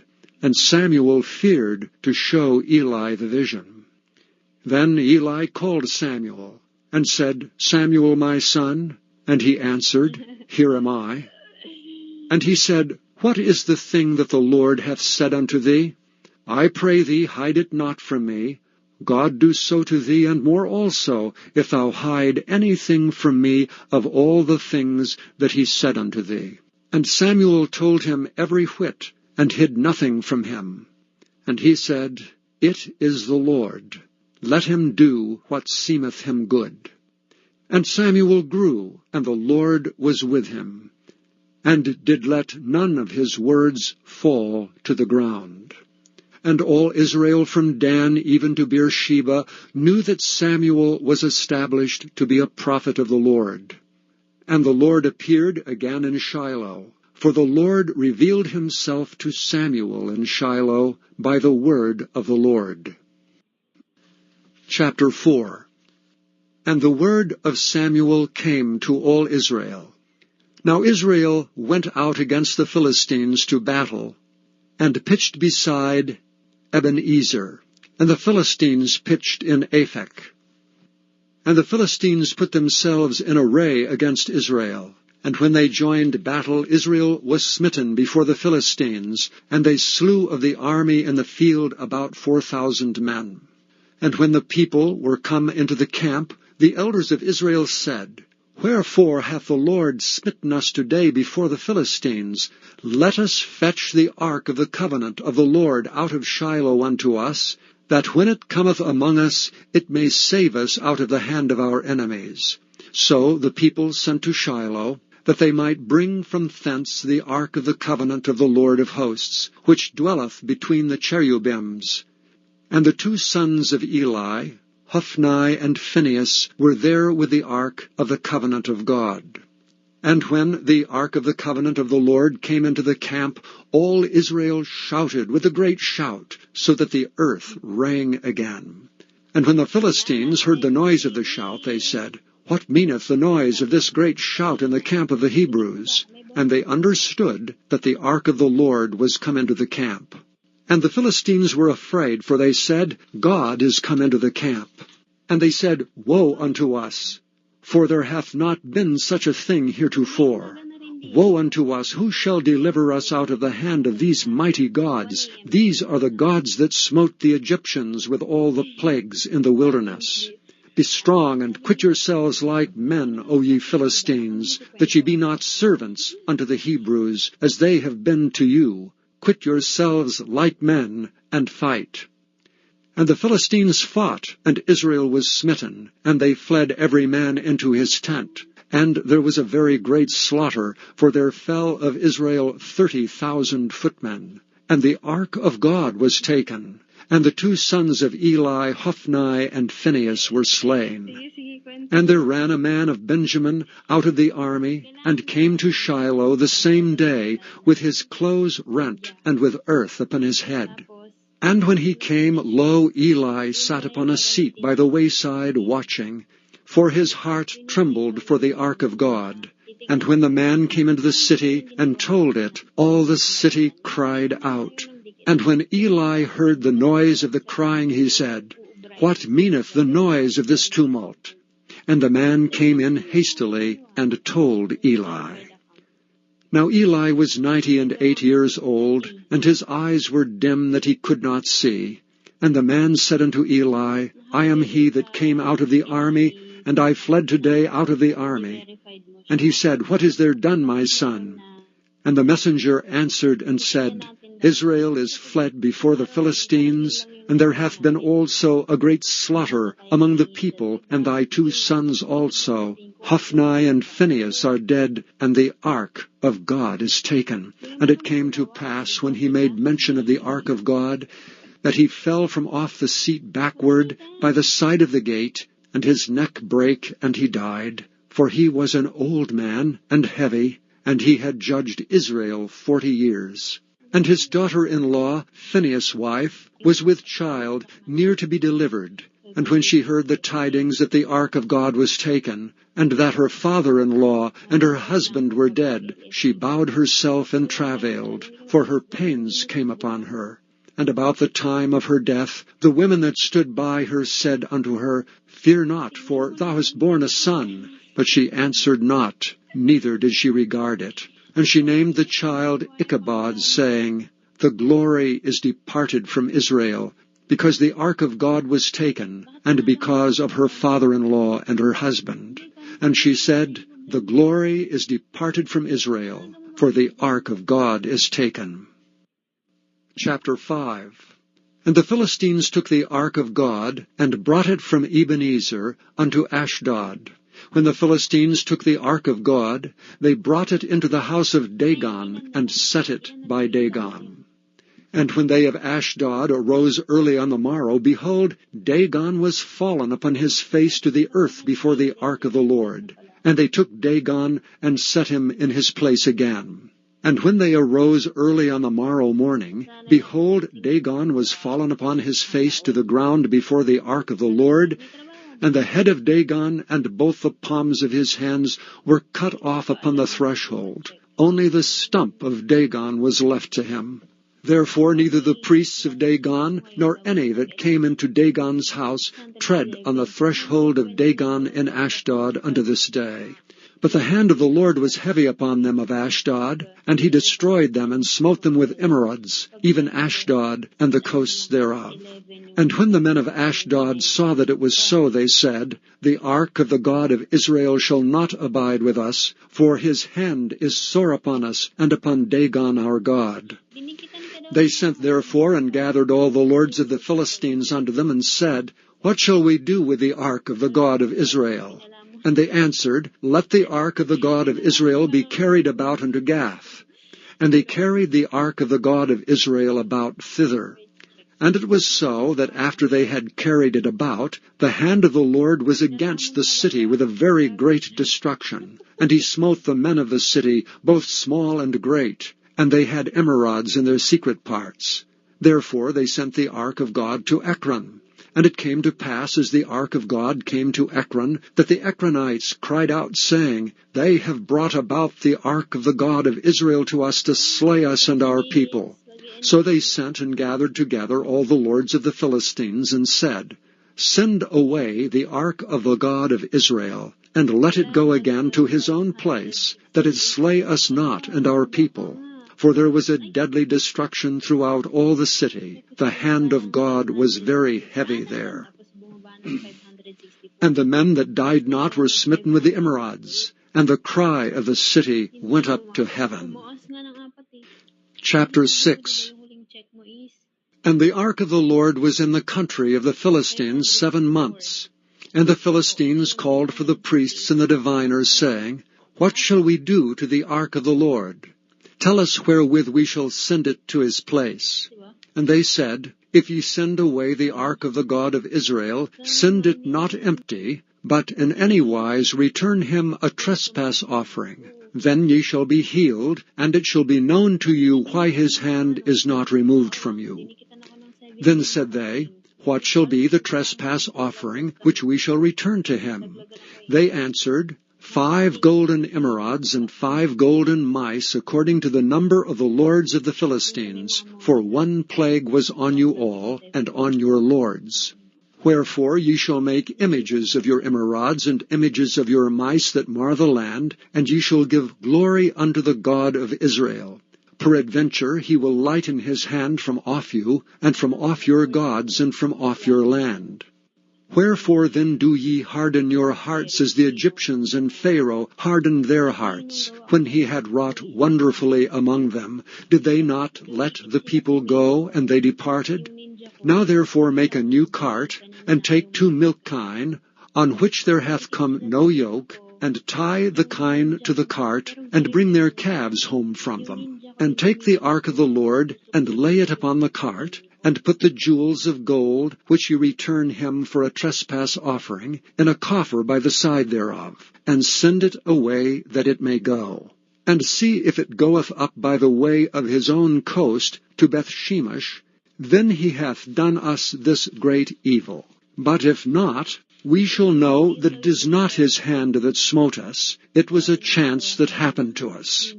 And the men did so, and took 2 milk kine, and tied them to the cart, and shut up their calves at home. And they laid the ark of the Lord upon the cart, and the coffer with the mice of gold, and the images of their emerods. Kine took the straight way to the way of Bethshemesh, and went along the highway, lowing as they went, and turned not aside to the right hand or to the left. And the lords of the Philistines went after them unto the borders of Bethshemesh. And they of Bethshemesh were reaping their wheat harvest in the valley. And they lifted up their eyes, and saw the ark, and rejoiced to see it. And the cart came into the field of Joshua, a Bethshemite, and stood there, where there was a great stone. And they clave the wood of the cart, and offered the kine a burnt offering unto the Lord. And the Levites took down the ark of the Lord, and the coffer that was with it, wherein the jewels of gold were, and put them on the great stone. And the men of Bethshemesh offered burnt offerings and sacrificed sacrifices the same day unto the Lord. And when the 5 lords of the Philistines had seen it, they returned to Ekron the same day. And these are the golden emerods which the Philistines returned for a trespass offering unto the Lord. For Ashdod 1, for Gaza 1, for Askelon 1, for Gath 1, for Ekron 1. And the golden mice, according to the number of all the cities of the Philistines, belonging to the 5 lords, both of fenced cities and of country villages, even unto the great stone of Abel, whereon they set down the ark of the Lord, which stone remaineth unto this day in the field of Joshua the Bethshemite. And he smote the men of Bethshemesh, because they had looked into the ark of the Lord. Even he smote of the people 50,000 and 70 men. And the people lamented, because the Lord had smitten many of the people with a great slaughter. And the men of Bethshemesh said, Who is able to stand before this holy Lord God? And to whom shall he go up from us? And they sent messengers to the inhabitants of Kirjath-jearim, saying, The Philistines have brought again the ark of the Lord. Come ye down and fetch it up to you. Chapter 7. And the men of Kirjath-jearim came, and fetched up the ark of the Lord, and brought it into the house of Aminadab in the hill, and sanctified Eleazar his son to keep the ark of the Lord. And it came to pass, while the ark abode in Kirjath-jearim, that the time was long, for it was 20 years, and all the house of Israel lamented after the Lord. And Samuel spake unto all the house of Israel, saying, If ye do return unto the Lord with all your hearts, then put away the strange gods, and Ashtaroth from among you, and prepare your hearts unto the Lord, and serve him only, and he will deliver you out of the hand of the Philistines. Then the children of Israel did put away Baalim and Ashtaroth, and served the Lord only. And Samuel said, Gather all Israel to Mizpah, and I will pray for you unto the Lord. And they gathered together to Mizpah, and drew water, and poured it out before the Lord, and fasted on that day, and said there, We have sinned against the Lord. And Samuel judged the children of Israel in Mizpah. And when the Philistines heard that the children of Israel were gathered together to Mizpah, the lords of the Philistines went up against Israel. And when the children of Israel heard it, they were afraid of the Philistines. And the children of Israel said to Samuel, Cease not to cry unto the Lord our God for us, that he will save us out of the hand of the Philistines. And Samuel took a sucking lamb, and offered it for a burnt offering, holy unto the Lord. And Samuel cried unto the Lord for Israel, and the Lord heard him. And as Samuel was offering up the burnt offering, the Philistines drew near to battle against Israel. But the Lord thundered with a great thunder on that day upon the Philistines, and discomfited them, and they were smitten before Israel. And the men of Israel went out of Mizpah, and pursued the Philistines, and smote them, until they came under Bethkar. Then Samuel took a stone, and set it between Mizpah and Shen, and called the name of it Ebenezer, saying, Hitherto hath the Lord helped us. So the Philistines were subdued, and they came no more into the coast of Israel, and the hand of the Lord was against the Philistines all the days of Samuel. And the cities which the Philistines had taken from Israel were restored to Israel, from Ekron even unto Gath. And the coast thereof did Israel deliver out of the hands of the Philistines.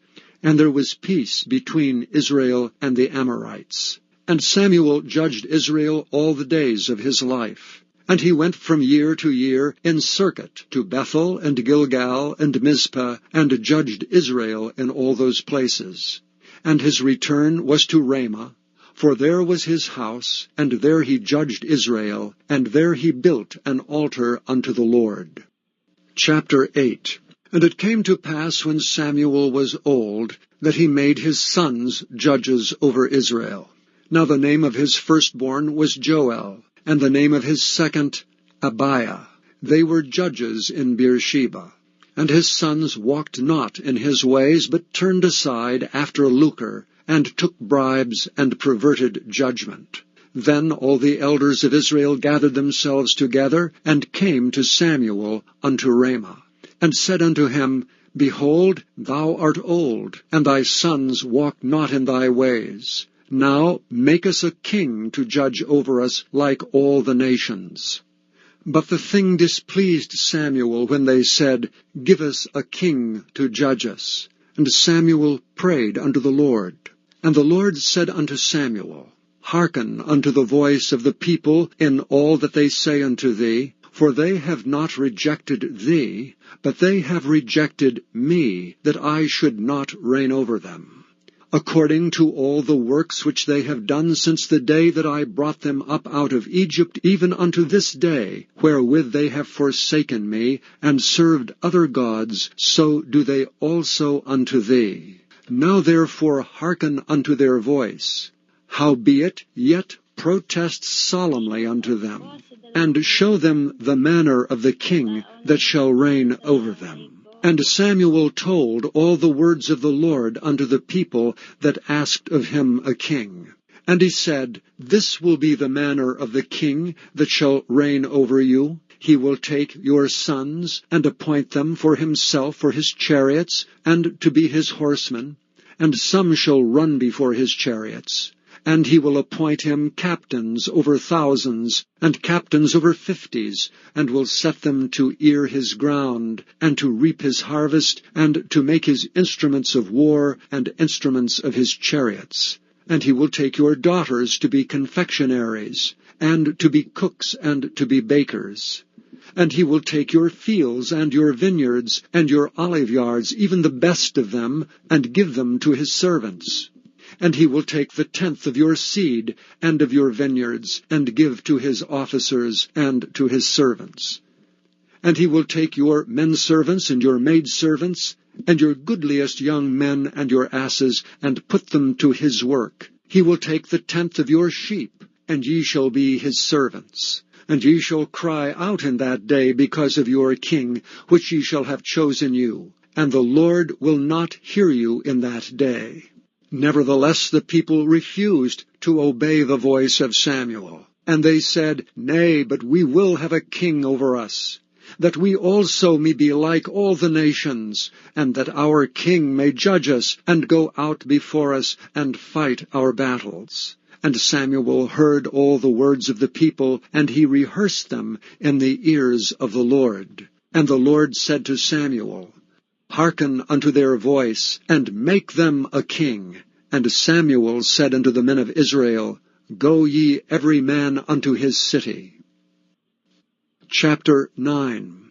Now there was a man of Benjamin, whose name was Kish, the son of Abiel, the son of Zeror, the son of Bechorath, the son of Aphiah, a Benjamite, a mighty man of power. And he had a son whose name was Saul, a choice young man and a goodly. And there was not among the children of Israel a goodlier person than he. From his shoulders and upward he was higher than any of the people. And the asses of Kish Saul's father were lost. And Kish said to Saul his son, Take now one of the servants with thee, and arise to seek the asses.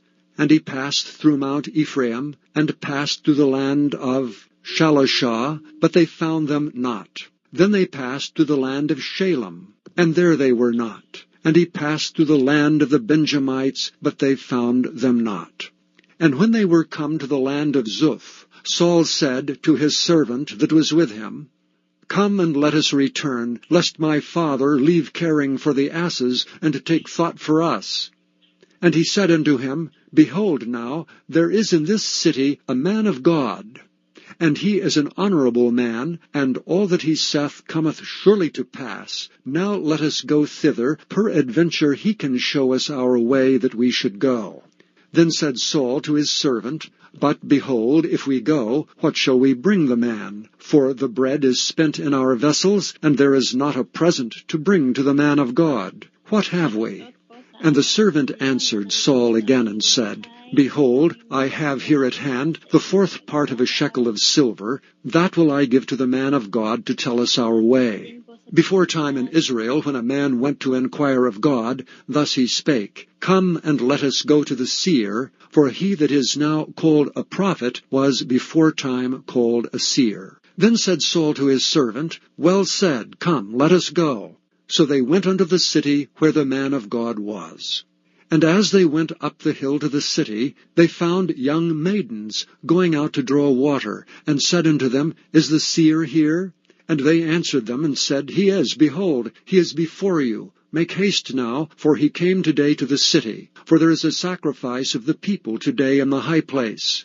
As soon as ye be come into the city, ye shall straightway find him, before he go up to the high place to eat. For the people will not eat until he come, because he doth bless the sacrifice. And afterwards they eat that be bidden. Now therefore get you up, for about this time ye shall find him.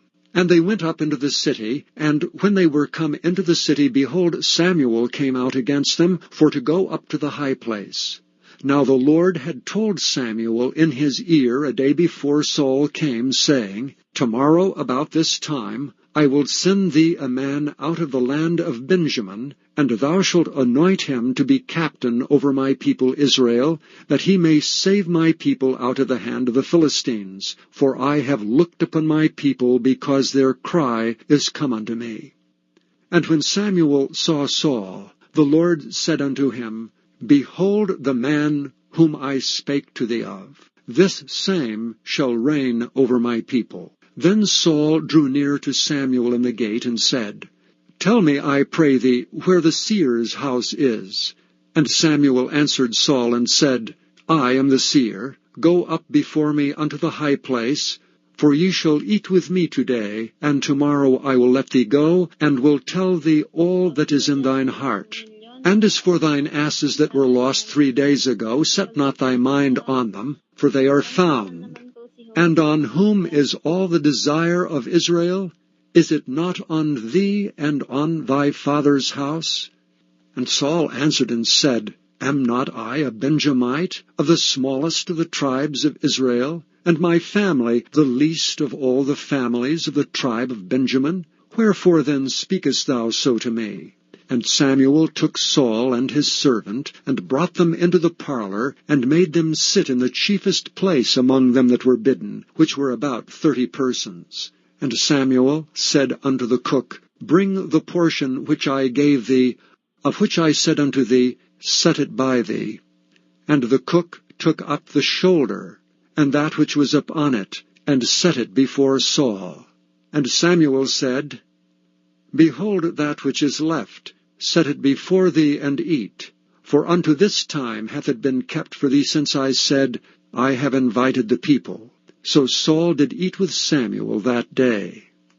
And when they were come down from the high place unto the city, Samuel communed with Saul upon the top of the house. And they rose early, and it came to pass about the spring of the day, that Samuel called Saul to the top of the house, saying, Up, that I may send thee away. And Saul arose, and they went out both of them, he and Samuel, abroad. And as they were going down to the end of the city, Samuel said to Saul, Bid the servant pass on before us. And he passed on, but stand thou still a while, that I may show thee the word of God. Chapter 10. Then Samuel took a vial of oil, and poured it upon his head, and kissed him, and said, Is it not because the Lord hath anointed thee to be captain over his inheritance? When thou art departed from me today, then thou shalt find 2 men by Rachel's sepulchre, in the border of Benjamin at Zelah. And they will say unto thee, The asses which thou wentest to seek are found, and lo, thy father hath left the care of the asses, and sorroweth for you, saying, What shall I do for my son? Then shalt thou go on forward from thence, and thou shalt come to the plain of Tabor, and there shall meet thee 3 men going up to God, to Bethel, one carrying 3 kids, and another carrying 3 loaves of bread, and another carrying a bottle of wine. And they will salute thee, and give thee 2 loaves of bread, which thou shalt receive of their hands. After that thou shalt come to the hill of God, where is the garrison of the Philistines. And it shall come to pass, when thou art come thither to the city, that thou shalt meet a company of prophets coming down from the high place, with a psaltery, and a tabret, and a pipe, and a harp before them, and they shall prophesy, and the Spirit of God will come upon thee. And thou shalt prophesy with them, and thou shalt be turned into another man. And let it be, when these signs are come unto thee, that thou do as occasion serve thee, for God is with thee. And thou shalt go down before me to Gilgal, and behold, I will come down unto thee to offer burnt offerings, and to sacrifice sacrifices of peace offerings. 7 days shalt thou tarry, till I come to thee, and show thee what thou shalt do.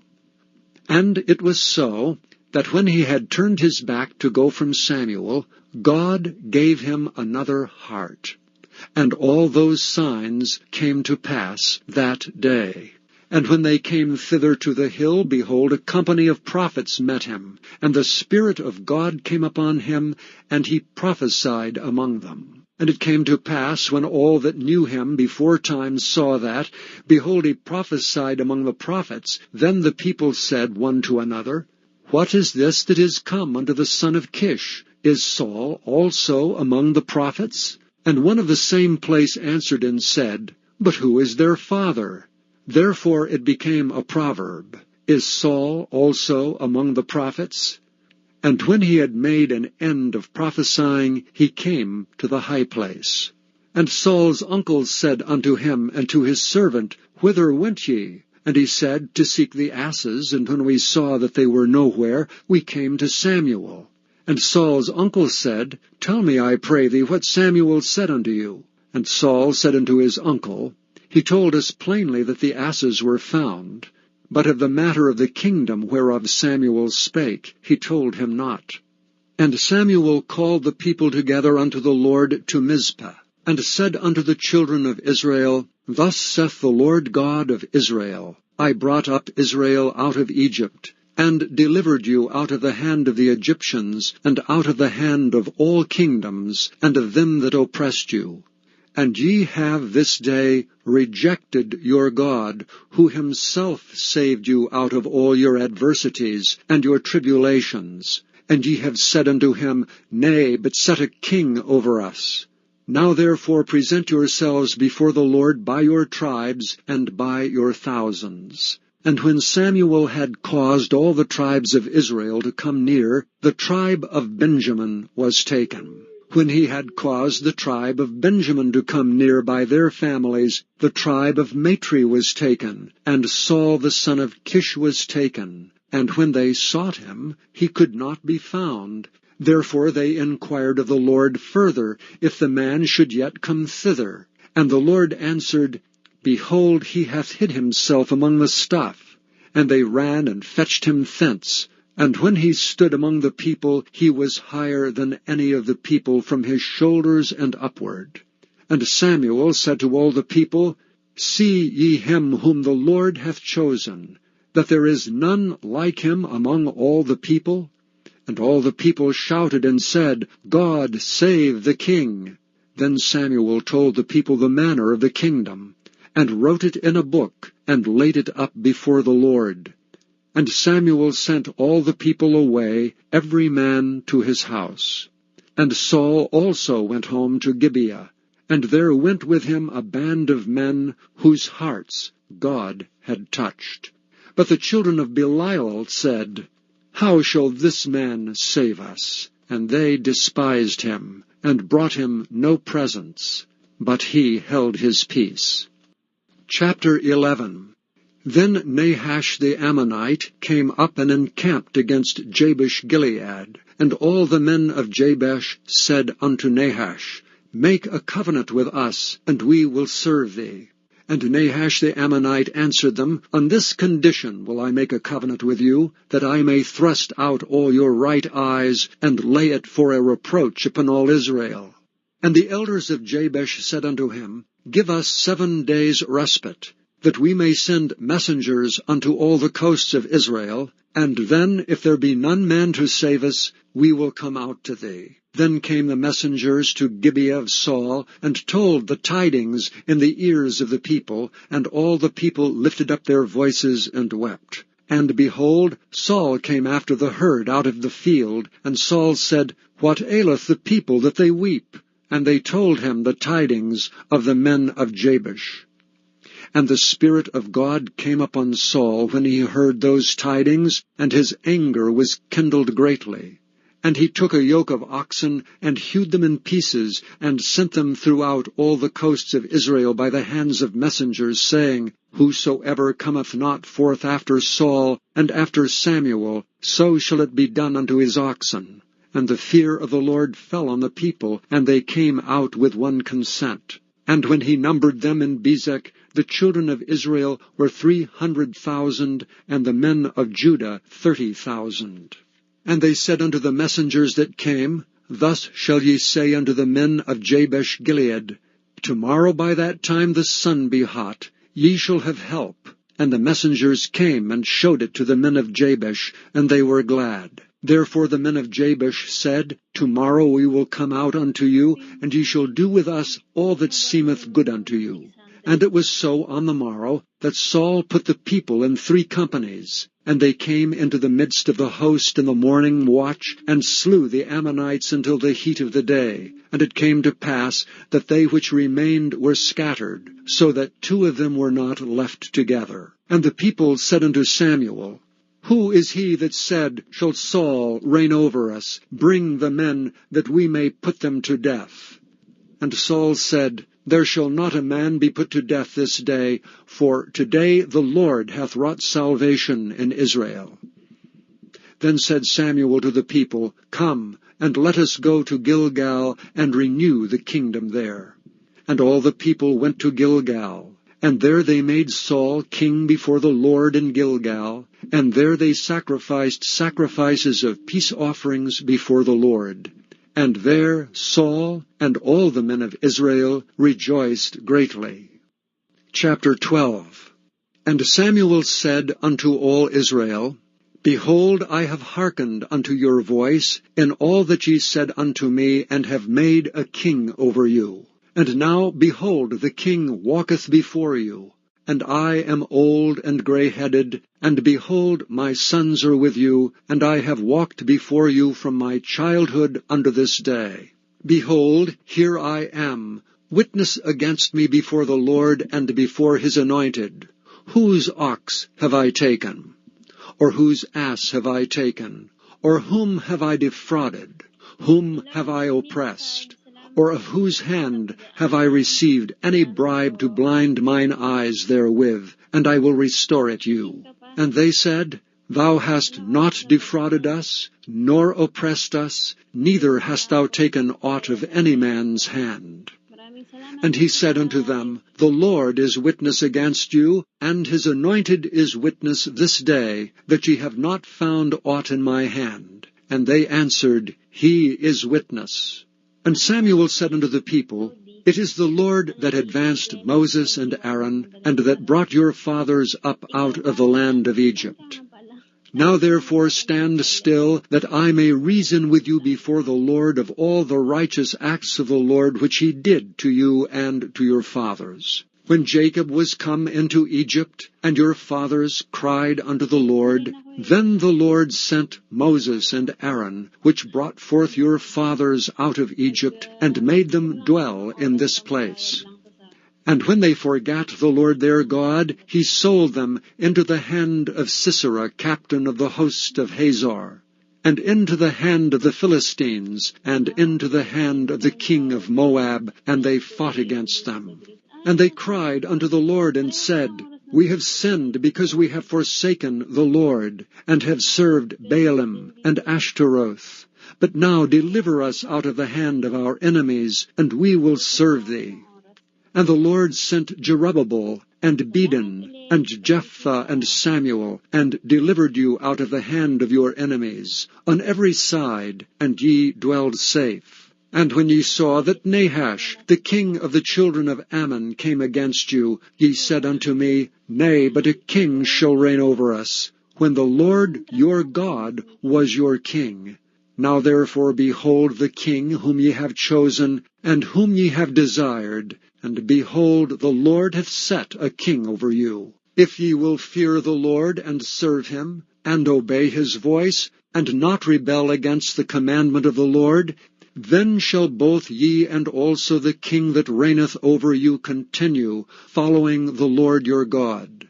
But if ye will not obey the voice of the Lord, but rebel against the commandment of the Lord, then shall the hand of the Lord be against you, as it was against your fathers. Now therefore stand and see this great thing which the Lord will do before your eyes.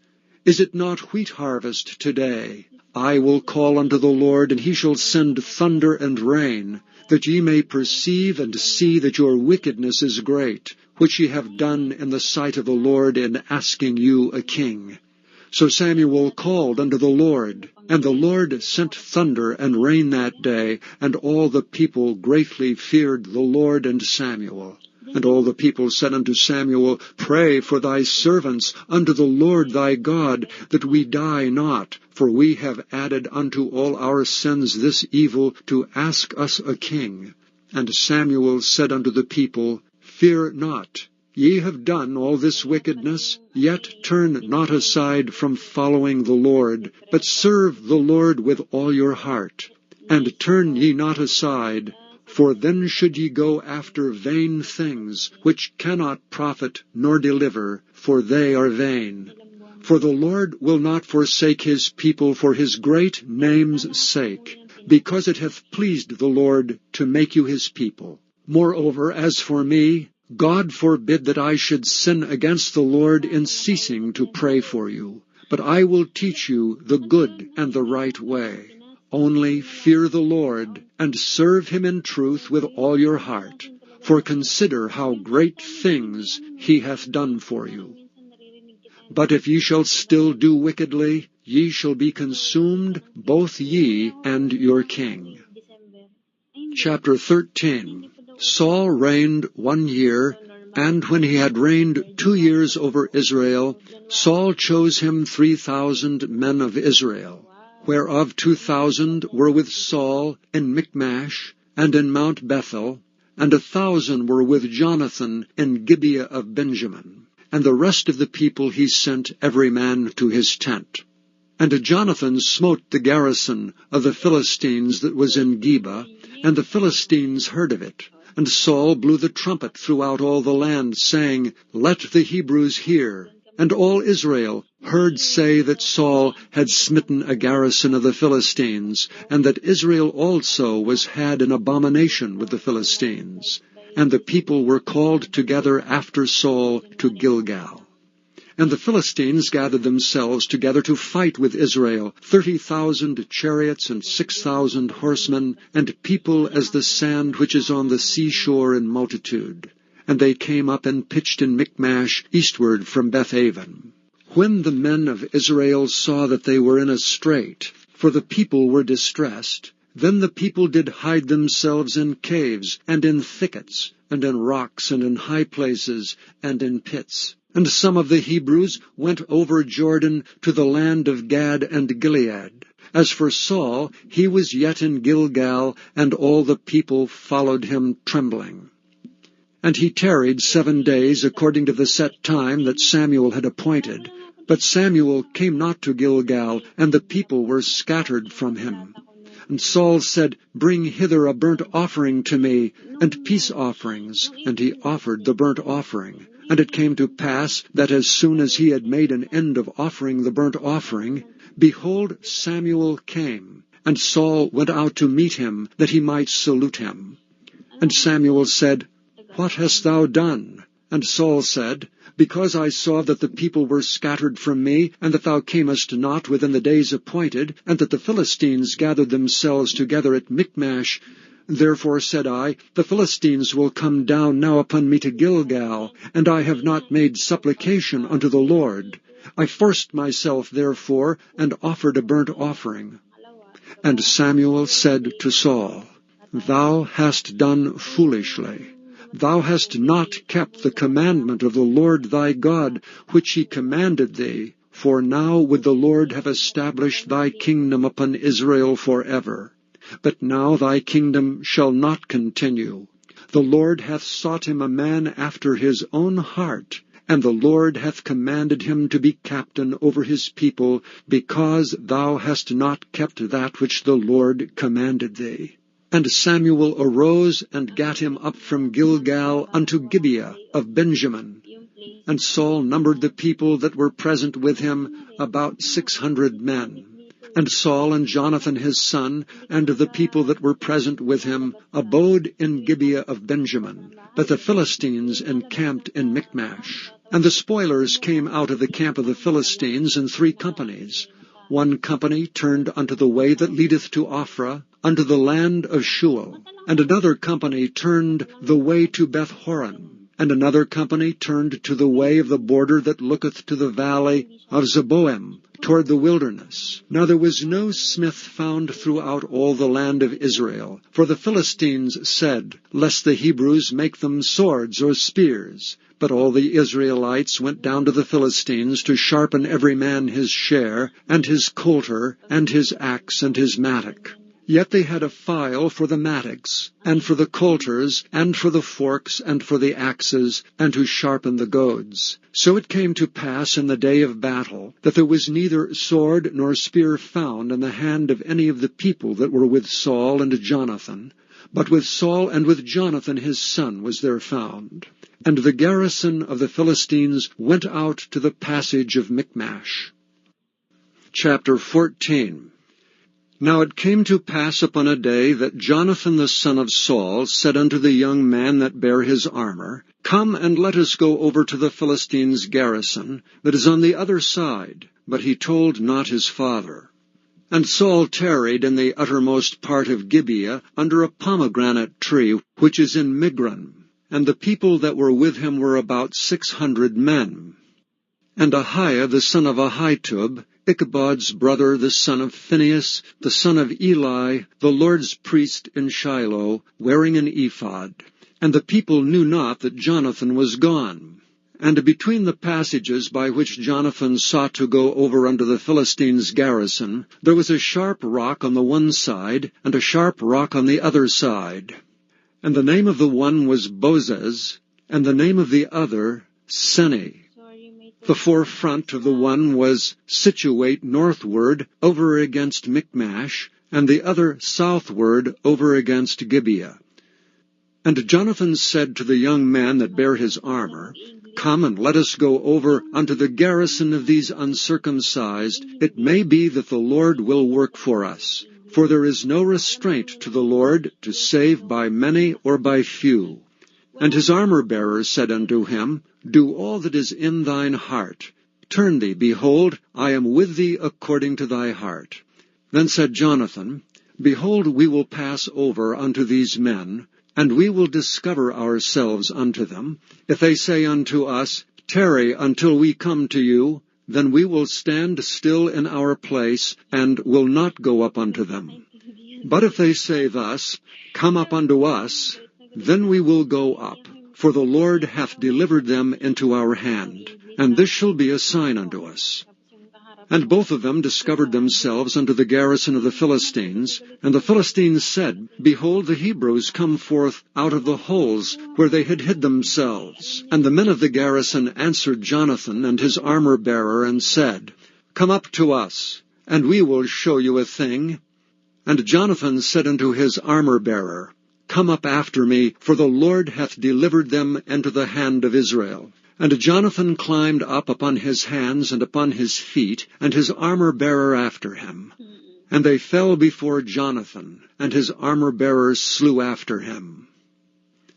And that first slaughter which Jonathan and his armor-bearer made was about 20 men, within as it were an half acre of land, which a yoke of oxen might plow. And there was trembling in the host, in the field, and among all the people. The garrison and the spoilers, they also trembled, and the earth quaked, so it was a very great trembling. And the watchmen of Saul and Gibeah of Benjamin looked, and behold, the multitude melted away, and they went on beating down one another. Then said Saul unto the people that were with him, Number now, and see who is gone from us. And when they had numbered, behold, Jonathan and his armor-bearer were not there. And Saul said unto Ahiah, Bring hither the ark of God, for the ark of God was at that time with the children of Israel. And it came to pass, while Saul talked unto the priest, that the noise that was in the host of the Philistines went on and increased. And Saul said unto the priest, Withdraw thine hand. And Saul and all the people that were with him assembled themselves, and they came to the battle. And behold, every man's sword was against his fellow, and there was a very great discomfiture. Moreover, the Hebrews that were with the Philistines before that time, which went up with them into the camp from the country round about, even they also turned to be with the Israelites that were with Saul and Jonathan. Likewise all the men of Israel which had hid themselves in Mount Ephraim, when they heard that the Philistines fled, even they also followed hard after them in the battle. So the Lord saved Israel that day. And the battle passed over unto Bethaven. And the men of Israel were distressed that day, for Saul had adjured the people, saying, Cursed be the man that eateth any food until evening, that I may be avenged on mine enemies. So none of the people tasted any food. And all they of the land came to a wood, and there was honey upon the ground. And when the people were come into the wood, behold, the honey dropped, but no man put his hand to his mouth, for the people feared the oath. But Jonathan heard not when his father charged the people with an oath, wherefore he put forth the end of the rod that was in his hand, and dipped it in an honeycomb, and put his hand to his mouth, and his eyes were enlightened. Then answered one of the people, and said, Thy father straitly charged the people with an oath, saying, Cursed be the man that eateth any food this day. And the people were faint. Then said Jonathan, My father hath troubled the land. See, I pray you, how mine eyes have been enlightened, because I tasted a little of this honey. How much more if haply the people had eaten freely today of the spoil of their enemies which they found? For had there not been now a much greater slaughter among the Philistines? And they smote the Philistines that day from Michmash to Aijalon, and the people were very faint. And the people flew upon the spoil, and took sheep and oxen and calves, and slew them on the ground, and the people did eat them with the blood. Then they told Saul, saying, Behold, the people sin against the Lord, in that they eat with the blood. And he said, Ye have transgressed, roll a great stone unto me this day. And Saul said, Disperse yourselves among the people, and say unto them, Bring me hither every man his ox and every man his sheep, and slay them here and eat, and sin not against the Lord in eating with the blood. And all the people brought every man his ox with him that night, and slew them there. And Saul built an altar unto the Lord. The same was the first altar that he built unto the Lord. And Saul said, Let us go down after the Philistines by night, and spoil them until the morning light, and let us not leave a man of them. And they said, Do whatsoever seemeth good unto thee. Then said the priest, Let us draw near hither unto God. And Saul asked counsel of God, Shall I go down after the Philistines? Wilt thou deliver them into the hand of Israel? But he answered him not that day. And Saul said, Draw ye near hither all the chief of the people, and know and see wherein this sin hath been this day. For as the Lord liveth, which saveth Israel, though it be in Jonathan my son, he shall surely die. But there was not a man among the people that answered him. Then said he unto all Israel, Be ye on one side, and I and Jonathan my son will be on the other side. And the people said unto Saul, Do what seemeth good unto thee. Therefore Saul said unto the Lord God of Israel, Give a perfect lot. And Saul and Jonathan were taken, but the people escaped. And Saul said, Cast lots between me and Jonathan my son.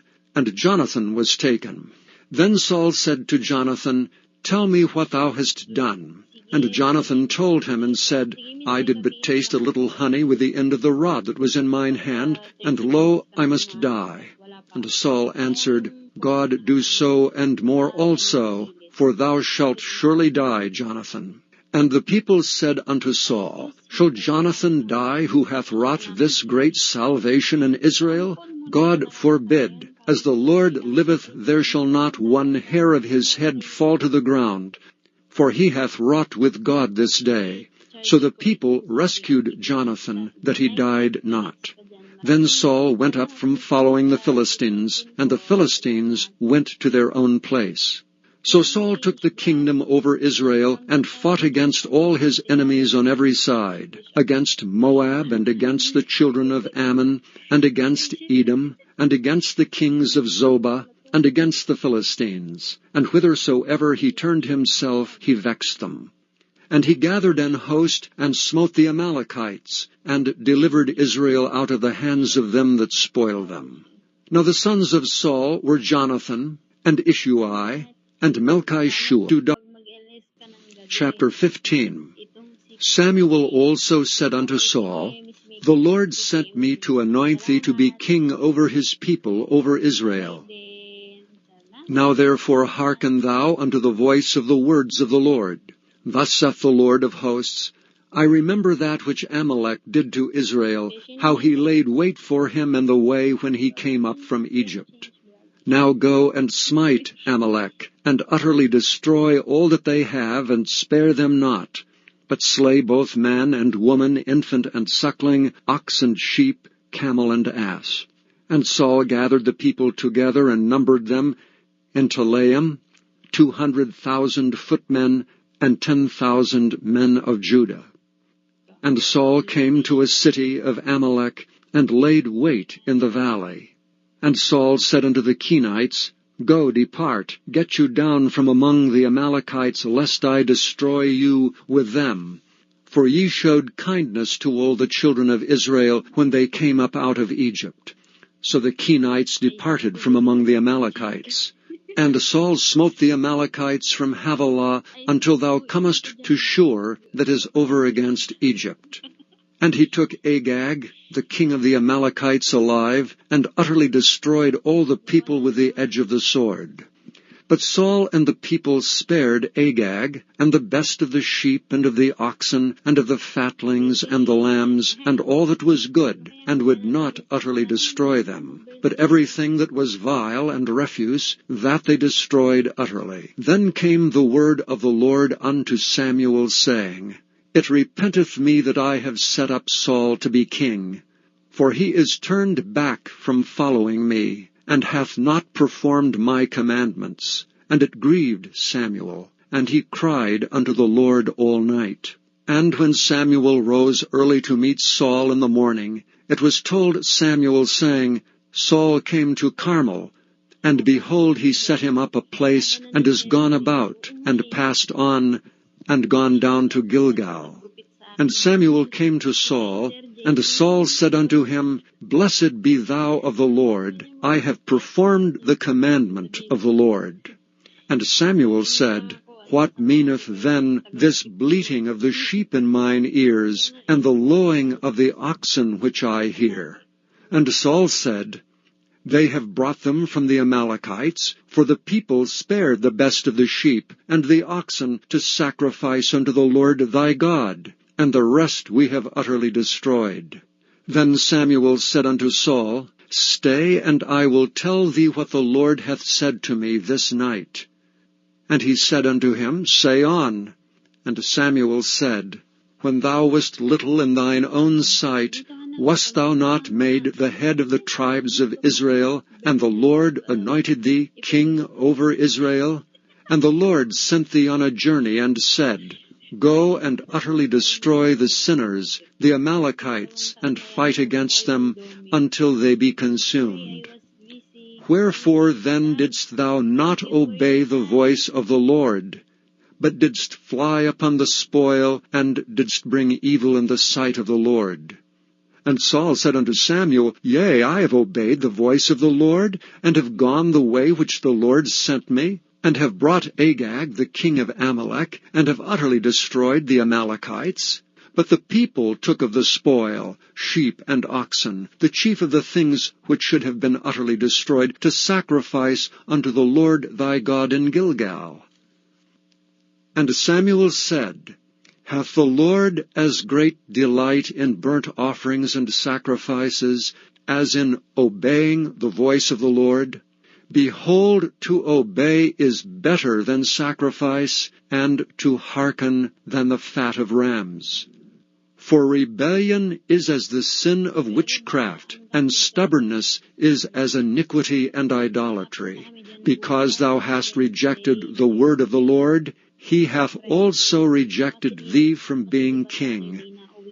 And Saul said unto Samuel, I have sinned, for I have transgressed the commandment of the Lord, and thy words, because I feared the people and obeyed their voice. Now therefore I pray thee pardon my sin, and turn again with me, that I may worship the Lord.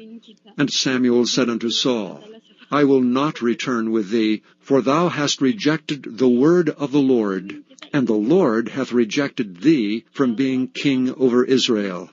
And as Samuel turned about to go away, he laid hold upon the skirt of his mantle, and it rent. And Samuel said unto him, The Lord hath rent the kingdom of Israel from thee this day, and hath given it to a neighbor of thine that is better than thou.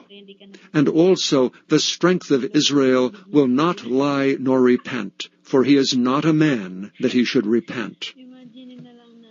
Then he said, I have sinned, yet honor me now, I pray thee, before the elders of my people and before Israel, and turn again with me, that I may worship the Lord thy God. So Samuel turned again after Saul, and Saul worshipped the Lord.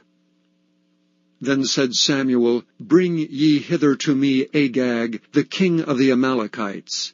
And Agag came unto him delicately. And Agag said, Surely the bitterness of death is past. And Samuel said, As thy sword hath made women childless, so shall thy mother be childless among women. And Samuel hewed Agag in pieces before the Lord in Gilgal. Then Samuel went to Ramah, and Saul went up to his house in Gibeah of Saul. And Samuel came no more to see Saul until the day of his death. Nevertheless Samuel mourned for Saul, and the Lord repented that he had made Saul king over Israel. Chapter 16. And the Lord said unto Samuel, How long wilt thou mourn for Saul, seeing I have rejected him from reigning over Israel? Fill thine horn with oil, and go. I will send thee to Jesse the Bethlehemite, for I have provided me a king among his sons. And Samuel said, How can I go? If Saul hear it, he will kill me. And the Lord said, Take an heifer with thee, and say, I am come to sacrifice to the Lord. And call Jesse to the sacrifice, and I will show thee what thou shalt do. And thou shalt anoint unto me him whom I name unto thee. And Samuel did that which the Lord spake, and came to Bethlehem. And the elders of the town trembled at his coming, and said, Comest thou peaceably? And he said, Peaceably. I am come to sacrifice unto the Lord. Sanctify yourselves, and come with me to the sacrifice. And he sanctified Jesse and his sons, and called them to the sacrifice. And it came to pass, when they were come, that he looked on Eliab, and said, Surely the Lord's anointed is before him. But the Lord said unto Samuel, Look not on his countenance, or on the height of his stature, because I have refused him. For the Lord seeth not as man seeth. For man looketh on the outward appearance, but the Lord looketh on the heart.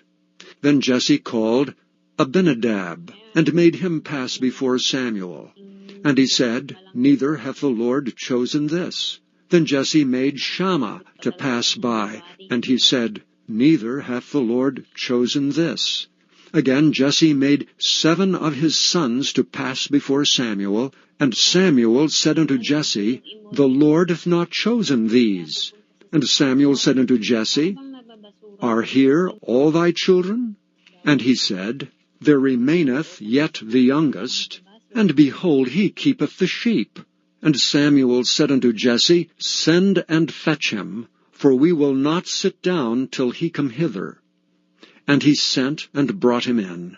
Now he was ruddy, and withal of a beautiful countenance, and goodly to look to. And the Lord said, Arise, anoint him, for this is he.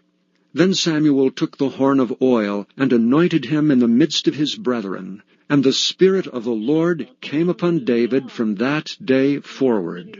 So Samuel rose up and went to Ramah. But the Spirit of the Lord departed from Saul, and an evil spirit from the Lord troubled him. And Saul's servants said unto him, Behold, now an evil spirit from God troubleth thee. Let our Lord now command thy servants, which are before thee, to seek out a man who is a cunning player on an harp. And it shall come to pass, when the evil spirit from God is upon thee, that he shall play with his hand, and thou shalt be well. And Saul said unto his servants, Provide me now a man that can play well, and bring him to me. Then answered one of the servants, and said, Behold, I have seen a son of Jesse the Bethlehemite, that is cunning in playing. and a mighty valiant man, and a man of war, and prudent in matters, and a comely person, and the Lord is with him. Wherefore Saul sent messengers unto Jesse, and said, Send me David thy son, which is with the sheep. And Jesse took an ass laden with bread, and a bottle of wine, and a kid, and sent them by David his son unto Saul. And David came to Saul, and stood before him. And he loved him greatly, and he became his armor-bearer. And Saul sent to Jesse, saying, Let David, I pray thee, stand before me, for he hath found favor in my sight. And it came to pass, when the evil spirit from God was upon Saul, that David took an harp and played with his hand. So Saul was refreshed, and was well, and the evil spirit departed from him. Chapter 17. Now the Philistines gathered together their armies to battle, and were gathered together at Shochoh, which belongeth to Judah, and pitched between Shochoh and Azekah in Ephes-dammim. And Saul and the men of Israel were gathered together, and pitched by the valley of Elah, and set the battle in array against the Philistines. And the Philistines stood on a mountain on the one side, and Israel stood on a mountain on the other side, and there was a valley between them. And there went out a champion out of the camp of the Philistines, named Goliath of Gath, whose height was 6 cubits and a span. And he had an helmet of brass upon his head, and he was armed with a coat of mail, and the weight of the coat was 5,000 shekels of brass. And he had greaves of brass upon his legs, and a target of brass between his shoulders. And the staff of his spear was like a weaver's beam, and his spear's head weighed 600 shekels of iron, and one bearing a shield went before him. And he stood and cried unto the armies of Israel, and said unto them, Why are ye come out to set your battle in array? Am not I a Philistine, and ye servants to Saul?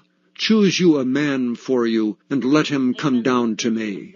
If he be able to fight with me, and to kill me, then will we be your servants. But if I prevail against him, and kill him, then shall ye be our servants, and serve us. And the Philistines said, I defy the armies of Israel this day. Give me a man, that we may fight together. When Saul and all Israel heard those words of the Philistine, they were dismayed and greatly afraid. Now David was the son of that Ephrathite of Bethlehem, Judah, whose name was Jesse. And he had 8 sons, and the man went among men for an old man in the days of Saul. And the 3 eldest sons of Jesse went and followed Saul to the battle.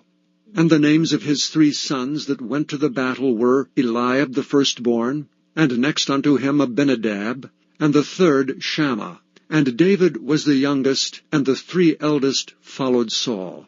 But David went and returned from Saul to feed his father's sheep at Bethlehem. And the Philistine drew near morning and evening, and presented himself 40 days. And Jesse said unto David his son, Take now for thy brethren an ephah of this parched corn, and these 10 loaves, and run to the camp to thy brethren. And carry these 10 cheeses unto the captain of their 1,000, and look how thy brethren fare, and take their pledge. Now Saul and they, and all the men of Israel, were in the valley of Elah fighting with the Philistines. And David rose up early in the morning, and left the sheep with a keeper, and took and went as Jesse had commanded him. And he came to the trench as the host was going forth to the fight, and shouted for the battle. For Israel and the Philistines had put the battle in array, army against army. And David left his carriage in the hand of the keeper of the carriage, and ran into the army, and came, and saluted his brethren. And as he talked with them, behold, there came up the champion, the Philistine of Gath, Goliath by name, out of the armies of the Philistines, and spake according to the same words. And David heard them. And all the men of Israel, when they saw the man, fled from him, and were sore afraid. And the men of Israel said, Have ye seen this man that is come up? Surely to defy Israel is he come up. And it shall be that the man who killeth him, the king will enrich him with great riches, and will give him his daughter, and make his father's house free in Israel. And David spake to the men that stood by him, saying, What shall be done to the man that killeth this Philistine, and taketh away the reproach from Israel? For who is this uncircumcised Philistine, that he should defy the armies of the living God? And the people answered him after this manner, saying, So shall it be done to the man that killeth him. And Eliab his eldest brother heard when he spake unto the men, and Eliab's anger was kindled against David, and he said, Why camest thou down hither? And with whom hast thou left those few sheep in the wilderness? I know thy pride and the naughtiness of thine heart, for thou art come down that thou mightest see the battle. And David said, What have I now done? Is there not a cause? And he turned from him toward another, and spake after the same manner. And the people answered him again after the former manner. And when the words were heard which David spake, they rehearsed them before Saul, and he sent for him. And David said to Saul, Let no man's heart fail because of him. Thy servant will go and fight with this Philistine. And Saul said to David, Thou art not able to go against this Philistine to fight with him, for thou art but a youth, and he is a man of war from his youth. And David said unto Saul, Thy servant kept his father's sheep, and there came a lion and a bear, and took a lamb out of the flock. And I went out after him, and smote him, and delivered it out of his mouth. And when he rose against me, I caught him by his beard, and smote him, and slew him. Thy servant slew both the lion and the bear. And this uncircumcised Philistine shall be as one of them, seeing he hath defied the armies of the living God. David said moreover, The Lord that delivered me out of the paw of the lion, and out of the paw of the bear, he will deliver me out of the hand of this Philistine. And Saul said unto David, Go, and the Lord be with thee.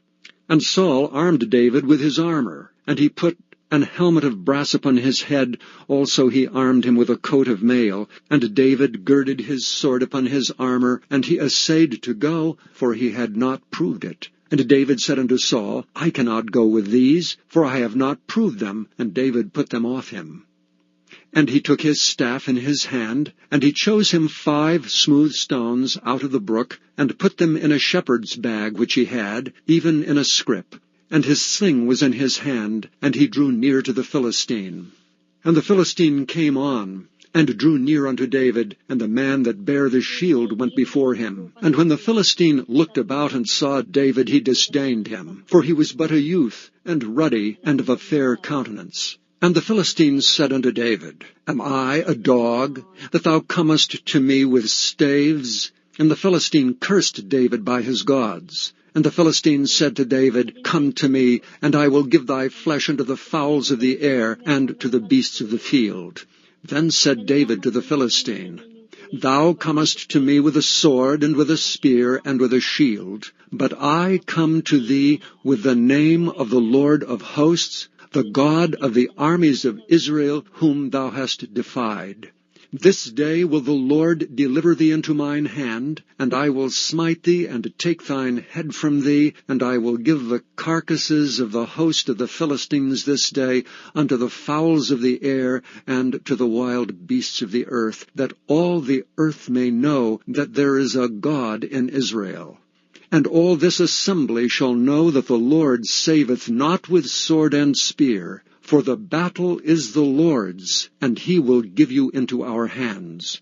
And it came to pass, when the Philistine arose and came and drew nigh to meet David, that David hasted and ran toward the army to meet the Philistine. And David put his hand in his bag, and took thence a stone, and slang it, and smote the Philistine in his forehead, that the stone sunk into his forehead, and he fell upon his face to the earth. So David prevailed over the Philistine with a sling and with a stone, and smote the Philistine, and slew him. But there was no sword in the hand of David. Therefore David ran, and stood upon the Philistine, and took his sword, and drew it out of the sheath thereof, and slew him, and cut off his head therewith. And when the Philistines saw their champion was dead, they fled. And the men of Israel and of Judah arose and shouted, and pursued the Philistines until thou come to the valley, and to the gates of Ekron. And the wounded of the Philistines fell down by the way to Shearaim, even unto Gath and unto Ekron. And the children of Israel returned from chasing after the Philistines, and they spoiled their tents. And David took the head of the Philistine, and brought it to Jerusalem, but he put his armor in his tent. And when Saul saw David go forth against the Philistine, he said unto Abner, the captain of the host, Abner, whose son is this youth? And Abner said, As thy soul liveth, O king, I cannot tell. And the king said, Inquire thou whose son the stripling is. And as David returned from the slaughter of the Philistine, Abner took him, and brought him before Saul with the head of the Philistine in his hand. And Saul said to him, Whose son art thou, thou young man? And David answered, I am the son of thy servant Jesse the Bethlehemite. Chapter 18. And it came to pass, when he had made an end of speaking unto Saul, that the soul of Jonathan was knit with the soul of David, and Jonathan loved him as his own soul. And Saul took him that day, and would let him go no more home to his father's house. Then Jonathan and David made a covenant, because he loved him as his own soul. And Jonathan stripped himself of the robe that was upon him, and gave it to David, and his garments, even to his sword, and to his bow, and to his girdle. And David went out whithersoever Saul sent him, and behaved himself wisely. And Saul set him over the men of war, and he was accepted in the sight of all the people, and also in the sight of Saul's servants. And it came to pass, as they came, when David was returned from the slaughter of the Philistines, that the women came out of all cities of Israel, singing and dancing, to meet King Saul with tabrets, with joy and with instruments of music. And the women answered one another as they played, and said, Saul hath slain his thousands, and David his 10,000s. And Saul was very wroth, and the saying displeased him. And he said, They have ascribed unto David 10,000s, and to me they have ascribed but thousands. And what can he have more but the kingdom? And Saul eyed David from that day and forward. And it came to pass on the morrow, that the evil spirit from God came upon Saul, and he prophesied in the midst of the house, and David played with his hand as at other times, and there was a javelin in Saul's hand. And Saul cast the javelin, for he said, I will smite David even to the wall with it. And David avoided out of his presence twice. And Saul was afraid of David, because the Lord was with him, and he was departed from Saul. Therefore Saul removed him from him, and made him his captain over 1,000. And he went out and came in before the people. And David behaved himself wisely in all his ways, and the Lord was with him. Wherefore when Saul saw that he behaved himself very wisely, he was afraid of him. But all Israel and Judah loved David, because he went out and came in before them. And Saul said to David, Behold my daughter Merab, her will I give thee to wife, only be thou valiant for me, and fight the Lord's battles. For Saul said, Let not mine hand be upon him, but let the hand of the Philistines be upon him.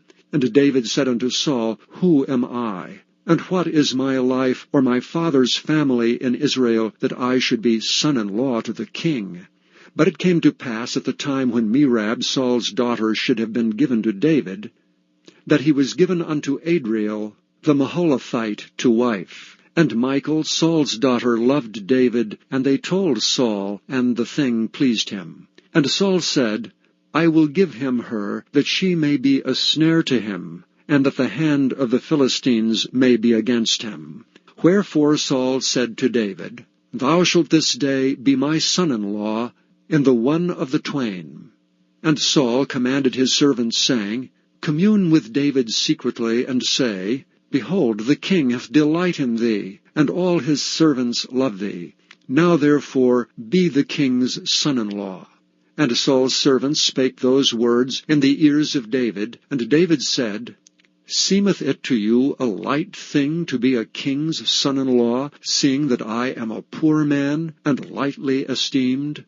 And the servants of Saul told him, saying, On this manner spake David.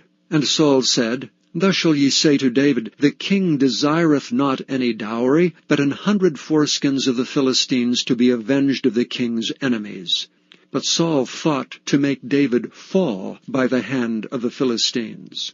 And when his servants told David these words, it pleased David well to be the king's son-in-law, and the days were not expired. Wherefore David arose and went, he and his men, and slew of the Philistines 200 men. And David brought their foreskins, and they gave them in full tale to the king, that he might be the king's son-in-law. And David gave him Michal his daughter to wife. And Saul saw and knew that the Lord was with David, and that Michal, Saul's daughter, loved him.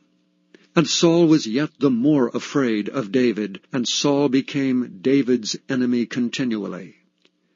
Then the princes of the Philistines went forth, and it came to pass, after they went forth, that David behaved himself more wisely than all the servants of Saul, so that his name was much set by. Chapter 19. And Saul spake to Jonathan his son, and to his servants, that they should kill David. But Jonathan, Saul's son, delighted much in David, and Jonathan told David, saying, Saul my father seeketh to kill thee. Now therefore I pray thee, take heed to thyself until the morning, and abide in a secret place, and hide thyself. And I will go out and stand beside my father in the field where thou art, and I will commune with my father of thee, and what I see, that I will tell thee. And Jonathan spake good of David unto Saul his father, and said unto him, Let not the king sin against his servant, against David, because he hath not sinned against thee, and because his works have been to thee-ward very good. For he did put his life in his hand, and slew the Philistine, and the Lord wrought a great salvation for all Israel. Thou sawest it, and didst rejoice. Wherefore then wilt thou sin against innocent blood, to slay David without a cause? And Saul hearkened unto the voice of Jonathan. And Saul sware, As the Lord liveth, he shall not be slain. And Jonathan called David, and Jonathan showed him all those things. And Jonathan brought David to Saul, and he was in his presence, as in times past. And there was war again. And David went out and fought with the Philistines, and slew them with a great slaughter, and they fled from him. And the evil spirit from the Lord was upon Saul, as he sat in his house with his javelin in his hand, and David played with his hand. And Saul sought to smite David even to the wall with a javelin, but he slipped away out of Saul's presence, and he smote the javelin into the wall. And David fled and escaped that night. Saul also sent messengers unto David's house to watch him, and to slay him in the morning. And Michal, David's wife, told him, saying, If thou save not thy life tonight, tomorrow thou shalt be slain. So Michal let David down through a window, and he went and fled, and escaped. And Michal took an image, and laid it in the bed, and put a pillow of goat's hair for his bolster, and covered it with a cloth. And when Saul sent messengers to take David, she said, He is sick. And Saul sent the messengers again to see David, saying, Bring him up to me in the bed, that I may slay him. And when the messengers were come in, behold, there was an image in the bed, with a pillow of goat's hair for his bolster. And Saul said unto Michal, Why hast thou deceived me so, and sent away mine enemy, that he is escaped? And Michal answered Saul, He said unto me, Let me go, why should I kill thee? So David fled and escaped, and came to Samuel to Ramah, and told him all that Saul had done to him. And he and Samuel went and dwelt in Naioth. And it was told Saul, saying, Behold, David is at Naioth in Ramah. And Saul sent messengers to take David. And when they saw the company of the prophets prophesying, and Samuel standing as appointed over them, the Spirit of God was upon the messengers of Saul, and they also prophesied. And when it was told Saul, he sent other messengers, and they prophesied likewise. And Saul sent messengers again the third time, and they prophesied also. Then went he also to Ramah, and came to a great well that is in Siku. And he asked and said, Where are Samuel and David? And one said, Behold, they be at Naioth in Ramah. And he went thither to Naioth in Ramah, and the Spirit of God was upon him also, and he went on and prophesied until he came to Naioth in Ramah. And he stripped off his clothes also, and prophesied before Samuel in like manner, and lay down naked all that day and all that night. Wherefore they say, Is Saul also among the prophets? Chapter 20. And David fled from Naioth in Ramah, and came and said before Jonathan, What have I done? What is mine iniquity, and what is my sin before thy father, that he seeketh my life? And he said unto him, God forbid, thou shalt not die. Behold, my father will do nothing either great or small, but that he will show it me. And why should my father hide this thing from me? It is not so. And David sware moreover, and said, Thy father certainly knoweth that I have found grace in thine eyes. And he saith, Let not Jonathan know this, lest he be grieved. But truly as the Lord liveth, and as thy soul liveth, there is but a step between me and death. Then said Jonathan unto David, Whatsoever thy soul desireth, I will even do it for thee. And David said unto Jonathan, Behold, tomorrow is the new moon, and I should not fail to sit with the king at meat. But let me go, that I may hide myself in the field, unto the 3rd day at even. If thy father at all miss me, then say, David earnestly asked leave of me, that he might run to Bethlehem his city, for there is a yearly sacrifice there for all the family. If he say thus, It is well, thy servant shall have peace. But if he be very wroth, then be sure that evil is determined by him. Therefore thou shalt deal kindly with thy servant, for thou hast brought thy servant into a covenant of the Lord with thee. Notwithstanding, if there be in me iniquity, slay me thyself, for why shouldst thou bring me to thy father? And Jonathan said, Far be it from thee. For if I knew certainly that evil were determined by my father to come upon thee, then would I not tell it thee? Then said David to Jonathan, Who shall tell me? Or what if thy father answer thee roughly? And Jonathan said unto David, Come, and let us go out into the field. And they went out both of them into the field. And Jonathan said unto David, O Lord God of Israel, when I have sounded my father about tomorrow any time, or the 3rd day, and behold, if there be good toward David, and I then send not unto thee, and show it thee, the Lord do so and much more to Jonathan. But if it please my father to do thee evil, then I will show it thee, and send thee away, that thou mayest go in peace. And the Lord be with thee, as he hath been with my father. And thou shalt not only, while yet I live, show me the kindness of the Lord, that I die not, but also thou shalt not cut off thy kindness from my house forever. No, not when the Lord hath cut off the enemies of David, every one of them from the face of the earth. So Jonathan made a covenant with the house of David, saying, Let the Lord even require it at the hand of David's enemies. And Jonathan caused David to swear again, because he loved him, for he loved him as he loved his own soul. Then Jonathan said to David, Tomorrow is the new moon, and thou shalt be missed, because thy seat will be empty. And when thou hast stayed 3 days, then thou shalt go down quickly, and come to the place where thou didst hide thyself when the business was in hand, and shalt remain by the stone Ezel. And I will shoot 3 arrows on the side thereof, as though I shot at a mark. And behold, I will send a lad, saying, Go, find out the arrows. If I expressly say unto the lad, Behold, the arrows are on this side of thee, take them, then come thou, for there is peace to thee, and no hurt, as the Lord liveth. But if I say thus unto the young man, Behold, the arrows are beyond thee, go thy way, for the Lord hath sent thee away. And as touching the matter which thou and I have spoken of, behold, the Lord be between thee and me forever. So David hid himself in the field, and when the new moon was come, the king sat him down to eat meat. And the king sat upon his seat, as at other times, even upon a seat by the wall. And Jonathan arose, and Abner sat by Saul's side, and David's place was empty. Nevertheless Saul spake not anything that day, for he thought, Something hath befallen him. He is not clean. Surely he is not clean.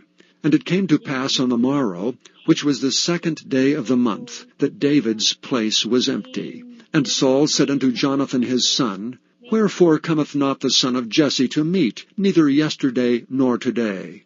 And Jonathan answered Saul, David earnestly asked leave of me to go to Bethlehem. And he said, Let me go, I pray thee, for our family hath a sacrifice in the city, and my brother, he hath commanded me to be there. And now, if I have found favor in thine eyes, let me go away, I pray thee, and see my brethren. Therefore he cometh not unto the king's table. Then Saul's anger was kindled against Jonathan, and he said unto him, Thou son of the perverse rebellious woman, do not I know that thou hast chosen the son of Jesse to thine own confusion, and unto the confusion of thy mother's nakedness? For as long as the son of Jesse liveth upon the ground, thou shalt not be established, nor thy kingdom. Wherefore now send and fetch him unto me, for he shall surely die.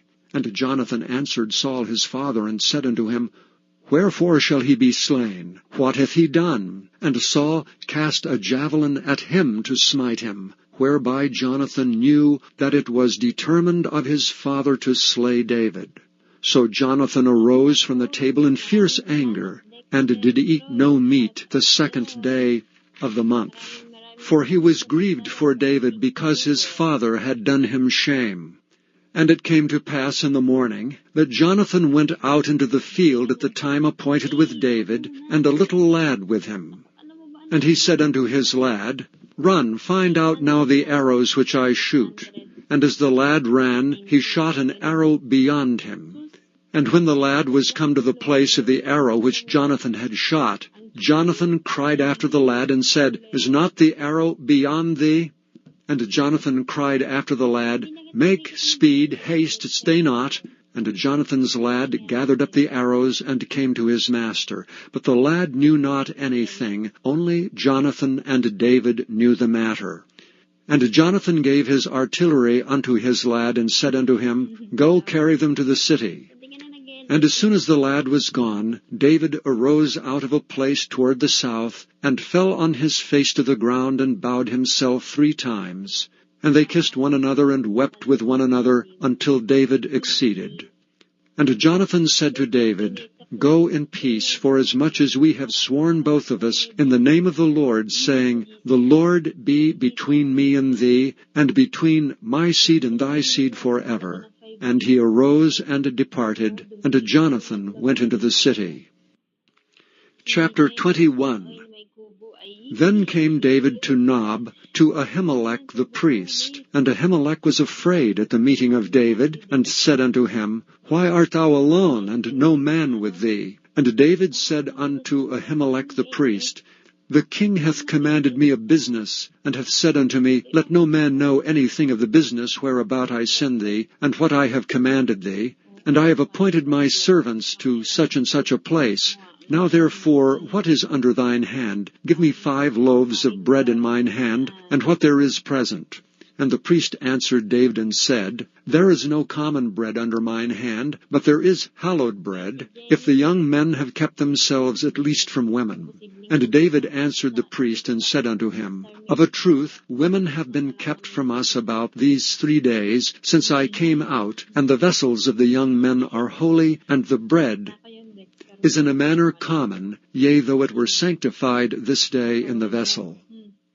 So the priest gave him hallowed bread, for there was no bread there but the showbread, but was taken from before the Lord, to put hot bread in the day when it was taken away.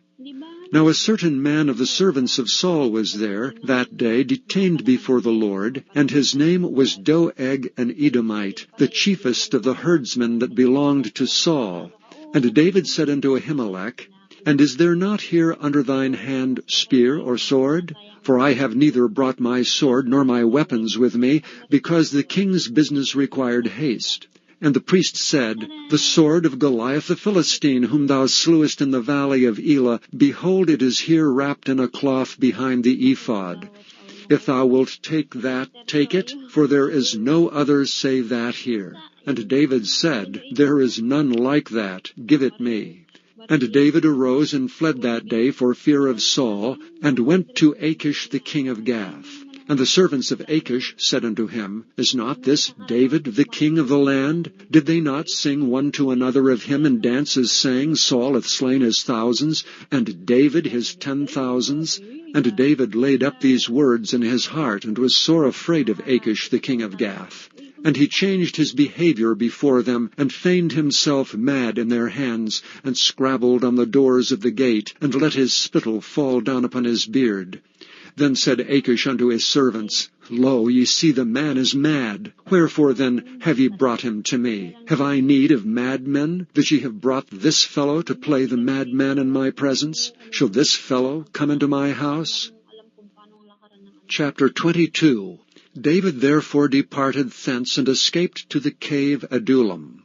And when his brethren and all his father's house heard it, they went down thither to him. And every one that was in distress, and every one that was in debt, and every one that was discontented, gathered themselves unto him, and he became a captain over them. And there were with him about 400 men. And David went thence to Mizpeh of Moab, and he said unto the king of Moab, Let my father and my mother, I pray thee, come forth and be with you, till I know what God will do for me. And he brought them before the king of Moab, and they dwelt with him all the while that David was in the hold. And the prophet Gad said unto David, Abide not in the hold, depart, and get thee into the land of Judah. Then David departed, and came into the forest of Hareth.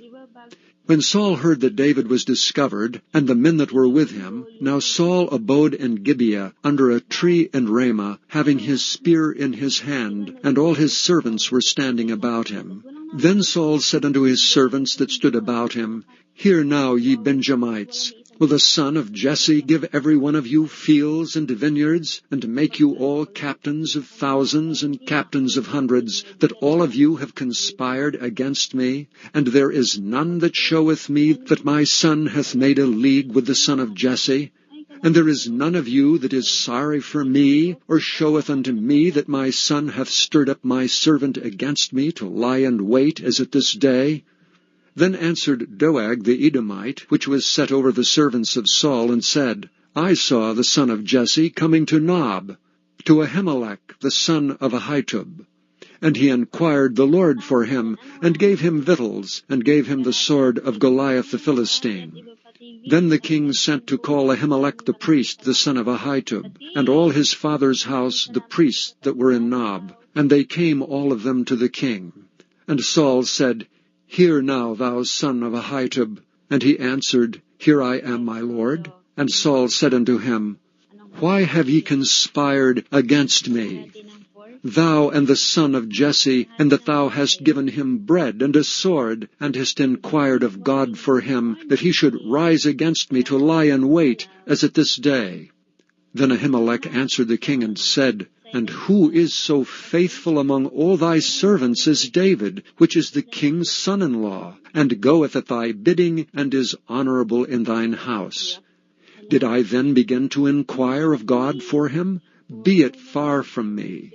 Let not the king impute anything unto his servant, nor to all the house of my father. For thy servant knew nothing of all this, less or more.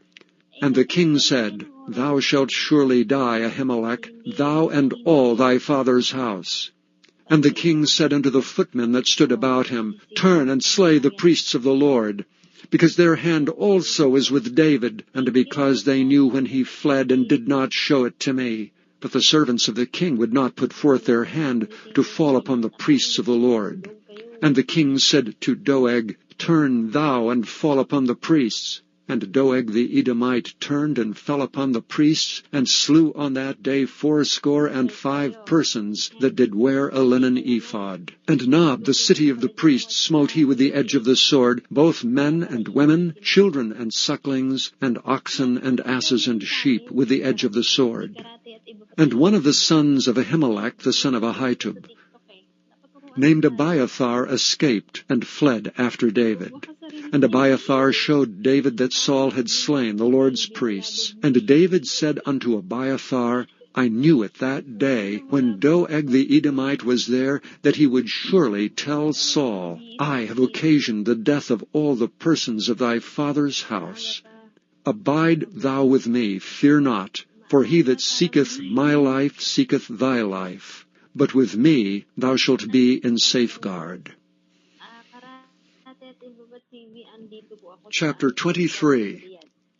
Then they told David, saying, Behold, the Philistines fight against Keilah, and they rob the threshing floors. Therefore David inquired of the Lord, saying, Shall I go and smite these Philistines? And the Lord said unto David, Go and smite the Philistines, and save Keilah. And David's men said unto him, Behold, we be afraid here in Judah. How much more then if we come to Keilah, against the armies of the Philistines? Then David inquired of the Lord yet again, and the Lord answered him and said, Arise, go down to Keilah, for I will deliver the Philistines into thine hand. So David and his men went to Keilah, and fought with the Philistines, and brought away their cattle, and smote them with a great slaughter. So David saved the inhabitants of Keilah. And it came to pass, when Abiathar, the son of Ahimelech, fled to David, to Keilah, that he came down with an ephod in his hand. And it was told Saul that David was come to Keilah. And Saul said, God hath delivered him into mine hand, for he is shut in by entering into a town that hath gates and bars. And Saul called all the people together to war, to go down to Keilah, to besiege David and his men. And David knew that Saul secretly practiced mischief against him. And he said to Abiathar the priest, Bring hither the ephod. Then said David, O Lord God of Israel, thy servant hath certainly heard that Saul seeketh to come to Keilah to destroy the city for my sake. Will the men of Keilah deliver me up into his hand? Will Saul come down as thy servant hath heard? O Lord God of Israel, I beseech thee, tell thy servant. And the Lord said, He will come down. Then said David, Will the men of Keilah deliver me and my men into the hand of Saul? And the Lord said, They will deliver thee up. Then David and his men, which were about 600, arose and departed out of Keilah, and went whithersoever they could go.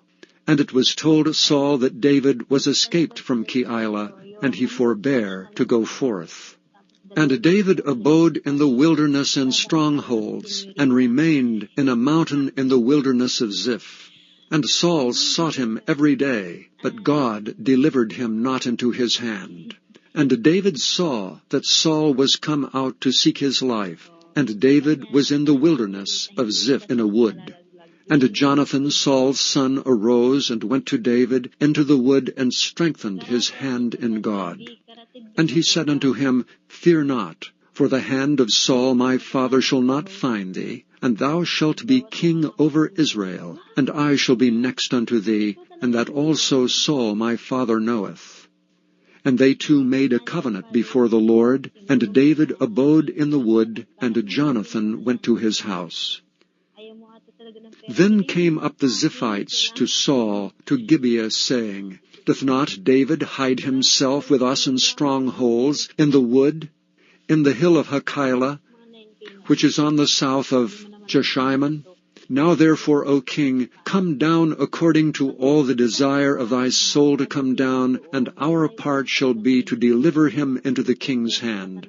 And Saul said, Blessed be ye of the Lord, for ye have compassion on me. Go, I pray you, prepare yet, and know and see his place where his haunt is, and who hath seen him there. For it is told me that he dealeth very subtly. See therefore, and take knowledge of all the lurking places where he hideth himself, and come ye again to me with a certainty, and I will go with you. And it shall come to pass, if he be in the land, that I will search him out throughout all the thousands of Judah. And they arose and went to Ziph before Saul. But David and his men were in the wilderness of Maon, in the plain on the south of Jeshimon. Saul also and his men went to seek him, and they told David, wherefore he came down into a rock, and abode in the wilderness of Maon. And when Saul heard that, he pursued after David in the wilderness of Maon. And Saul went on this side of the mountain, and David and his men on that side of the mountain. And David made haste to get away for fear of Saul. For Saul and his men compassed David and his men round about to take them. But there came a messenger unto Saul, saying, Haste thee and come, for the Philistines have invaded the land. Wherefore Saul returned from pursuing after David, and went against the Philistines. Therefore they call that place Selahem Melekoth. And David went up from thence, and dwelt in the strongholds at Engedi. Chapter 24. And it came to pass, when Saul was returned from following the Philistines, that it was told him, saying, Behold, David is in the wilderness of Engedi. Then Saul took 3,000 chosen men out of all Israel, and went to seek David and his men upon the rocks of the wild goats. And he came to the sheepcotes by the way, where was a cave. And Saul went in to cover his feet, and David and his men remained in the sides of the cave. And the men of David said unto him, Behold, the day of which the Lord said unto thee, Behold, I will deliver thine enemy into thine hand, that thou mayest do to him as it shall seem good unto thee. Then David arose, and cut off the skirt of Saul's robe privily. And it came to pass afterward that David's heart smote him, because he had cut off Saul's skirt. And he said unto his men, The Lord forbid that I should do this thing unto my master, the Lord's anointed, to stretch forth mine hand against him, seeing he is the anointed of the Lord.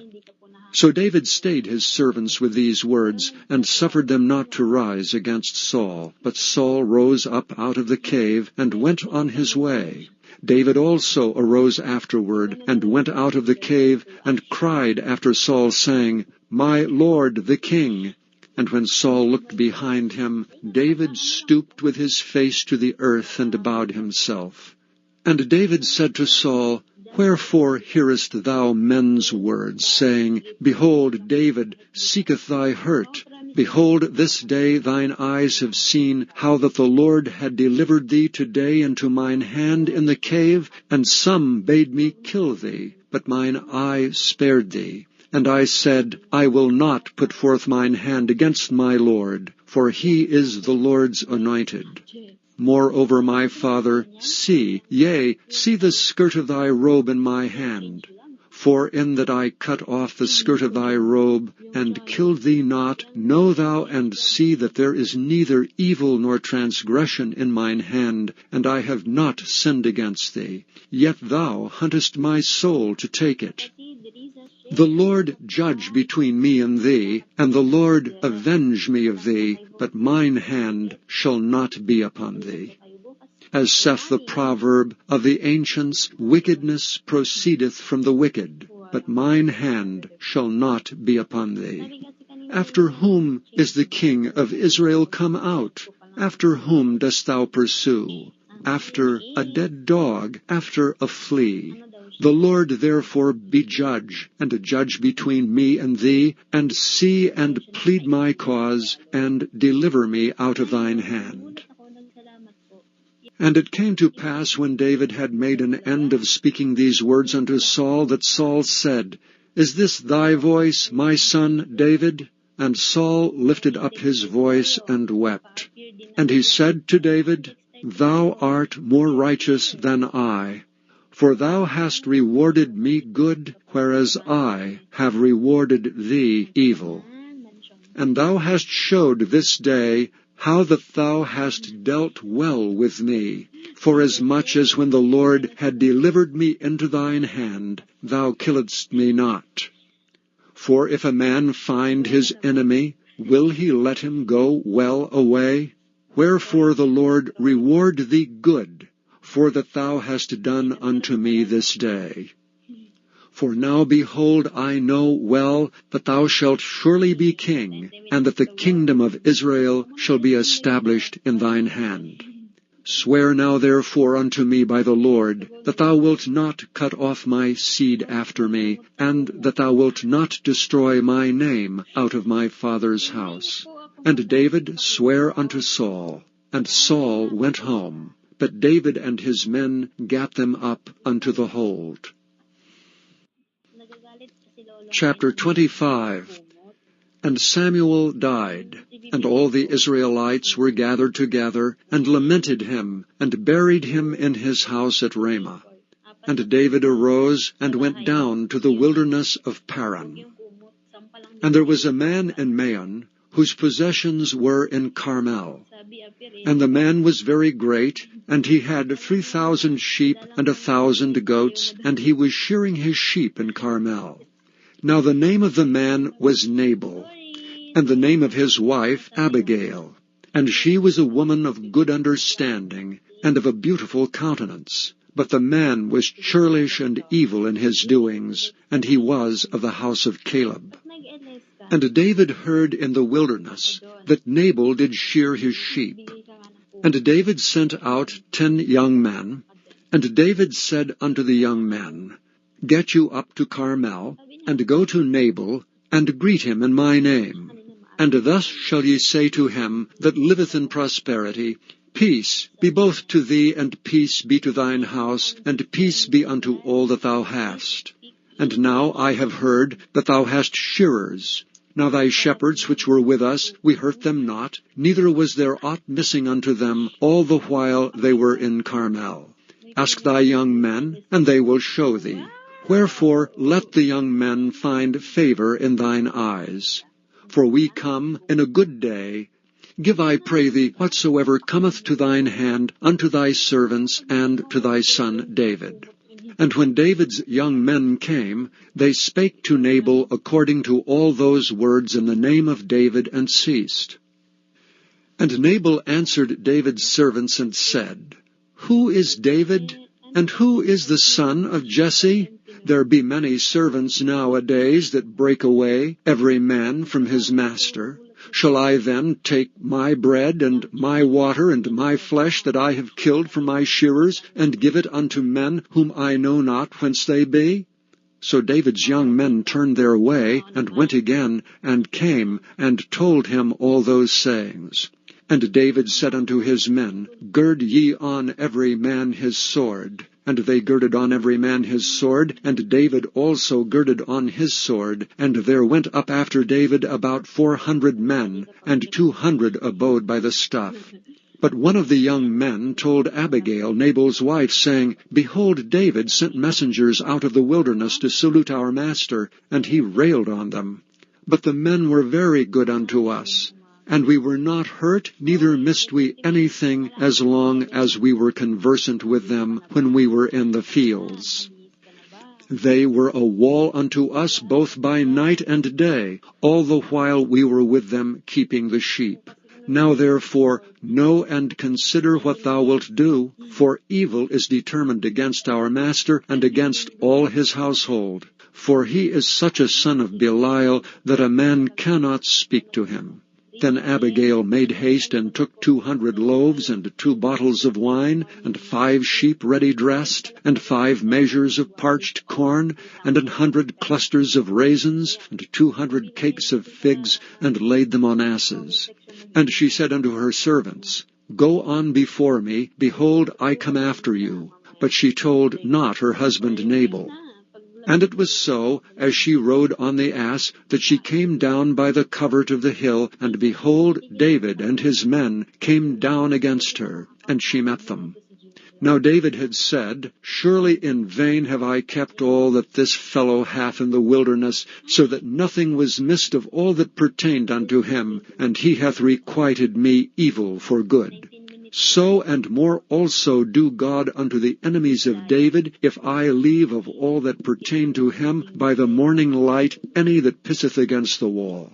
And when Abigail saw David, she hasted and lighted off the ass, and fell before David on her face, and bowed herself to the ground, and fell at his feet, and said, Upon me, my lord, upon me let this iniquity be, and let thine handmaid, I pray thee, speak in thine audience, and hear the words of thine handmaid.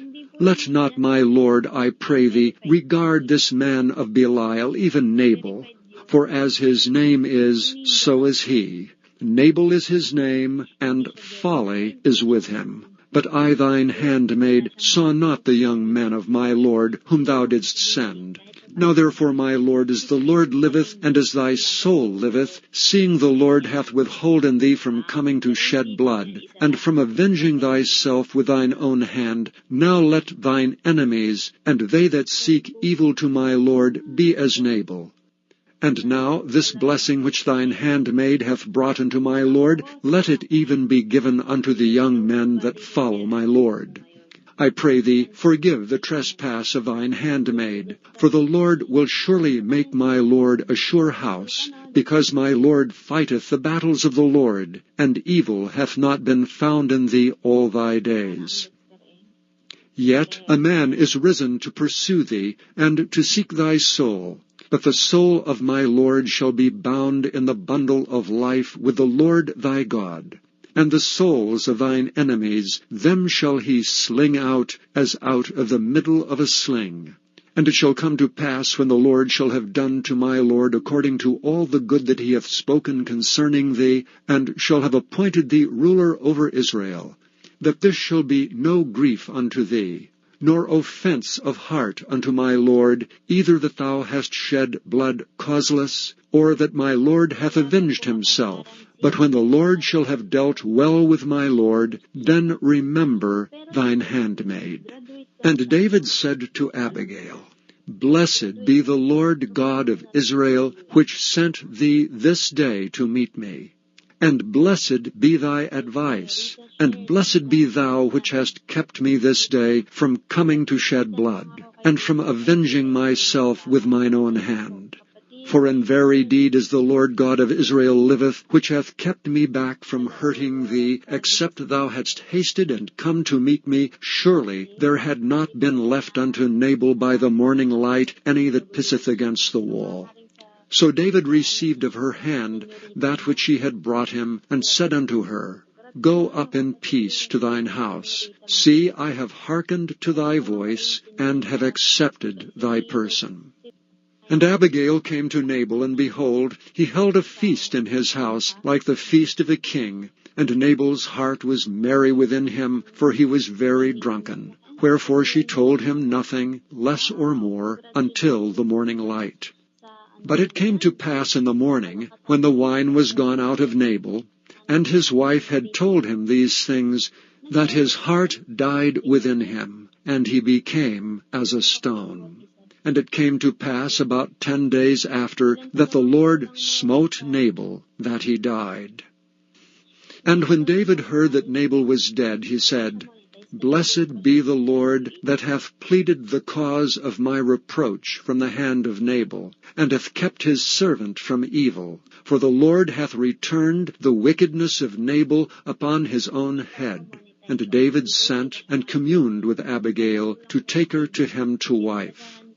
And when the servants of David were come to Abigail to Carmel, they spake unto her, saying, David sent us unto thee, to take thee to him to wife. And she arose, and bowed herself on her face to the earth, and said, Behold, let thine handmaid be a servant to wash the feet of the servants of my Lord. And Abigail hasted, and arose, and rode upon an ass with 5 damsels of hers that went after her. And she went after the messengers of David, and became his wife.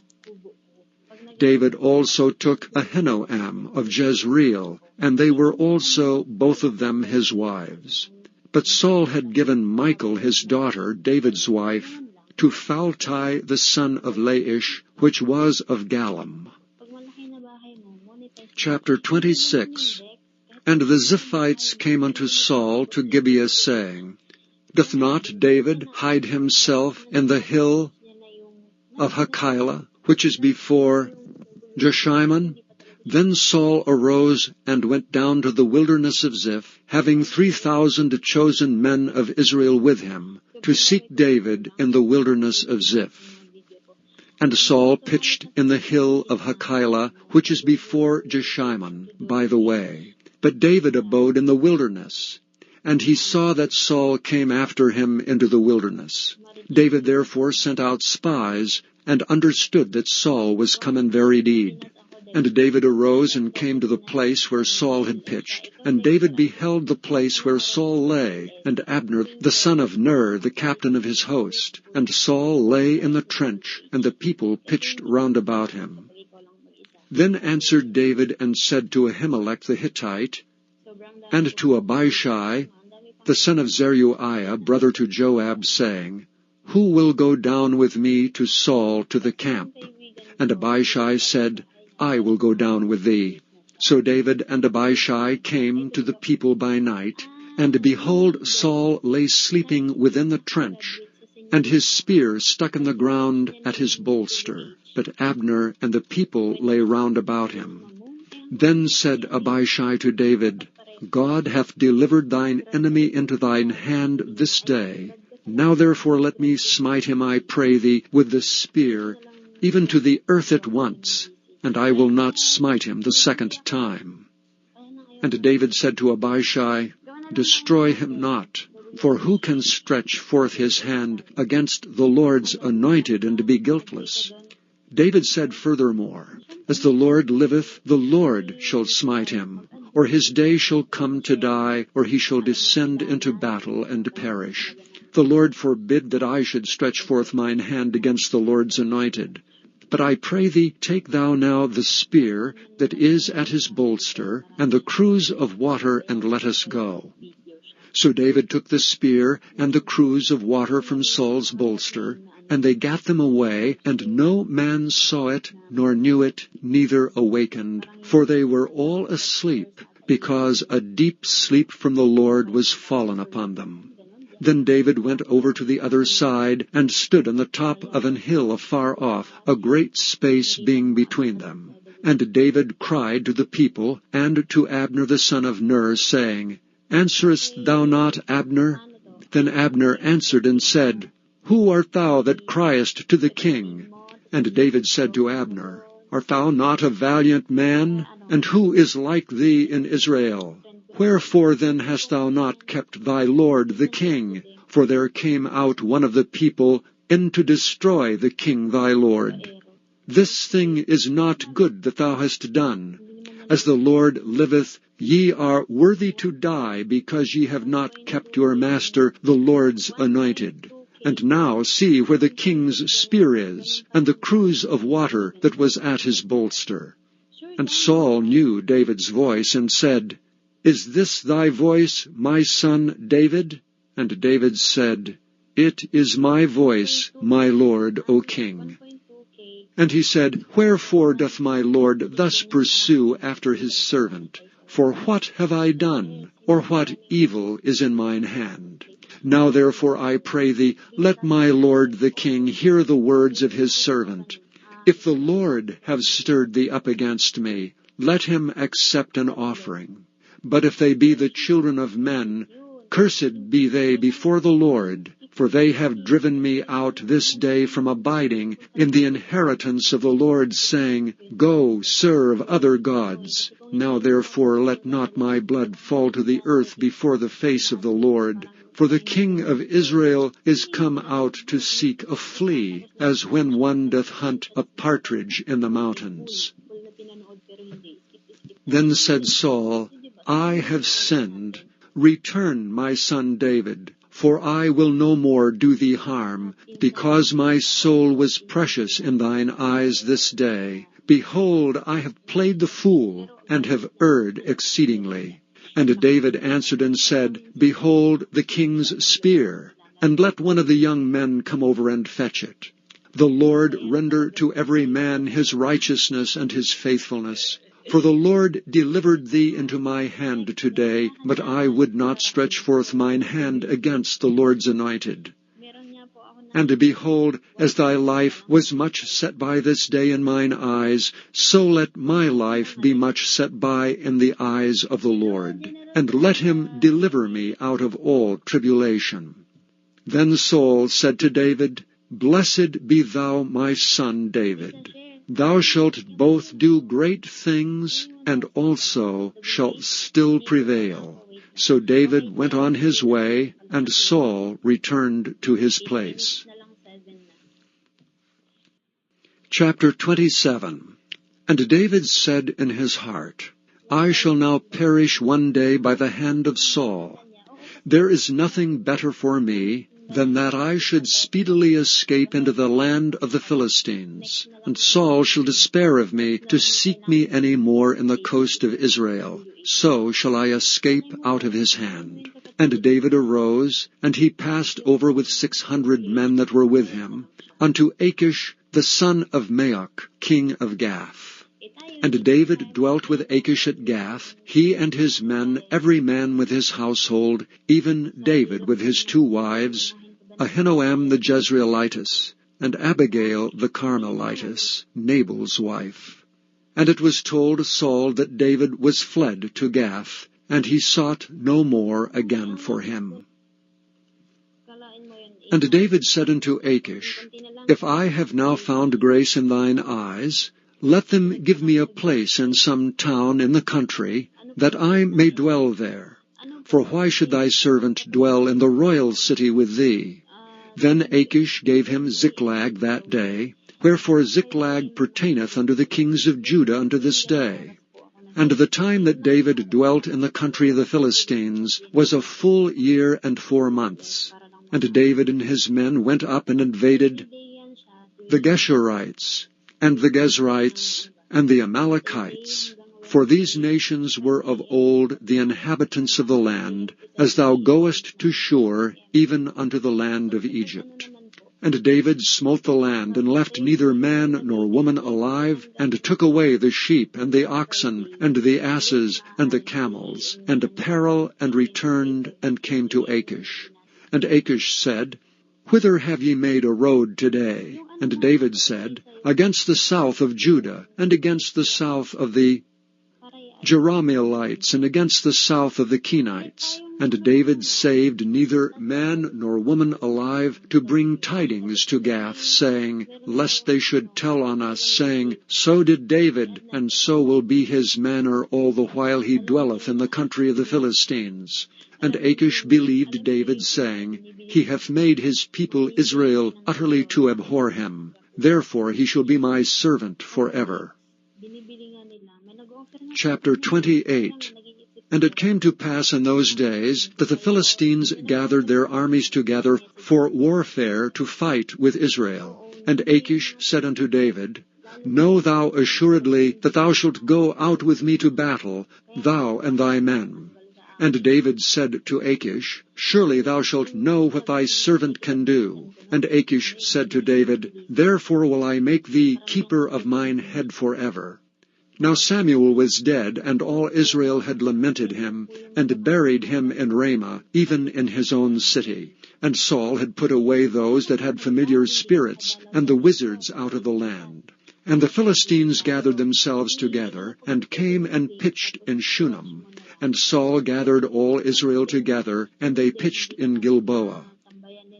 And when Saul saw the host of the Philistines, he was afraid, and his heart greatly trembled. And when Saul inquired of the Lord answered him not, neither by dreams, nor by Urim, nor by prophets. Then said Saul unto his servants, Seek me a woman that hath a familiar spirit, that I may go to her and inquire of her. And his servants said to him, Behold, there is a woman that hath a familiar spirit at Endor. And Saul disguised himself, and put on other raiment. And he went, and 2 men with him, and they came to the woman by night. And he said, I pray thee, divine unto me by the familiar spirit, and bring me him up, whom I shall name unto thee. And the woman said unto him, Behold, thou knowest what Saul hath done, how he hath cut off those that have familiar spirits, and the wizards out of the land. Wherefore then layest thou a snare for my life, to cause me to die? And Saul sware to her by the Lord, saying, As the Lord liveth, there shall no punishment happen to thee for this thing. Then said the woman, Whom shall I bring up unto thee? And he said, Bring me up Samuel. And when the woman saw Samuel, she cried with a loud voice. And the woman spake to Saul, saying, Why hast thou deceived me? For thou art Saul. And the king said unto her, Be not afraid, for what sawest thou? And the woman said unto Saul, I saw gods ascending out of the earth. And he said unto her, What form is he of? And she said, An old man cometh up, and he is covered with a mantle. And Saul perceived that it was Samuel. And he stooped with his face to the ground, and bowed himself.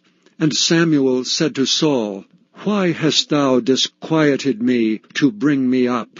And Saul answered, I am sore distressed, for the Philistines make war against me, and God is departed from me, and answereth me no more, neither by prophets, nor by dreams. Therefore I have called thee, that thou mayest make known unto me what I shall do.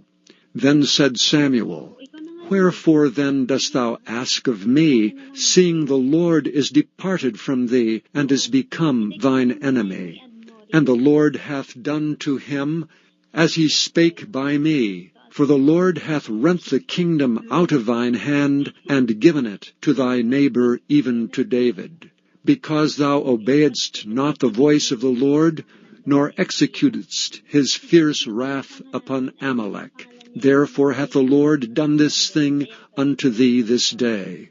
Moreover, the Lord will also deliver Israel with thee into the hand of the Philistines. And tomorrow shalt thou and thy sons be with me. The Lord also shall deliver the host of Israel into the hand of the Philistines. Then Saul fell straightway all along the earth, and was sore afraid because of the words of Samuel. And there was no strength in him, for he had eaten no bread all the day, nor all the night.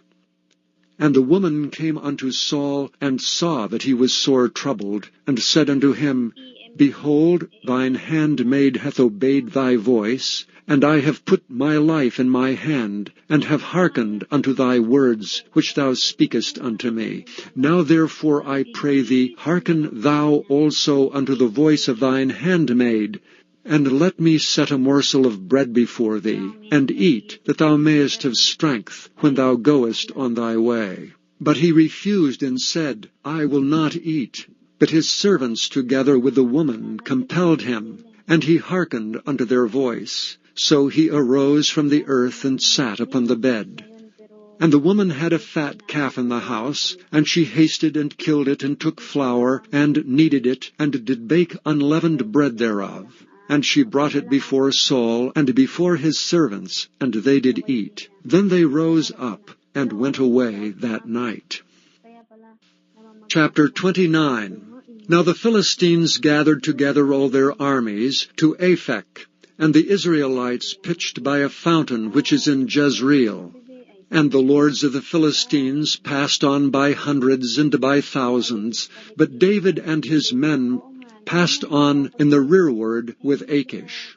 Then said the princes of the Philistines, What do these Hebrews here? And Achish said unto the princes of the Philistines, Is not this David the servant of Saul, the king of Israel, which hath been with me these days, or these years, and I have found no fault in him, since he fell unto me unto this day? And the princes of the Philistines were wroth with him, and the princes of the Philistines said unto him, Make this fellow return, that he may go again to his place which thou hast appointed him, and let him not go down with us to battle, lest in the battle he be an adversary to us. And wherewith should he reconcile himself unto his master? Should it not be with the heads of these men? Is not this David, of whom they sang one to another in dances, saying, Saul slew his thousands, and David his 10,000s? Then Achish called David, and said unto him, Surely as the Lord liveth, thou hast been upright, and thy going out and thy coming in with me in the host is good in my sight. For I have not found evil in thee since the day of thy coming unto me unto this day. Nevertheless the Lord's favour thee not. Wherefore now return, and go in peace, that thou displease not the lords of the Philistines. And David said unto Achish, But what have I done? And what hast thou found in thy servant so long as I have been with thee unto this day, that I may not go fight against the enemies of my lord the king? And Achish answered and said to David, I know that thou art good in my sight as an angel of God. Notwithstanding, the princes of the Philistines have said, He shall not go up with us to the battle. Wherefore now rise up early in the morning with thy master's servants that are come with thee, and as soon as ye be up early in the morning, and have light, depart. So David and his men rose up early to depart in the morning, to return into the land of the Philistines. And the Philistines went up to Jezreel. Chapter 30. And it came to pass, when David and his men were come to Ziklag, on the third day, that the Amalekites had invaded the south, and Ziklag, and smitten Ziklag, and burned it with fire, and had taken away the women captives that were therein. They slew not any, either great or small, but carried them away, and went on their way. So David and his men came to the city, and behold, it was burned with fire, and their wives, and their sons, and their daughters were taken captives. Then David and the people that were with him lifted up their voice and wept, until they had no more power to weep. And David's 2 wives were taken captives, Ahinoam the Jezreelitess, and Abigail, the wife of Nabal the Carmelite. And David was greatly distressed, for the people spoke of stoning him, because the soul of all the people was grieved every man for his sons and for his daughters. But David encouraged himself in the Lord his God. And David said to Abiathar the priest, Ahimelech's son, I pray thee, bring me hither the ephod. And Abiathar brought thither the ephod to David. And David inquired at the Lord, saying, Shall I pursue after this troop? Shall I overtake them? And he answered him, Pursue, for thou shalt surely overtake them, and without fail recover all. So David went, he and the 600 men that were with him, and came to the brook Besor, where those that were left behind stayed. But David pursued, he and 400 men, for 200 abode behind, which were so faint that they could not go over the brook Besor. And they found an Egyptian in the field, and brought him to David, and gave him bread, and he did eat, and they made him drink water, and they gave him a piece of a cake of figs, and 2 clusters of raisins. And when he had eaten, his spirit came again to him, for he had eaten no bread, nor drunk any water 3 days and 3 nights. And David said unto him, To whom belongest thou? And whence art thou? And he said, I am a young man of Egypt, servant to an Amalekite, and my master left me because 3 days agone I fell sick. We made an invasion upon the south of the Kerethites, and upon the coast which belongeth to Judah, and upon the south of Caleb, and we burned Ziklag with fire. And David said to him, Canst thou bring me down to this company? And he said, Swear unto me by God, that thou wilt neither kill me, nor deliver me into the hands of my master, and I will bring thee down to this company. And when he had brought him down, behold, they were spread abroad upon all the earth, eating and drinking and dancing, because of all the great spoil they had taken out of the land of the Philistines, and out of the land of Judah, even unto the evening of the next day. And there escaped not a man of them, save 400 young men, which rode upon camels and fled. And David recovered all that the Amalekites had carried away, and David rescued his 2 wives. And there was nothing lacking to them, neither small nor great, neither sons nor daughters, neither spoil, nor anything that they had taken to them. David recovered all. And David took all the flocks and the herds which they drave before those other cattle, and said, This is David's spoil. And David came to the 200 men, which were so faint that they could not follow David, whom they had made also to abide at the brook Besor, and they went forth to meet David, and to meet the people that were with him. And when David came near to the people, he saluted them. Then answered all the wicked men, and men of Belial, of those that went with David, and said, Because they went not with us, we will not give them aught of the spoil that we have recovered, save to every man his wife and his children, that they may lead them away and depart. Then said David, Ye shall not do so, my brethren, with that which the Lord hath given us, who hath preserved us, and delivered the company that came against us into our hand. For who will hearken unto you in this matter? But as his part is that goeth down to the battle, so shall his part be that tarrieth by the stuff. They shall part alike. And it was so from that day forward, that he made it a statute and an ordinance for Israel unto this day. And when David came to Ziklag, he sent of the spoil unto the elders of Judah, even to his friends, saying, Behold, a present for you of the spoil of the enemies of the Lord, to them which were in Bethel, and to them which were in South Ramoth, and to them that were in Jatir, and to them which were in Aroer, and to them which were in Siphmoth, and to them which were in Eshtemoa, and to them which were in Rachel, and to them which were in the cities of the Jerahmeelites, and to them which were in the cities of the Kenites, and to them which were in Hormah, and to them which were in Athak, and to them which were in Hebron, and to all the places where David himself and his men were wont to haunt. Chapter 31. Now the Philistines fought against Israel, and the men of Israel fled from before the Philistines, and fell down slain in Mount Gilboa. And the Philistines followed hard upon Saul and upon his sons. And the Philistines slew Jonathan, and Abinadab, and Malchi-Shua, Saul's sons. And the battle went sore against Saul, and the archers hit him, and he was sore wounded of the archers. Then said Saul unto his armor-bearer, Draw thy sword, and thrust me through therewith, lest these uncircumcised come and thrust me through and abuse me. But his armor-bearer would not, for he was sore afraid. Therefore Saul took a sword and fell upon it. And when his armor-bearer saw that Saul was dead, he fell likewise upon his sword, and died with him. So Saul died, and his 3 sons, and his armor-bearer, and all his men that same day together.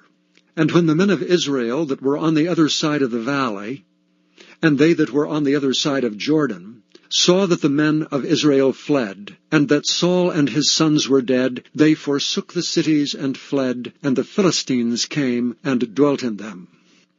And it came to pass on the morrow, when the Philistines came to strip the slain, that they found Saul and his 3 sons fallen in Mount Gilboa. And they cut off his head, and stripped off his armor, and sent into the land of the Philistines round about, to publish it in the house of their idols, and among the people. And they put his armor in the house of Ashtaroth, and they fastened his body to the wall of Bethshan. And when the inhabitants of Jabesh-Gilead heard of that which the Philistines had done to Saul, all the valiant men arose, and went all night, and took the body of Saul, and the bodies of his sons from the wall of Bethshan, and came to Jabesh, and burnt them there. And they took their bones, and buried them under a tree at Jabesh, and fasted 7 days. Thank you for listening to this recording of the King James Bible produced by Audio Scriptures International. Audio Scriptures International believes it is more important to spread the Word of God than to make a large profit. Please feel free to make copies of these recordings and distribute them freely so long as you adhere to the following guidelines. First, you may not charge any more than the cost to duplicate and send them. Secondly, you must make a complete copy of the recording, including this message. For commercial and fundraising distribution, please contact Audio Scriptures International for additional information.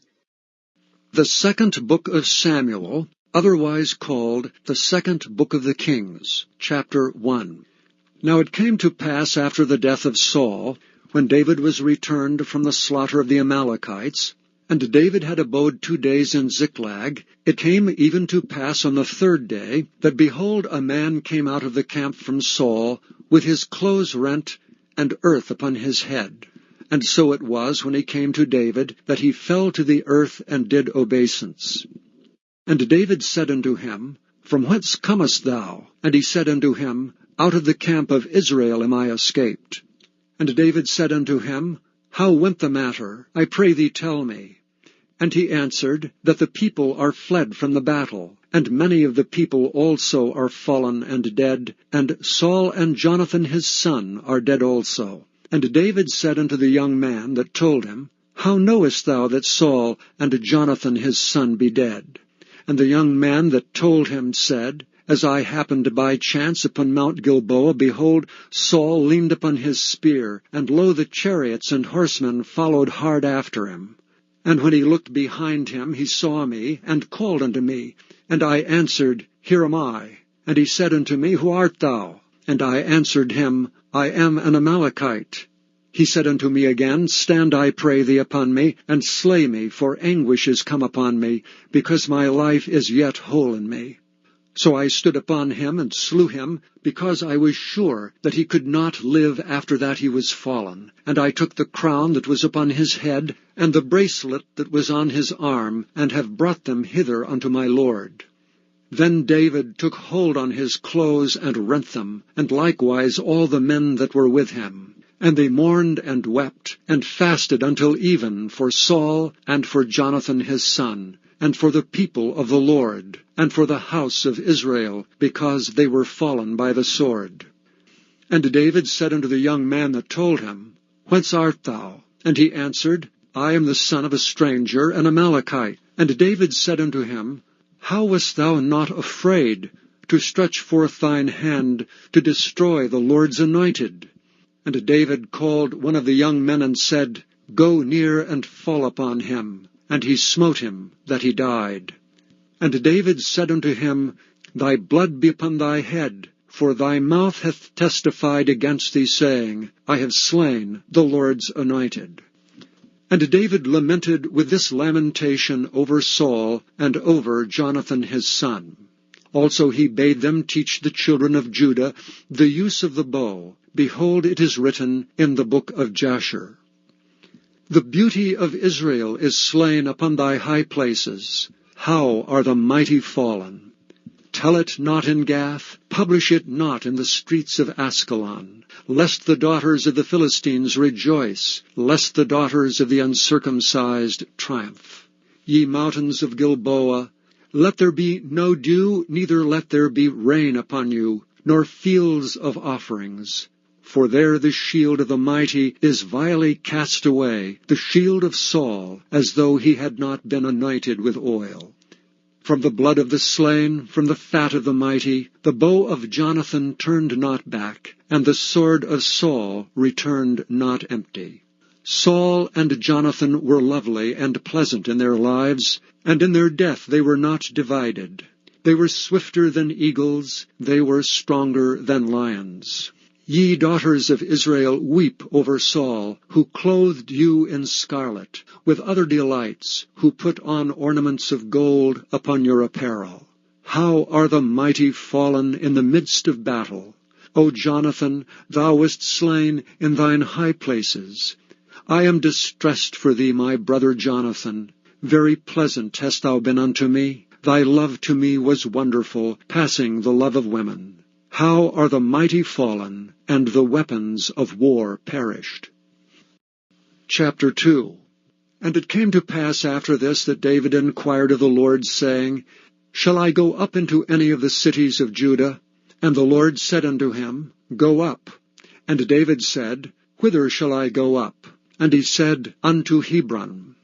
So David went up thither, and his 2 wives also, Ahinoam the Jezreelitess, and Abigail, Nabal's wife, the Carmelite. And his young men that were with him did David bring up, every man with his household, and they dwelt in the cities of Hebron. And the men of Judah came, and there they anointed David king over the house of Judah. And they told David, saying, that the men of Jabesh-Gilead were they that buried Saul. And David sent messengers unto the men of Jabesh-Gilead, and said unto them, Blessed be ye of the Lord, that ye have showed this kindness unto your Lord, even unto Saul, and have buried him. And now the Lord show kindness and truth unto you, and I also will requite you this kindness, because ye have done this thing. Therefore now let your hands be strengthened, and be ye valiant, for your master Saul is dead, and also the house of Judah have anointed me king over them. But Abner the son of Ner, captain of Saul's host, took Ishbosheth the son of Saul, and brought him over to Mahanaim, and made him king over Gilead, and over the Ashurites, and over Jezreel, and over Ephraim, and over Benjamin, and over all Israel. Ishbosheth, Saul's son, was 40 years old when he began to reign over Israel, and reigned 2 years. But the house of Judah followed David. And the time that David was king in Hebron over the house of Judah was 7 years and 6 months. And Abner the son of Ner, and the servants of Ishbosheth the son of Saul, went out from Mahanaim to Gibeon. And Joab the son of Zeruiah, and the servants of David went out and met together by the pool of Gibeon. And they sat down, the one on the one side of the pool, and the other on the other side of the pool. And Abner said to Joab, Let the young men now arise and play before us. And Joab said, Let them arise. Then there arose and went over by number 12 of Benjamin, which pertained to Ishbosheth the son of Saul, and 12 of the servants of David. And they caught every one his fellow by the head, and thrust his sword in his fellow's side, so they fell down together. Wherefore that place was called Helkath-haz-Zurim, which is in Gibeon. And there was a very sore battle that day, and Abner was beaten, and the men of Israel before the servants of David. And there were 3 sons of Zeruiah there, Joab, and Abishai, and Asahel. And Asahel was as light of foot as a wild roe. And Asahel pursued after Abner, and in going he turned not to the right hand nor to the left from following Abner. Then Abner looked behind him and said, Art thou Asahel? And he answered, I am. And Abner said to him, Turn thee aside to thy right hand or to thy left, and lay thee hold on one of the young men, and take thee his armor. But Asahel would not turn aside from following of him. And Abner said again to Asahel, Turn thee aside from following me. Wherefore should I smite thee to the ground? How then should I hold up my face to Joab thy brother?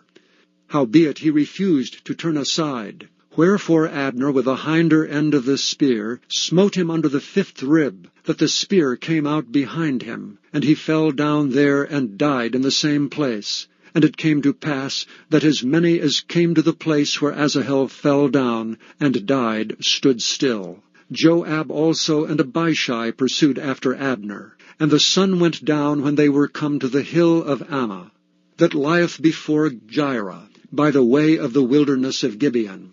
And the children of Benjamin gathered themselves together after Abner, and became one troop, and stood on the top of an hill.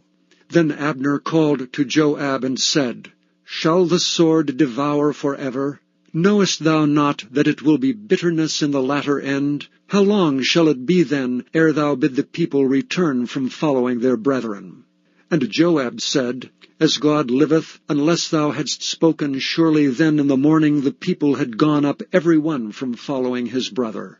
So Joab blew a trumpet, and all the people stood still, and pursued after Israel no more, neither fought they any more.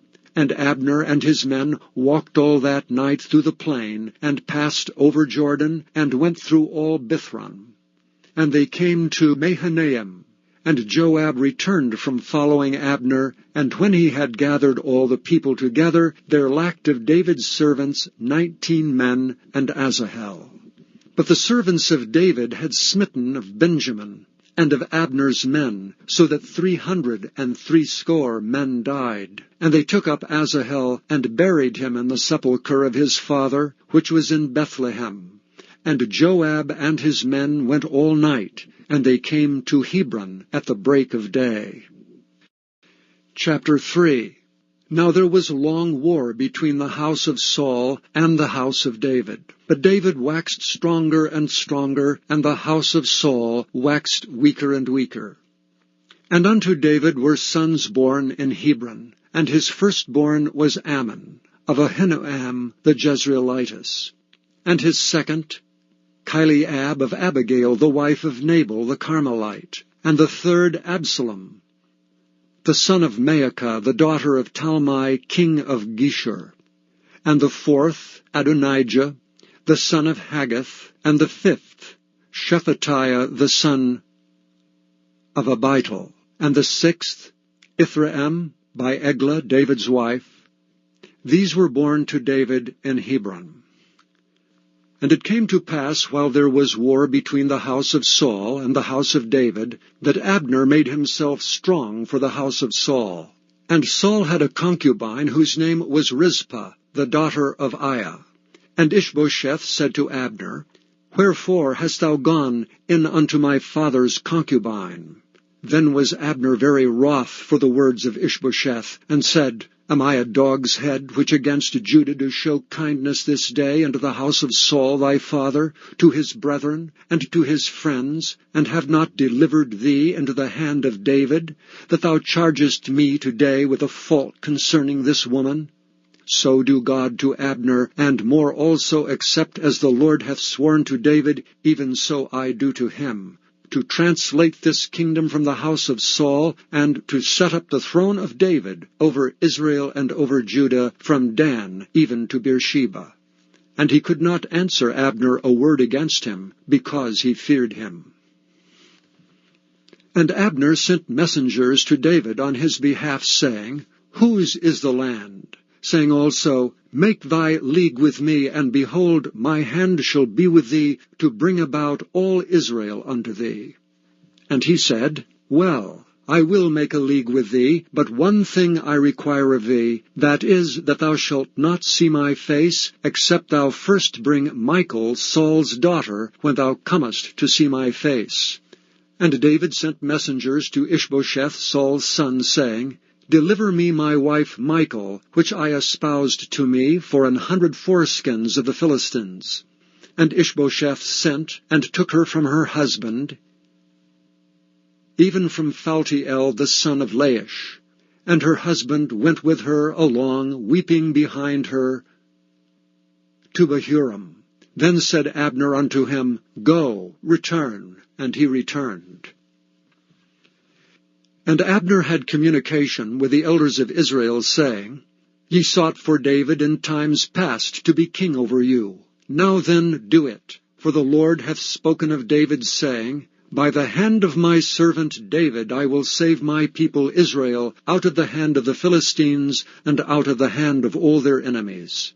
And Abner also spake in the ears of Benjamin, and Abner went also to speak in the ears of David in Hebron, all that seemed good to Israel, and that seemed good to the whole house of Benjamin.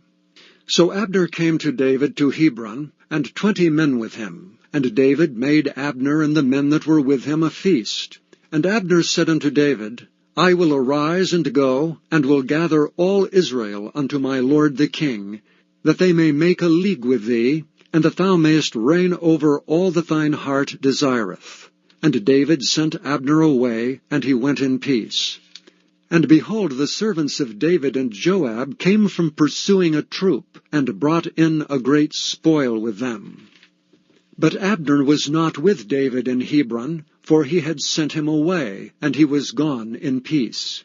When Joab and all the host that was with him were come, they told Joab, saying, Abner the son of Ner came to the king, and he hath sent him away, and he is gone in peace. Then Joab came to the king and said, What hast thou done? Behold, Abner came unto thee. Why is it that thou hast sent him away, and he is quite gone? Thou knowest Abner the son of Ner, that he came to deceive thee, and to know thy going out and thy coming in, and to know all that thou doest. And when Joab was come out from David, he sent messengers after Abner, which brought him again from the well of Sirah, but David knew it not. And when Abner was returned to Hebron, Joab took him aside in the gate to speak with him quietly, and smote him there under the 5th rib that he died, for the blood of Asahel his brother. And afterward, when David heard it, he said, I and my kingdom are guiltless before the Lord forever from the blood of Abner the son of Ner. Let it rest on the head of Joab, and on all his father's house. And let there not fail from the house of Joab one that hath an issue, or that is a leper, or that leaneth on a staff, or that falleth on the sword, or that lacketh bread. So Joab and Abishai his brothers slew Abner, because he had slain their brother Asahel at Gibeon in the battle. And David said to Joab and to all the people that were with him, Rend your clothes, and gird you with sackcloth, and mourn before Abner. And King David himself followed the bier. And they buried Abner in Hebron, and the king lifted up his voice, and wept at the grave of Abner. And all the people wept. And the king lamented over Abner, and said, Died Abner as a fool dieth? Thy hands were not bound, nor thy feet put into fetters. As a man falleth before wicked men, so fellest thou. And all the people wept again over him. And when all the people came to cause David to eat meat while it was yet day, David sware, saying, So do God to me, and more also, if I taste bread or aught else till the sun be down. And all the people took notice of it, and it pleased them, as whatsoever the king did pleased all the people. For all the people and all Israel understood that day that it was not of the king to slay Abner the son of Ner. And the king said unto his servants, Know ye not that there is a prince and a great man fallen this day in Israel? And I am this day weak, though anointed king, and these men, the sons of Zeruiah, be too hard for me. The Lord shall reward the doer of evil according to his wickedness. Chapter 4.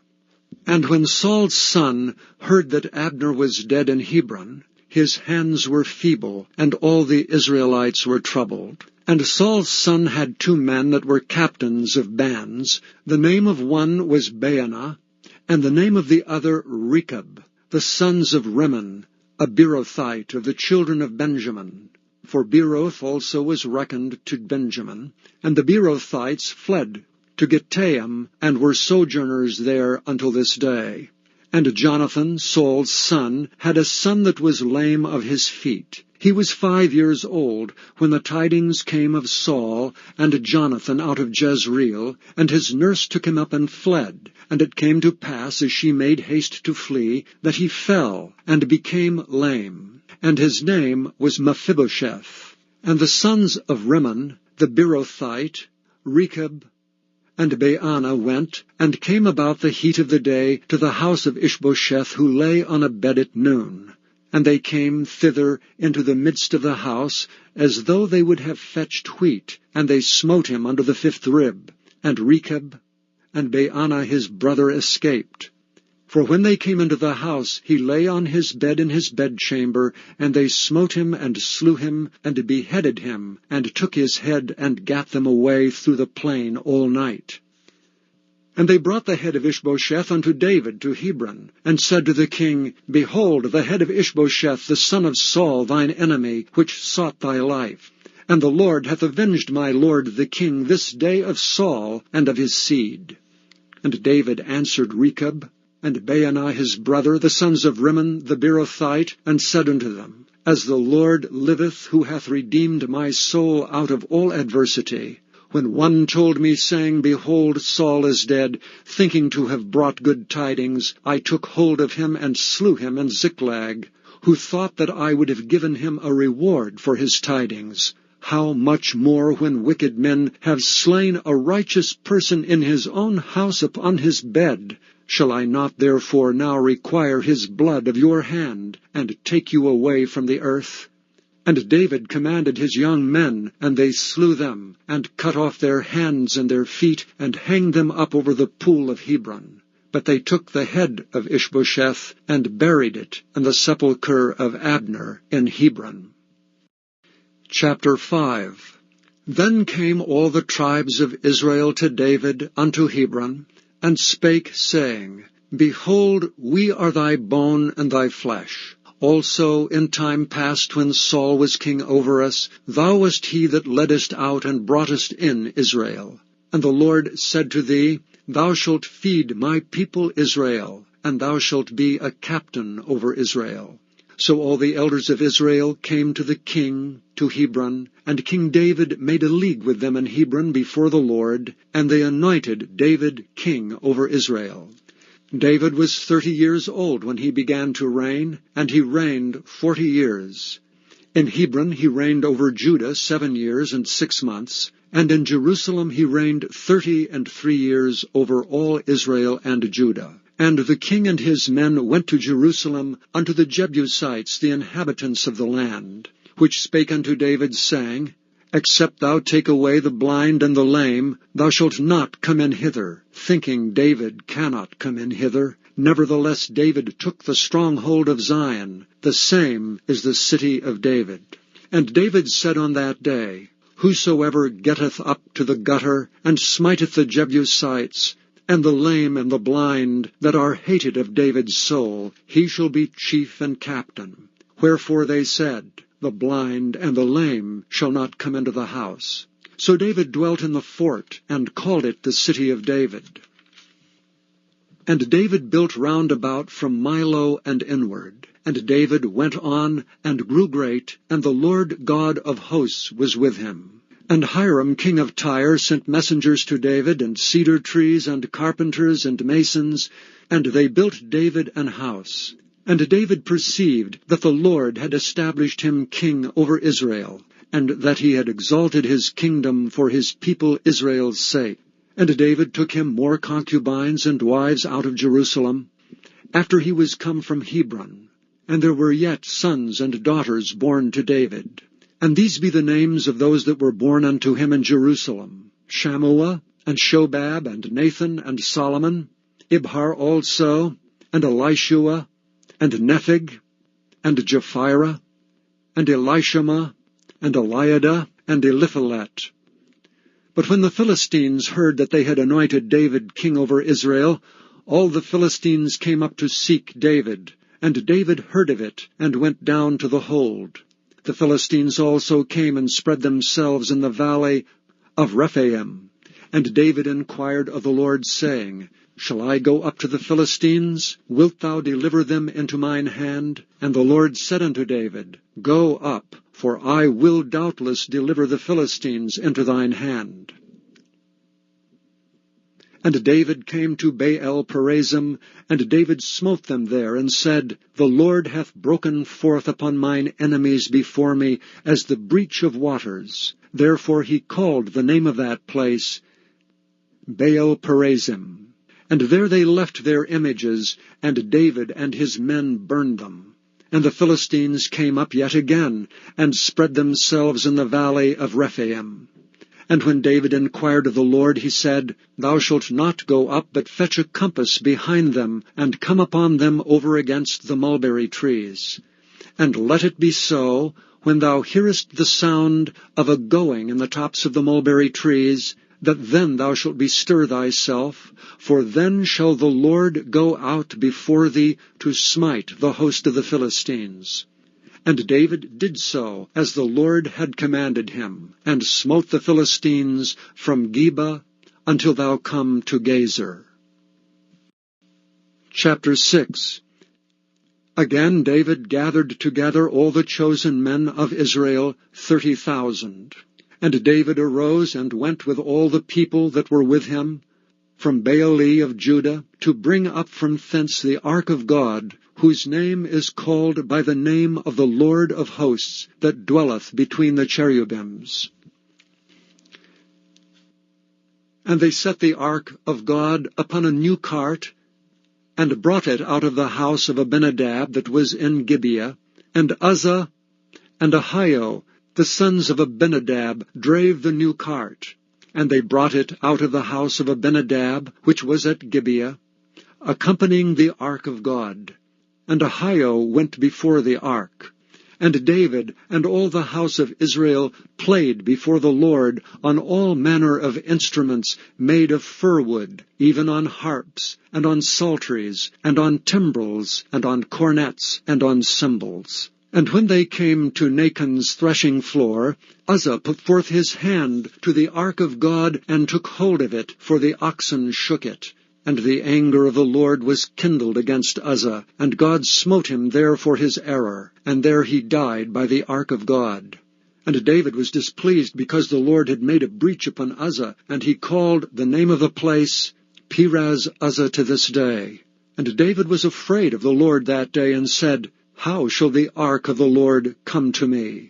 So David would not remove the ark of the Lord unto him into the city of David, but David carried it aside into the house of Obed-Edom the Gittite. And the ark of the Lord continued in the house of Obed-Edom the Gittite 3 months, and the Lord blessed Obed-Edom and all his household. And it was told King David, saying, The Lord hath blessed the house of Obed-Edom, and all that pertaineth unto him, because the ark of God. So David went and brought up the ark of God from the house of Obed-Edom into the city of David with gladness. And it was so, that when they that bare the ark of the Lord had gone 6 paces, he sacrificed oxen and fatlings. And David danced before the Lord with all his might, and David was girded with a linen ephod. So David and all the house of Israel brought up the ark of the Lord with shouting, and with the sound of the trumpet. And as the ark of the Lord came into the city of David, Michal, Saul's daughter, looked through a window, and saw King David leaping and dancing before the Lord, and she despised him in her heart. And they brought in the ark of the Lord, and set it in his place, in the midst of the tabernacle that David had pitched for it. And David offered burnt offerings and peace offerings before the Lord. And as soon as David had made an end of offering burnt offerings and peace offerings, he blessed the people in the name of the Lord of hosts. And he dealt among all the people, even among the whole multitude of Israel, as well to the women as men, to every one a cake of bread, and a good piece of flesh, and a flagon of wine. So all the people departed every one to his house. Then David returned to bless his household.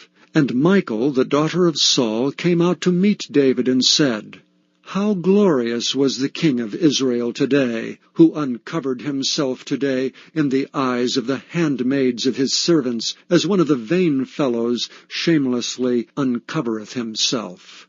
And David said unto Michal, It was before the Lord, which chose me before thy father, and before all his house, to appoint me ruler over the people of the Lord, over Israel. Therefore will I play before the Lord. And I will yet be more vile than thus, and will be base in mine own sight.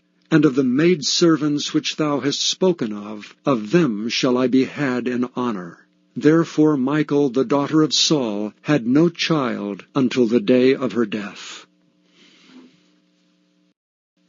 Chapter 7. And it came to pass, when the king sat in his house, and the Lord had given him rest round about from all his enemies, that the king said unto Nathan the prophet, See now I dwell in an house of cedar, but the ark of God dwelleth within curtains. And Nathan said to the king, Go, do all that is in thine heart, for the Lord is with thee. And it came to pass that night, that the word of the Lord came unto Nathan, saying, Go and tell my servant David, Thus saith the Lord, Shalt thou build me an house for me to dwell in? Whereas I have not dwelt in any house since the time that I brought up the children of Israel out of Egypt, even to this day, but have walked in a tent and in a tabernacle. In all the places wherein I have walked with all the children of Israel, spake I a word with any of the tribes of Israel, whom I commanded to feed my people Israel, saying, Why build ye not me an house of cedar? Now therefore so shalt thou say unto my servant David, Thus saith the Lord of hosts, I took thee from the sheepcote, from following the sheep, to be ruler over my people, over Israel. And I was with thee whithersoever thou wentest, and have cut off all thine enemies out of thy sight, and have made thee a great name, like unto the name of the great men that are in the earth. Moreover, I will appoint a place for my people Israel, and will plant them, that they may dwell in a place of their own, and move no more.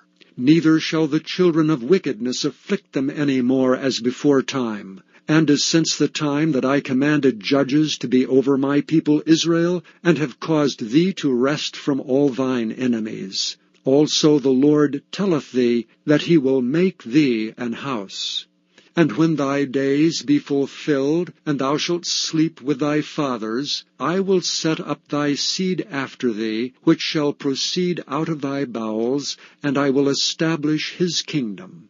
He shall build an house for my name, and I will establish the throne of his kingdom forever. I will be his father, and he shall be my son. If he commit iniquity, I will chasten him with the rod of men, and with the stripes of the children of men. But my mercy shall not depart away from him, as I took it from Saul, whom I put away before thee. And thine house and thy kingdom shall be established forever before thee. Thy throne shall be established forever. According to all these words, and according to all this vision, so did Nathan speak unto David. Then went King David in and sat before the Lord, and he said, Who am I, O Lord God? And what is my house, that thou hast brought me hitherto? And this was yet a small thing in thy sight, O Lord God, but thou hast spoken also of thy servant's house for a great while to come. And is this the manner of man, O Lord God? And what can David say more unto thee? For thou, Lord God, knowest thy servant.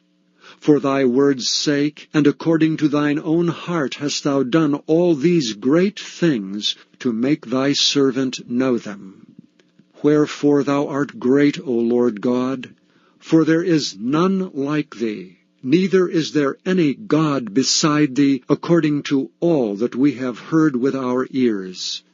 And what one nation in the earth is like thy people, even like Israel, whom God went to redeem for a people to himself, and to make him a name, and to do for you great things and terrible, for thy land before thy people, which thou redeemedst to thee from Egypt, from the nations and their gods. For thou hast confirmed to thyself thy people Israel to be a people unto thee forever, and thou, Lord, art become their God.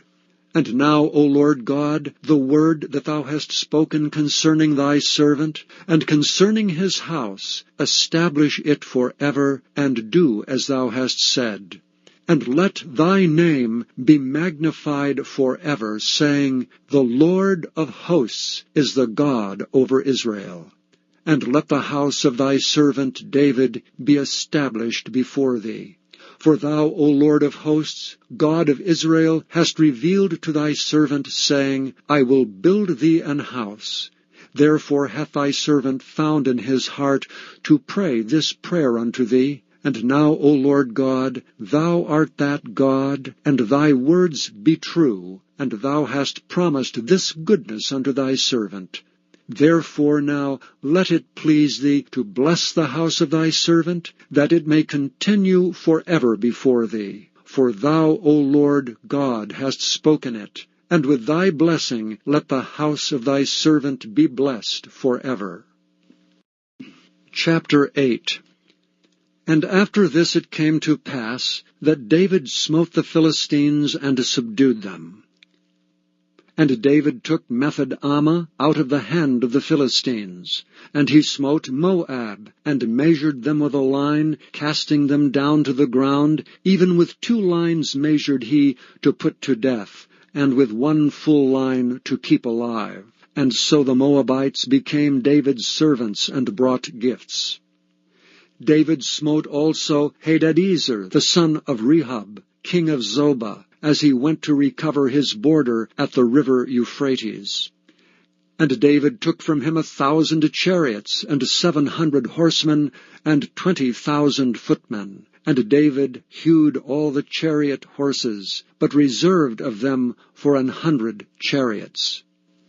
And when the Syrians of Damascus came to succor Hadadezer king of Zobah, David slew of the Syrians 22,000 men. Then David put garrisons in Syria of Damascus, and the Syrians became servants to David and brought gifts. And the Lord preserved David whithersoever he went. And David took the shields of gold that were on the servants of Hadadezer, and brought them to Jerusalem. And from Beta, and from Berothai, cities of Hadadezer, King David took exceeding much brass. When Toi, king of Hamath, heard that David had smitten all the host of Hadadezer, then Toi sent Joram his son unto King David to salute him, and to bless him, because he had fought against Hadadezer and smitten him. For Hadadezer had wars with Toi.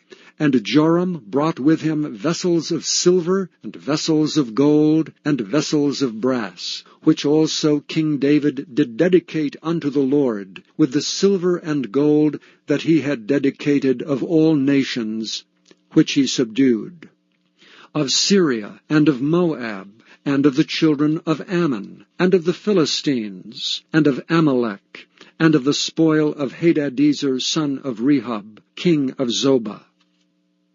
And David gat him a name when he returned from smiting of the Assyrians in the valley of Salt, being 18,000 men. And he put garrisons in Edom. Throughout all Edom he put garrisons, and all they of Edom became David's servants. And the Lord preserved David whithersoever he went. And David reigned over all Israel. And David executed judgment and justice unto all his people. And Joab the son of Zeruiah was over the host, and Jehoshaphat the son of Ahilud was recorder, and Zadok the son of Ahitub, and Ahimelech the son of Abiathar were the priests, and Sariah was the scribe. And Benaiah the son of Jehoiada was over both the Kerethites and the Pelethites, and David's sons were chief rulers. Chapter 9. And David said, Is there yet any that is left of the house of Saul, that I may show him kindness for Jonathan's sake? And there was of the house of Saul a servant whose name was Ziba. And when they had called him unto David, the king said unto him, Art thou Ziba? And he said, Thy servant is he. And the king said, Is there not yet any of the house of Saul, that I may show the kindness of God unto him? And Ziba said unto the king, Jonathan hath yet a son, which is lame on his feet. And the king said unto him, Where is he? And Ziba said unto the king, Behold, he is in the house of Machir, the son of Ammiel, in Lodebar. Then King David sent and fetched him out of the house of Machir, the son of Ammiel, from Lodebar.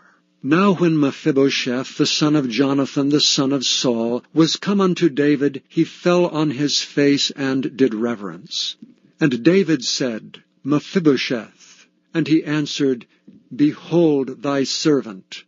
And David said unto him, Fear not. For I will surely show thee kindness for Jonathan thy father's sake, and will restore thee all the land of Saul thy father. And thou shalt eat bread at my table continually. And he bowed himself and said, What is thy servant, that thou shouldst look upon such a dead dog as I am? Then the king called to Ziba Saul's servant, and said unto him, I have given unto thy master's son all that pertaineth to Saul and to all his house. Thou therefore and thy sons and thy servants shall till the land for him, and thou shalt bring in the fruits, that thy master's son may have food to eat. But Mephibosheth thy master's son shall eat bread alway at my table. Now Ziba had 15 sons and 20 servants. Then said Ziba unto the king, According to all that my lord the king hath commanded his servant, so shall thy servant do. As for Mephibosheth, said the king, he shall eat at my table as one of the king's sons. And Mephibosheth had a young son, whose name was Micah. And all that dwelt in the house of Ziba were servants unto Mephibosheth. So Mephibosheth dwelt in Jerusalem, for he did eat continually at the king's table, and was lame on both his feet. Chapter 10. And it came to pass after this, that the king of the children of Ammon died, and Hanun his son reigned in his stead. Then said David, I will show kindness unto Hanun the son of Nahash, as his father showed kindness unto me.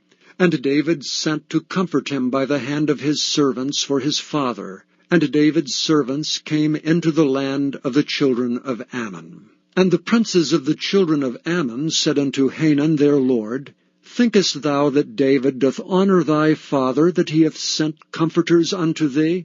Hath not David rather sent his servants unto thee to search the city, and to spy it out, and to overthrow it?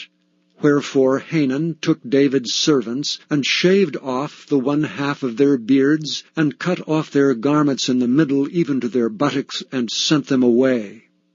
When they told it unto David, he sent to meet them, because the men were greatly ashamed. And the king said, Tarry at Jericho until your beards be grown, and then return. And when the children of Ammon saw that they stank before David, the children of Ammon sent and hired the Syrians of Beth-rehob, and the Syrians of Zobah, 20,000 footmen, and the king of Maacah 1,000 men, and of Ishtab 12,000 men. And when David heard of it, he sent Joab and all the host of the mighty men. And the children of Ammon came out, and put the battle in array at the entering in of the gate. And the Syrians of Zobah, and of Rehob, and Ishtab, and Maacah were by themselves in the field. When Joab saw that the front of the battle was against him before and behind, he chose of all the choice men of Israel, and put them in array against the Syrians. And the rest of the people he delivered into the hand of Abishai his brother, that he might put them in array against the children of Ammon. And he said, If the Syrians be too strong for me, then thou shalt help me. But if the children of Ammon be too strong for thee, then I will come and help thee. Be of good courage, and let us play the men for our people, and for the cities of our God. And the Lord do that which seemeth him good. And Joab drew nigh, and the people that were with him, unto the battle against the Syrians, and they fled before him. And when the children of Ammon saw that the Syrians were fled, then fled they also before Abishai, and entered into the city. So Joab returned from the children of Ammon, and came to Jerusalem. And when the Syrians saw that they were smitten before Israel, they gathered themselves together. And Hadarezer sent, and brought out the Syrians that were beyond the river, and they came to Helam. And Shobach, the captain of the host of Hadarezer, went before them. And when it was told David, he gathered all Israel together, and passed over Jordan, and came to Helam. And the Syrians set themselves in array against David, and fought with him.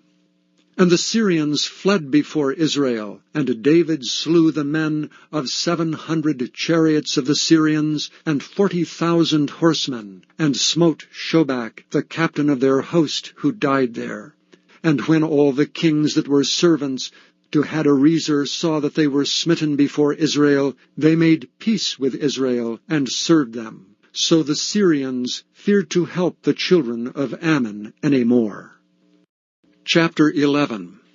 And it came to pass after the year was expired, at the time when kings go forth to battle, that David sent Joab and his servants with him, and all Israel. And they destroyed the children of Ammon, and besieged Rabbah. But David tarried still at Jerusalem.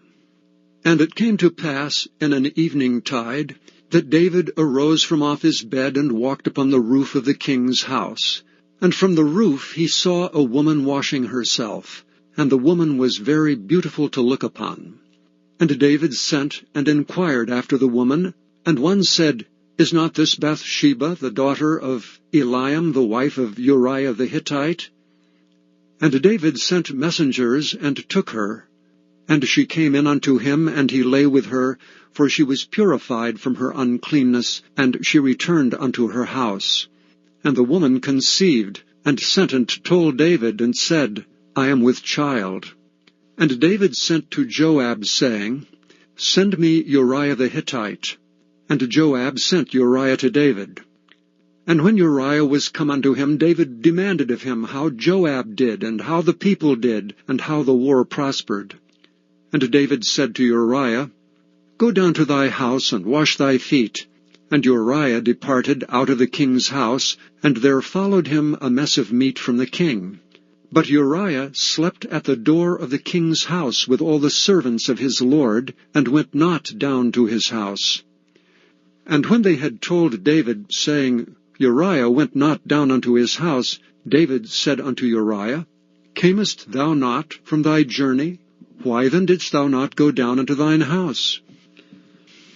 And Uriah said unto David, The ark and Israel and Judah abide in tents, and my lord Joab and the servants of my lord are encamped in the open fields. Shall I then go into mine house to eat and to drink, and to lie with my wife? As thou livest, and as thy soul liveth, I will not do this thing. And David said to Uriah, Tarry here today also, and tomorrow I will let thee depart. So Uriah abode in Jerusalem that day and the morrow. And when David had called him, he did eat and drink before him, and he made him drunk. And at even he went out to lie on his bed with the servants of his lord, but went not down to his house. And it came to pass in the morning that David wrote a letter to Joab, and sent it by the hand of Uriah. And he wrote in the letter, saying, Set ye Uriah in the forefront of the hottest battle, and retire ye from him, that he may be smitten and die. And it came to pass, when Joab observed the city, that he assigned Uriah into a place where he knew that valiant men were. And the men of the city went out and fought with Joab, and there fell some of David's people, of the servants of David, and Uriah the Hittite died also. Then Joab sent and told David all the things concerning the war, and charged the messenger, saying, When thou hast made an end of telling the matters of the war unto the king, and if so be that the king's wrath arise, and he say unto thee, Wherefore approached ye so nigh unto the city, when ye did fight? Knew ye not that they would shoot from the wall? Who smote Abimelech the son of Jerubbesheth? Did not a woman cast a piece of a millstone upon him from the wall, that he died in Thebez? And went ye nigh the wall? Then say thou, Thy servant Uriah the Hittite is dead also.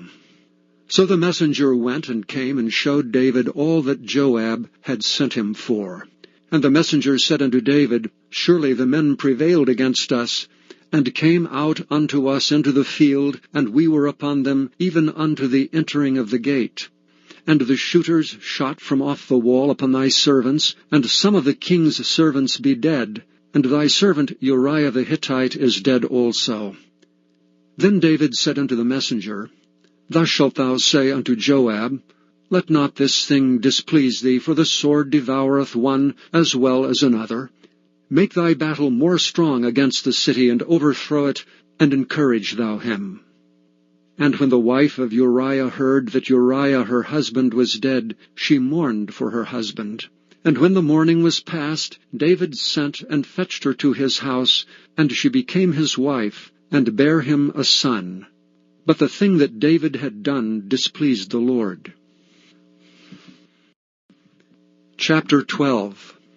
And the Lord sent Nathan unto David, and he came unto him, and said unto him, There were 2 men in one city, the one rich and the other poor. The rich man had exceeding many flocks and herds, but the poor man had nothing save one little ewe lamb, which he had bought and nourished up. And it grew up together with him, and with his children. It did eat of his own meat, and drank of his own cup, and lay in his bosom, and was unto him as a daughter. And there came a traveller unto the rich man, and he spared to take of his own flock, and of his own herd, to dress for the wayfaring man that was come unto him, but took the poor man's lamb, and dressed it for the man that was come to him. And David's anger was greatly kindled against the man, and he said to Nathan, As the Lord liveth, the man that hath done this thing shall surely die. And he shall restore the lamb fourfold, because he did this thing, and because he had no pity. And Nathan said to David, Thou art the man. Thus saith the Lord God of Israel, I anointed thee king over Israel, and I delivered thee out of the hand of Saul, and I gave thee thy master's house, and thy master's wives into thy bosom, and gave thee the house of Israel and of Judah. And if that had been too little, I would moreover have given unto thee such and such things. Wherefore hast thou despised the commandment of the Lord, to do evil in his sight? Thou hast killed Uriah the Hittite with a sword, and hast taken his wife to be thy wife, and hast slain him with the sword of the children of Ammon. Now therefore the sword shall never depart from thine house, because thou hast despised me, and hast taken the wife of Uriah the Hittite to be thy wife. Thus saith the Lord, Behold, I will raise up evil against thee out of thine own house, and I will take thy wives before thine eyes, and give them unto thy neighbor, and he shall lie with thy wives in the sight of this sun. For thou didst it secretly, but I will do this thing before all Israel, and before the sun. And David said unto Nathan, I have sinned against the Lord. And Nathan said unto David, The Lord also hath put away thy sin. Thou shalt not die. Howbeit, because of this deed, thou hast given great occasion to the enemies of the Lord to blaspheme. The child also that is born unto thee shall surely die. And Nathan departed unto his house, and the Lord struck the child that Uriah's wife bare unto David, and it was very sick. David therefore besought God for the child, and David fasted, and went in, and lay all night upon the earth. And the elders of his house arose, and went to him to raise him up from the earth, but he would not, neither did he eat bread with them. And it came to pass on the 7th day, that the child died, and the servants of David feared to tell him that the child was dead, for they said, Behold, while the child was yet alive we spake unto him, and he would not hearken unto our voice. How will he then vex himself, if we tell him that the child is dead? But when David saw that his servants whispered, David perceived that the child was dead. Therefore David said unto his servants, Is the child dead? And they said, He is dead. Then David arose from the earth, and washed, and anointed himself, and changed his apparel, and came into the house of the Lord, and worshipped. Then he came to his own house, and when he required, they set bread before him, and he did eat. Then said his servants unto him, What thing is this that thou hast done? Thou didst fast and weep for the child while it was alive, but when the child was dead, thou didst rise and eat bread. And he said, While the child was yet alive, I fasted and wept. For I said, Who can tell whether God will be gracious to me, that the child may live? But now he is dead. Wherefore should I fast? Can I bring him back again? I shall go to him, but he shall not return to me. And David comforted Bathsheba his wife, and went in unto her, and lay with her. And she bare a son, and she called his name Solomon. And the Lord loved him. And he sent by the hand of Nathan the prophet, and he called his name Jedidiah, because of the Lord.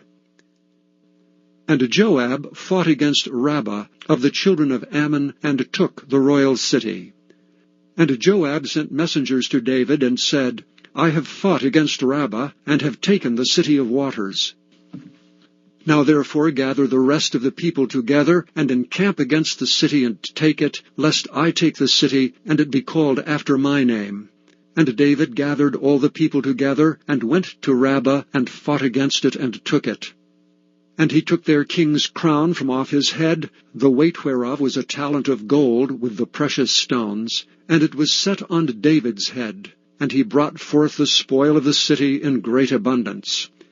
And he brought forth the people that were therein, and put them under saws, and under harrows of iron, and under axes of iron, and made them pass through the brick kiln.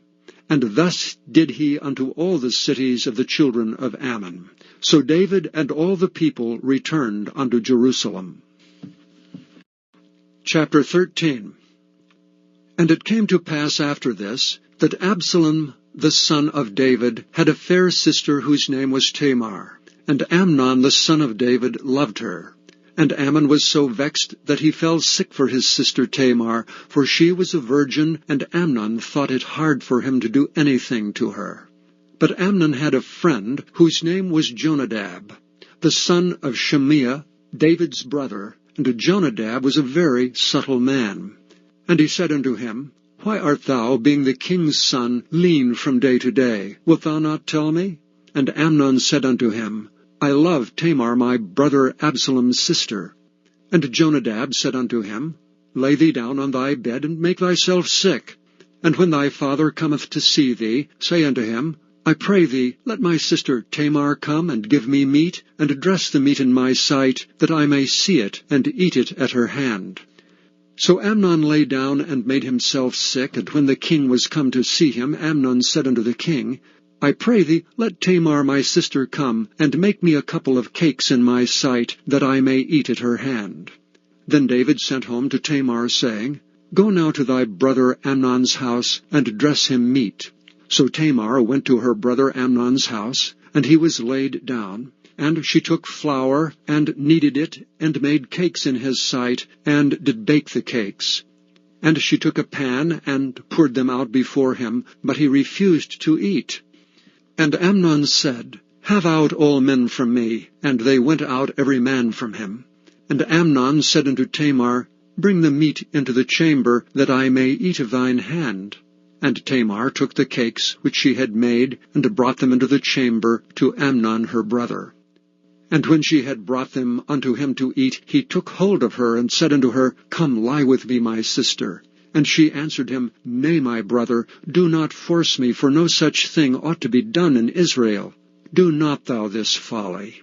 And I, whither shall I cause my shame to go? And as for thee, thou shalt be as one of the fools in Israel. Now therefore I pray thee, speak unto the king, for he will not withhold me from thee. Howbeit he would not hearken unto her voice, but being stronger than she, forced her, and lay with her. Then Amnon hated her exceedingly, so that the hatred wherewith he hated her was greater than the love wherewith he had loved her. And Amnon said unto her, Arise, begone. And she said unto him, There is no cause. This evil in sending me away is greater than the other that thou didst unto me. But he would not hearken unto her. Then he called his servant that ministered unto him, and said, Put now this woman out from me, and bolt the door after her. And she had a garment of divers colors upon her, for with such robes were the king's daughters that were virgins apparelled. Then his servant brought her out, and bolted the door after her. And Tamar put ashes on her head, and rent her garment of divers colors that was on her, and laid her hand on her head, and went on crying. And Absalom her brother said unto her, Hath Amnon thy brother been with thee? But hold now thy peace, my sister. He is thy brother, regard not this thing. So Tamar remained desolate in her brother Absalom's house. But when King David heard of all these things, he was very wroth. And Absalom spake unto his brother Amnon neither good nor bad, for Absalom hated Amnon, because he had forced his sister Tamar. And it came to pass after 2 full years, that Absalom had sheep shearers in Baal-hazor, which is beside Ephraim, and Absalom invited all the king's sons. And Absalom came to the king and said, Behold, now thy servant hath sheep shearers. Let the king, I beseech thee, and his servants go with thy servant. And the king said to Absalom, Nay, my son, let us not all now go, lest we be chargeable unto thee. And he pressed him, howbeit he would not go, but blessed him. Then said Absalom, If not, I pray thee, let my brother Amnon go with us. And the king said unto him, Why should he go with thee? But Absalom pressed him that he let Amnon and all the king's sons go with him. Now Absalom had commanded his servants, saying, Mark ye now when Amnon's heart is merry with wine, and when I say unto you, Smite Amnon, then kill him, fear not. Have not I commanded you? Be courageous and be valiant. And the servants of Absalom did unto Amnon as Absalom had commanded. Then all the king's sons arose, and every man gat him up upon his mule, and fled. And it came to pass, while they were in the way, that tidings came to David, saying, Absalom hath slain all the king's sons, and there is not one of them left. Then the king arose, and tare his garments, and lay on the earth, and all his servants stood by with their clothes rent. And Jonadab, the son of Shimeah, David's brother, answered and said, Let not my lord suppose that they have slain all the young men, the king's sons, for Amnon only is dead. For by the appointment of Absalom this hath been determined from the day that he forced his sister Tamar. Now therefore let not my lord the king take the thing to his heart to think that all the king's sons are dead, for Amnon only is dead. But Absalom fled, and the young man that kept the watch lifted up his eyes, and looked, and behold, there came much people by the way of the hillside behind him. And Jonadab said unto the king, Behold, the king's sons come, as thy servant said, so it is. And it came to pass, as soon as he had made an end of speaking, that behold, the king's sons came, and lifted up their voices, and wept. And the king also and all his servants wept very sore. But Absalom fled, and went to Talmai the son of Ammihud, king of Geshur. And David mourned for his son every day. So Absalom fled, and went to Geshur, and was there 3 years. And the soul of King David longed to go forth unto Absalom, for he was comforted concerning Amnon, seeing he was dead. Chapter 14. Now Joab the son of Zeruiah perceived that the king's heart was toward Absalom. And Joab sent to Tekoa, and fetched thence a wise woman, and said unto her, I pray thee, feign thyself to be a mourner, and put on now mourning apparel, and anoint not thyself with oil, but be as a woman that had a long time mourned for the dead, and come to the king, and speak on this manner unto him. So Joab put the words in her mouth. And when the woman of Tekoa spake to the king, she fell on her face to the ground, and did obeisance, and said, Help, O king. And the king said unto her, What aileth thee? And she answered, I am indeed a widow woman, and mine husband is dead. And thy handmaid had 2 sons, and they 2 strove together in the field, and there was none to part them, but the one smote the other, and slew him. And behold, the whole family is risen against thine handmaid. And they said, Deliver him that smote his brother, that we may kill him, for the life of his brother whom he slew. And we will destroy the heir also, and so they shall quench my coal which is left, and shall not leave to my husband neither name nor remainder upon the earth. And the king said unto the woman, Go to thine house, and I will give charge concerning thee. And the woman of Tekoa said unto the king, My lord, O king, the iniquity be on me, and on my father's house, and the king and his throne be guiltless. And the king said, Whosoever saith aught unto thee, bring him to me, and he shall not touch thee any more.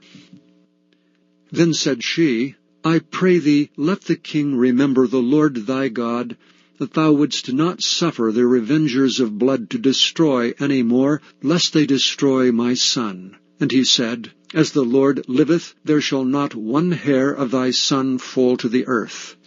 And the woman said, Let thine handmaid, I pray thee, speak one word unto my lord the king. And he said, Say on. And the woman said, Wherefore then hast thou thought such a thing against the people of God? For the king doth speak this thing as one which is faulty, in that the king doth not fetch home again his banished. For we must needs die, and are as water spilt in the ground, which cannot be gathered up again. Neither doth God respect any person, yet doth he devise means that his banished be not expelled from him. Now therefore that I am come to speak of this thing unto my lord the king, it is because the people have made me afraid, and thy handmaid said, I will now speak unto the king. It may be that the king will perform the request of his handmaid. For the king will hear to deliver his handmaid out of the hand of the man that would destroy me and my son together out of the inheritance of God. Then thine handmaid said, The word of the Lord the king shall now be comfortable. For as an angel of God, so is my lord the king to discern good and bad. Therefore the Lord thy God will be with thee. Then the king answered and said unto the woman, Hide not from me, I pray thee, the thing that I shall ask thee. And the woman said, Let my lord the king now speak. And the king said, Is not the hand of Joab with thee in all this? And the woman answered and said, As thy soul liveth, my lord the king, none can turn to the right hand or to the left from aught that my lord the king hath spoken. For thy servant Joab he bade me, and he put all these words in the mouth of thine handmaid. To fetch about this form of speech hath thy servant Joab done this thing. And my lord is wise, according to the wisdom of an angel of God, to know all things that are in the earth. And the king said unto Joab, Behold, now I have done this thing. Go therefore, bring the young man Absalom again. And Joab fell to the ground on his face, and bowed himself, and thanked the king. And Joab said, Today thy servant knoweth that I have found grace in thy sight, my lord, O king, in that the king hath fulfilled the request of his servant. So Joab arose and went to Geshur, and brought Absalom to Jerusalem. And the king said, Let him turn to his own house, and let him not see my face. So Absalom returned to his own house, and saw not the king's face. But in all Israel there was none to be so much praised as Absalom for his beauty. From the sole of his foot even to the crown of his head there was no blemish in him. And when he palled his head, for it was at every year's end that he palled it, because the hair was heavy on him, therefore he palled it, he weighed the hair of his head at 200 shekels after the king's weight. And unto Absalom there were born 3 sons and 1 daughter, whose name was Tamar. She was a woman of a fair countenance. So Absalom dwelt 2 full years in Jerusalem, and saw not the king's face. Therefore Absalom sent for Joab to have sent him to the king, but he would not come to him. And when he sent him the 2nd time, he would not come. Therefore he said unto his servants, See, Joab's field is near mine, and he hath barley there. Go and set it on fire. And Absalom's servants set the field on fire. Then Joab arose and came to Absalom unto his house, and said unto him, Wherefore have thy servants set my field on fire? And Absalom answered Joab, Behold, I sent unto thee, saying, Come hither, that I may send thee to the king, to say, Wherefore am I come from Geshur? It had been good for me to have been there still. Now therefore let me see the king's face, and if there be any iniquity in me, let him kill me. So Joab came to the king and told him. And when he had called for Absalom, he came to the king, and bowed himself on his face to the ground before the king. And the king kissed Absalom. Chapter 15. And it came to pass after this, that Absalom prepared him chariots and horses, and 50 men to run before him. And Absalom rose up early, and stood beside the way of the gate. And it was so, that when any man that had a controversy came to the king for judgment, then Absalom called unto him, and said, Of what city art thou? And he said, Thy servant is of one of the tribes of Israel. And Absalom said unto him, See, thy matters are good and right, but there is no man deputed of the king to hear thee. Absalom said moreover, O that I were made judge in the land! Then every man which hath any suit or cause might come unto me, and I would do him justice. And it was so, that when any man came nigh to him to do him obeisance, he put forth his hand, and took him, and kissed him. And on this manner did Absalom to all Israel that came to the king for judgment. So Absalom stole the hearts of the men of Israel. And it came to pass after 40 years, that Absalom said unto the king, I pray thee, let me go and pay my vow which I have vowed unto the Lord in Hebron. For thy servant vowed a vow while I abode at Geshur in Syria, saying, If the Lord shall bring me again indeed to Jerusalem, then I will serve the Lord. And the king said unto him, Go in peace. So he arose and went to Hebron. But Absalom sent spies throughout all the tribes of Israel, saying, As soon as ye hear the sound of the trumpet, then ye shall say, Absalom reigneth in Hebron. And with Absalom went 200 men out of Jerusalem that were called, and they went in their simplicity, and they knew not anything. And Absalom sent for Ahithophel, the Gilonite, David's counselor from his city, even from Gilo, while he offered sacrifices. And the conspiracy was strong, for the people increased continually with Absalom. And there came a messenger to David, saying, The hearts of the men of Israel are after Absalom. And David said unto all his servants that were with him at Jerusalem, Arise, and let us flee, for we shall not else escape from Absalom. Make speed to depart, lest he overtake us suddenly, and bring evil upon us, and smite the city with the edge of the sword.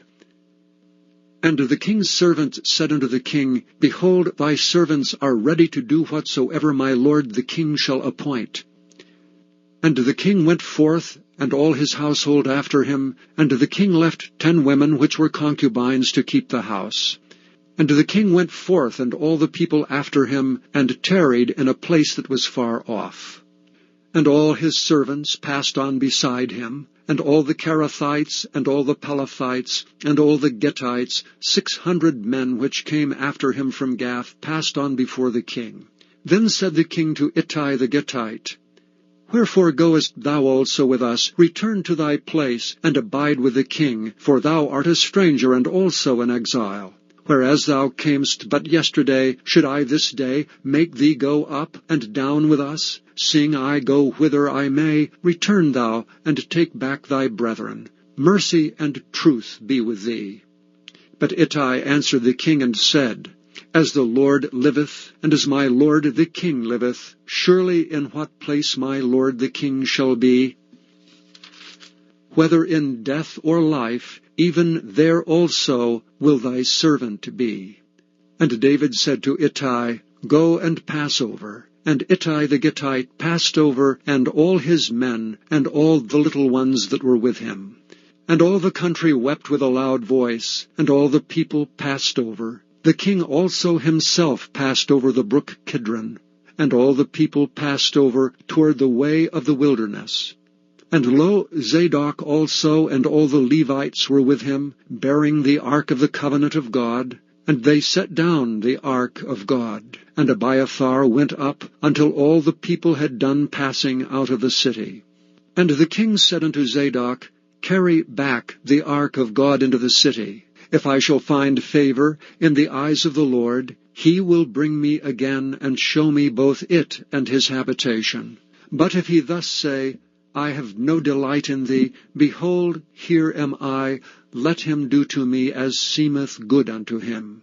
The king said also unto Zadok the priest, Art not thou a seer? Return into the city in peace, and your 2 sons with you, Ahimaaz thy son, and Jonathan the son of Abiathar. See, I will tarry in the plain of the wilderness until there come word from you to certify me. Zadok therefore and Abiathar carried the ark of God again to Jerusalem, and they tarried there. And David went up by the ascent of Mount Olivet, and wept as he went up, and had his head covered, and he went barefoot, and all the people that was with him covered every man his head, and they went up weeping as they went up. And one told David, saying, Ahithophel is among the conspirators with Absalom. And David said, O Lord, I pray thee, turn the counsel of Ahithophel into foolishness.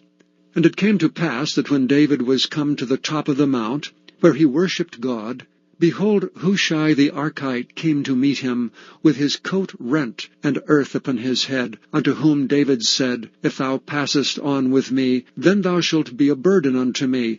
But if thou return to the city, and say unto Absalom, I will be thy servant, O king, as I have been thy father's servant hitherto, so will I now also be thy servant, then mayest thou for me defeat the counsel of Ahithophel. And hast thou not there with thee Zadok and Abiathar the priests? Therefore it shall be, that what thing soever thou shalt hear out of the king's house, thou shalt tell it to Zadok and Abiathar the priests. Behold, they have there with them their 2 sons, Ahimaaz Zadok's son, and Jonathan Abiathar's son. And by them ye shall send unto me everything that ye can hear. So Hushai, David's friend, came into the city, and Absalom came into Jerusalem. Chapter 16. And when David was a little past the top of the hill, the servant of Mephibosheth met him with a couple of asses saddled, and upon them 200 loaves of bread, and 100 bunches of raisins, and 100 of summer fruits, and a bottle of wine. Then said the king unto Ziba, What meanest thou by these? And Ziba said, The asses be for the king's household to ride on, and the bread, and summer fruit for the young men to eat, and the wine, that such as be faint in the wilderness may drink. And the king said, And where is thy master's son? And Ziba said unto the king, Behold, he abideth at Jerusalem. For he said, Today shall the house of Israel restore me the kingdom of my father. Then said the king to Ziba, Behold, thine are all that pertaineth unto Mephibosheth. And Ziba said, I humbly beseech thee, that I may find grace in thy sight, my lord, O king. And when King David came to Bahurim, behold, thence came out a man of the family of the house of Saul, whose name was Shimei the son of Gera. He came forth and cursed still as he came. And he cast stones at David, and at all the servants of King David, and all the people, and all the mighty men were on his right hand and on his left. And thus said Shimei when he cursed, Come out, thou bloody man, and thou man of Belial. The Lord hath returned upon thee all the blood of the house of Saul, in whose stead thou hast reigned. And the Lord hath delivered the kingdom into the hand of Absalom thy son. And behold, thou art taken in thy mischief, because thou art a bloody man. Then said Abishai the son of Zeruiah unto the king, Why should this dead dog curse my lord the king? Let me go over, I pray thee, and take off his head. And the king said, What have I to do with you, ye sons of Zeruiah? So let him curse, because the Lord hath said unto him, Curse David. Who shall then say, Wherefore hast thou done so? And David said to Abishai and to all his servants, Behold, my son, which came forth of my bowels, seeketh my life. How much more may this Benjamite do it? Let him alone, and let him curse, for the Lord hath bidden him. It may be that the Lord will look on mine affliction, and that the Lord will requite me good for his cursing this day. And as David and his men went by the way, Shimei went along on the hillside over against him, and cursed as he went, and threw stones at him, and cast dust.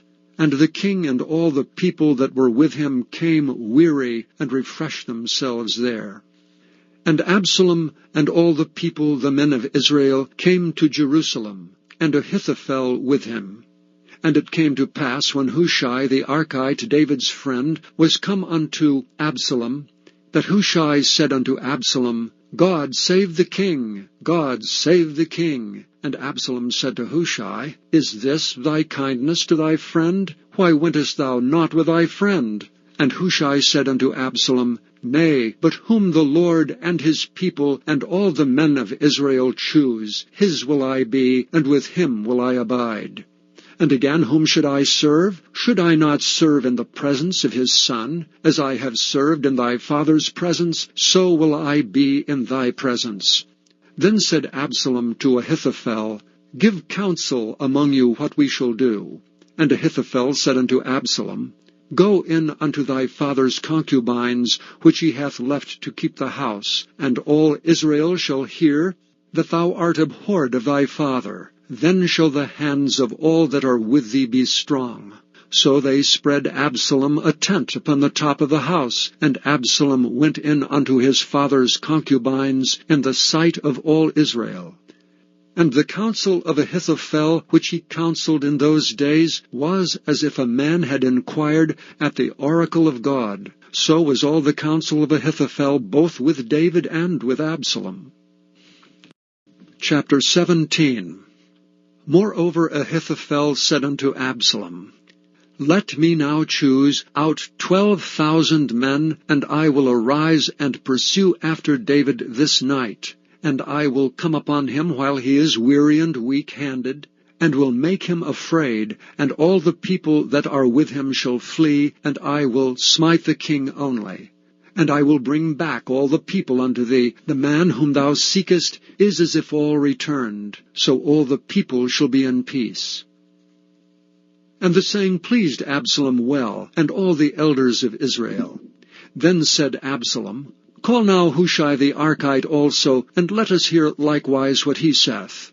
And when Hushai was come to Absalom, Absalom spake unto him, saying, Ahithophel hath spoken after this manner. Shall we do after his saying? If not, speak thou. And Hushai said unto Absalom, The counsel that Ahithophel hath given thee is not good at this time. For, said Hushai, Thou knowest thy father and his men, that they be mighty men, and they be chafed in their minds, as a bear robbed of her whelps in the field. And thy father is a man of war, and will not lodge with the people. Behold, he is hid now in some pit, or in some other place. And it will come to pass, when some of them be overthrown at the first, that whosoever heareth it will say, There is a slaughter among the people that follow Absalom. And he also that is valiant, whose heart is as the heart of a lion, shall utterly melt. For all Israel knoweth that thy father is a mighty man, and they which be with him are valiant men. Therefore I counsel that all Israel be generally gathered unto thee from Dan even to Beersheba, as the sand that is by the sea for multitude, and that thou go to battle in thine own person. So shall we come upon him in some place where he shall be found, and we will light upon him as the dew falleth on the ground. And of him and of all the men that are with him there shall not be left so much as one. Moreover, if he be gotten into a city, then shall all Israel bring ropes to that city, and we will draw it into the river until there be not one small stone found there. And Absalom and all the men of Israel said, The counsel of Hushai the Archite is better than the counsel of Ahithophel. For the Lord had appointed to defeat the good counsel of Ahithophel, to the intent that the Lord might bring evil upon Absalom. Then said Hushai unto Zadok and to Abiathar the priests, Thus and thus did Ahithophel counsel Absalom and the elders of Israel, and thus have I counselled. Now therefore send quickly, and tell David, saying, Lodge not this night in the plains of the wilderness, but speedily pass over, lest the king be swallowed up, and all the people that are with him. Now Jonathan and Ahimaaz stayed by Enrogel, for they might not be seen to come into the city. And a wench went and told them, and they went and told King David. Nevertheless a lad saw them, and told Absalom. But they went both of them away quickly, and came to a man's house in Bahurim, which had a well in his court, whither they went down. And the woman took and spread a covering over the well's mouth, and spread ground corn thereon, and the thing was not known. And when Absalom's servants came to the woman to the house, they said, Where is Ahimaaz and Jonathan? And the woman said unto them, They be gone over the brook of water. And when they had sought and could not find them, they returned to Jerusalem. And it came to pass, after they were departed, that they came up out of the well, and went and told King David, and said unto David, Arise and pass quickly over the water, for thus hath Ahithophel counselled against you. Then David arose, and all the people that were with him, and they passed over Jordan. By the morning light there lacked not one of them that was not gone over Jordan. And when Ahithophel saw that his counsel was not followed, he saddled his ass, and arose, and gat him home to his house, to his city, and put his household in order, and hanged himself, and died, and was buried in the sepulchre of his father. Then David came to Mahanaim, and Absalom passed over Jordan, he and all the men of Israel with him. And Absalom made Amasa king of the host instead of Joab, which Amasa was a man's son, whose name was Ithra, an Israelite, that went in to Abigail, the daughter of Nahash, sister to Zeruiah, Joab's mother. So Israel and Absalom pitched in the land of Gilead.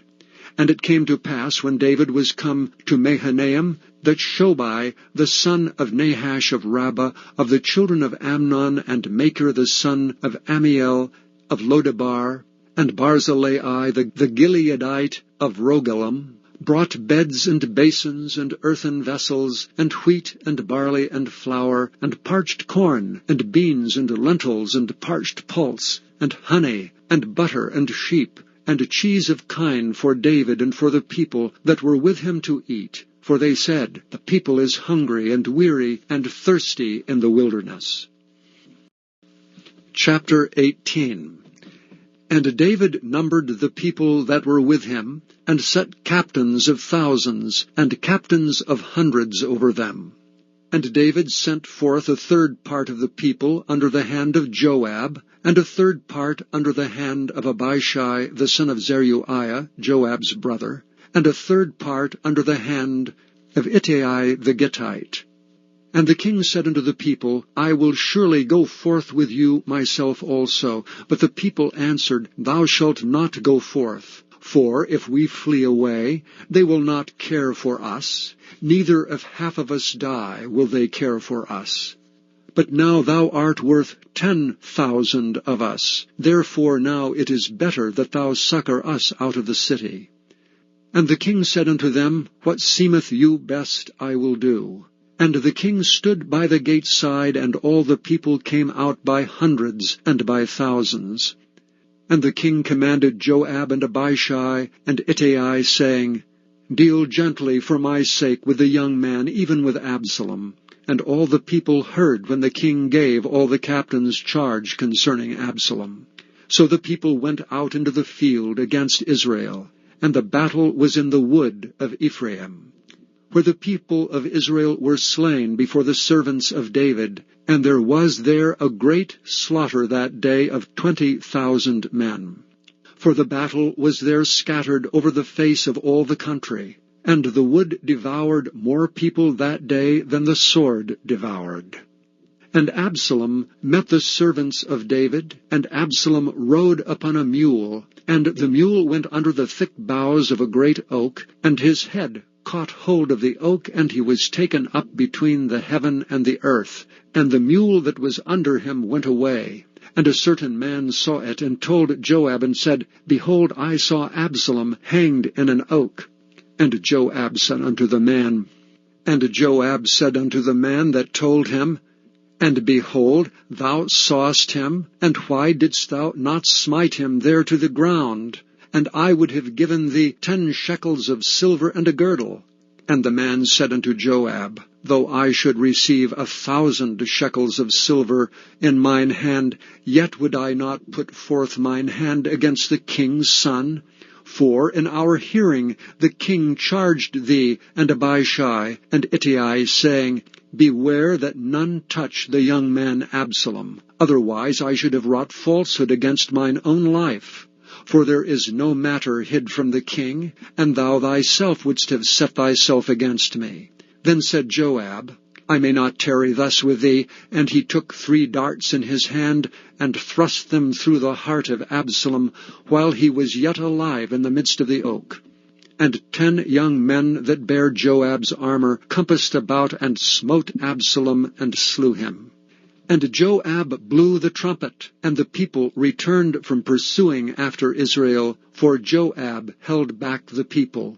And they took Absalom, and cast him into a great pit in the wood, and laid a very great heap of stones upon him. And all Israel fled every one to his tent. Now Absalom, in his lifetime, had taken and reared up for himself a pillar, which is in the king's dale, for he said, I have no son to keep my name in remembrance, and he called the pillar after his own name, and it is called unto this day Absalom's place. Then said Ahimaaz the son of Zadok, Let me now run, and bear the king tidings, how that the Lord hath avenged him of his enemies. And Joab said unto him, Thou shalt not bear tidings this day, but thou shalt bear tidings another day, but this day thou shalt bear no tidings, because the king's son is dead. Then said Joab to Cushai, Go tell the king what thou hast seen. And Cushai bowed himself unto Joab and ran.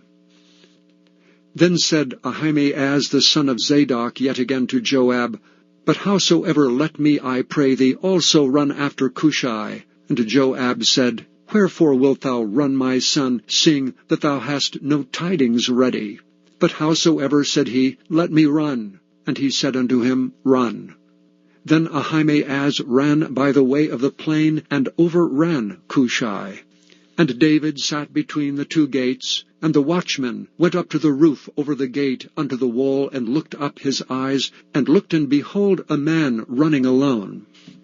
And the watchman cried and told the king, and the king said, If he be alone, there is tidings in his mouth. And he came apace and drew near, and the watchman saw another man running. And the watchman called unto the porter, and said, Behold, another man running alone.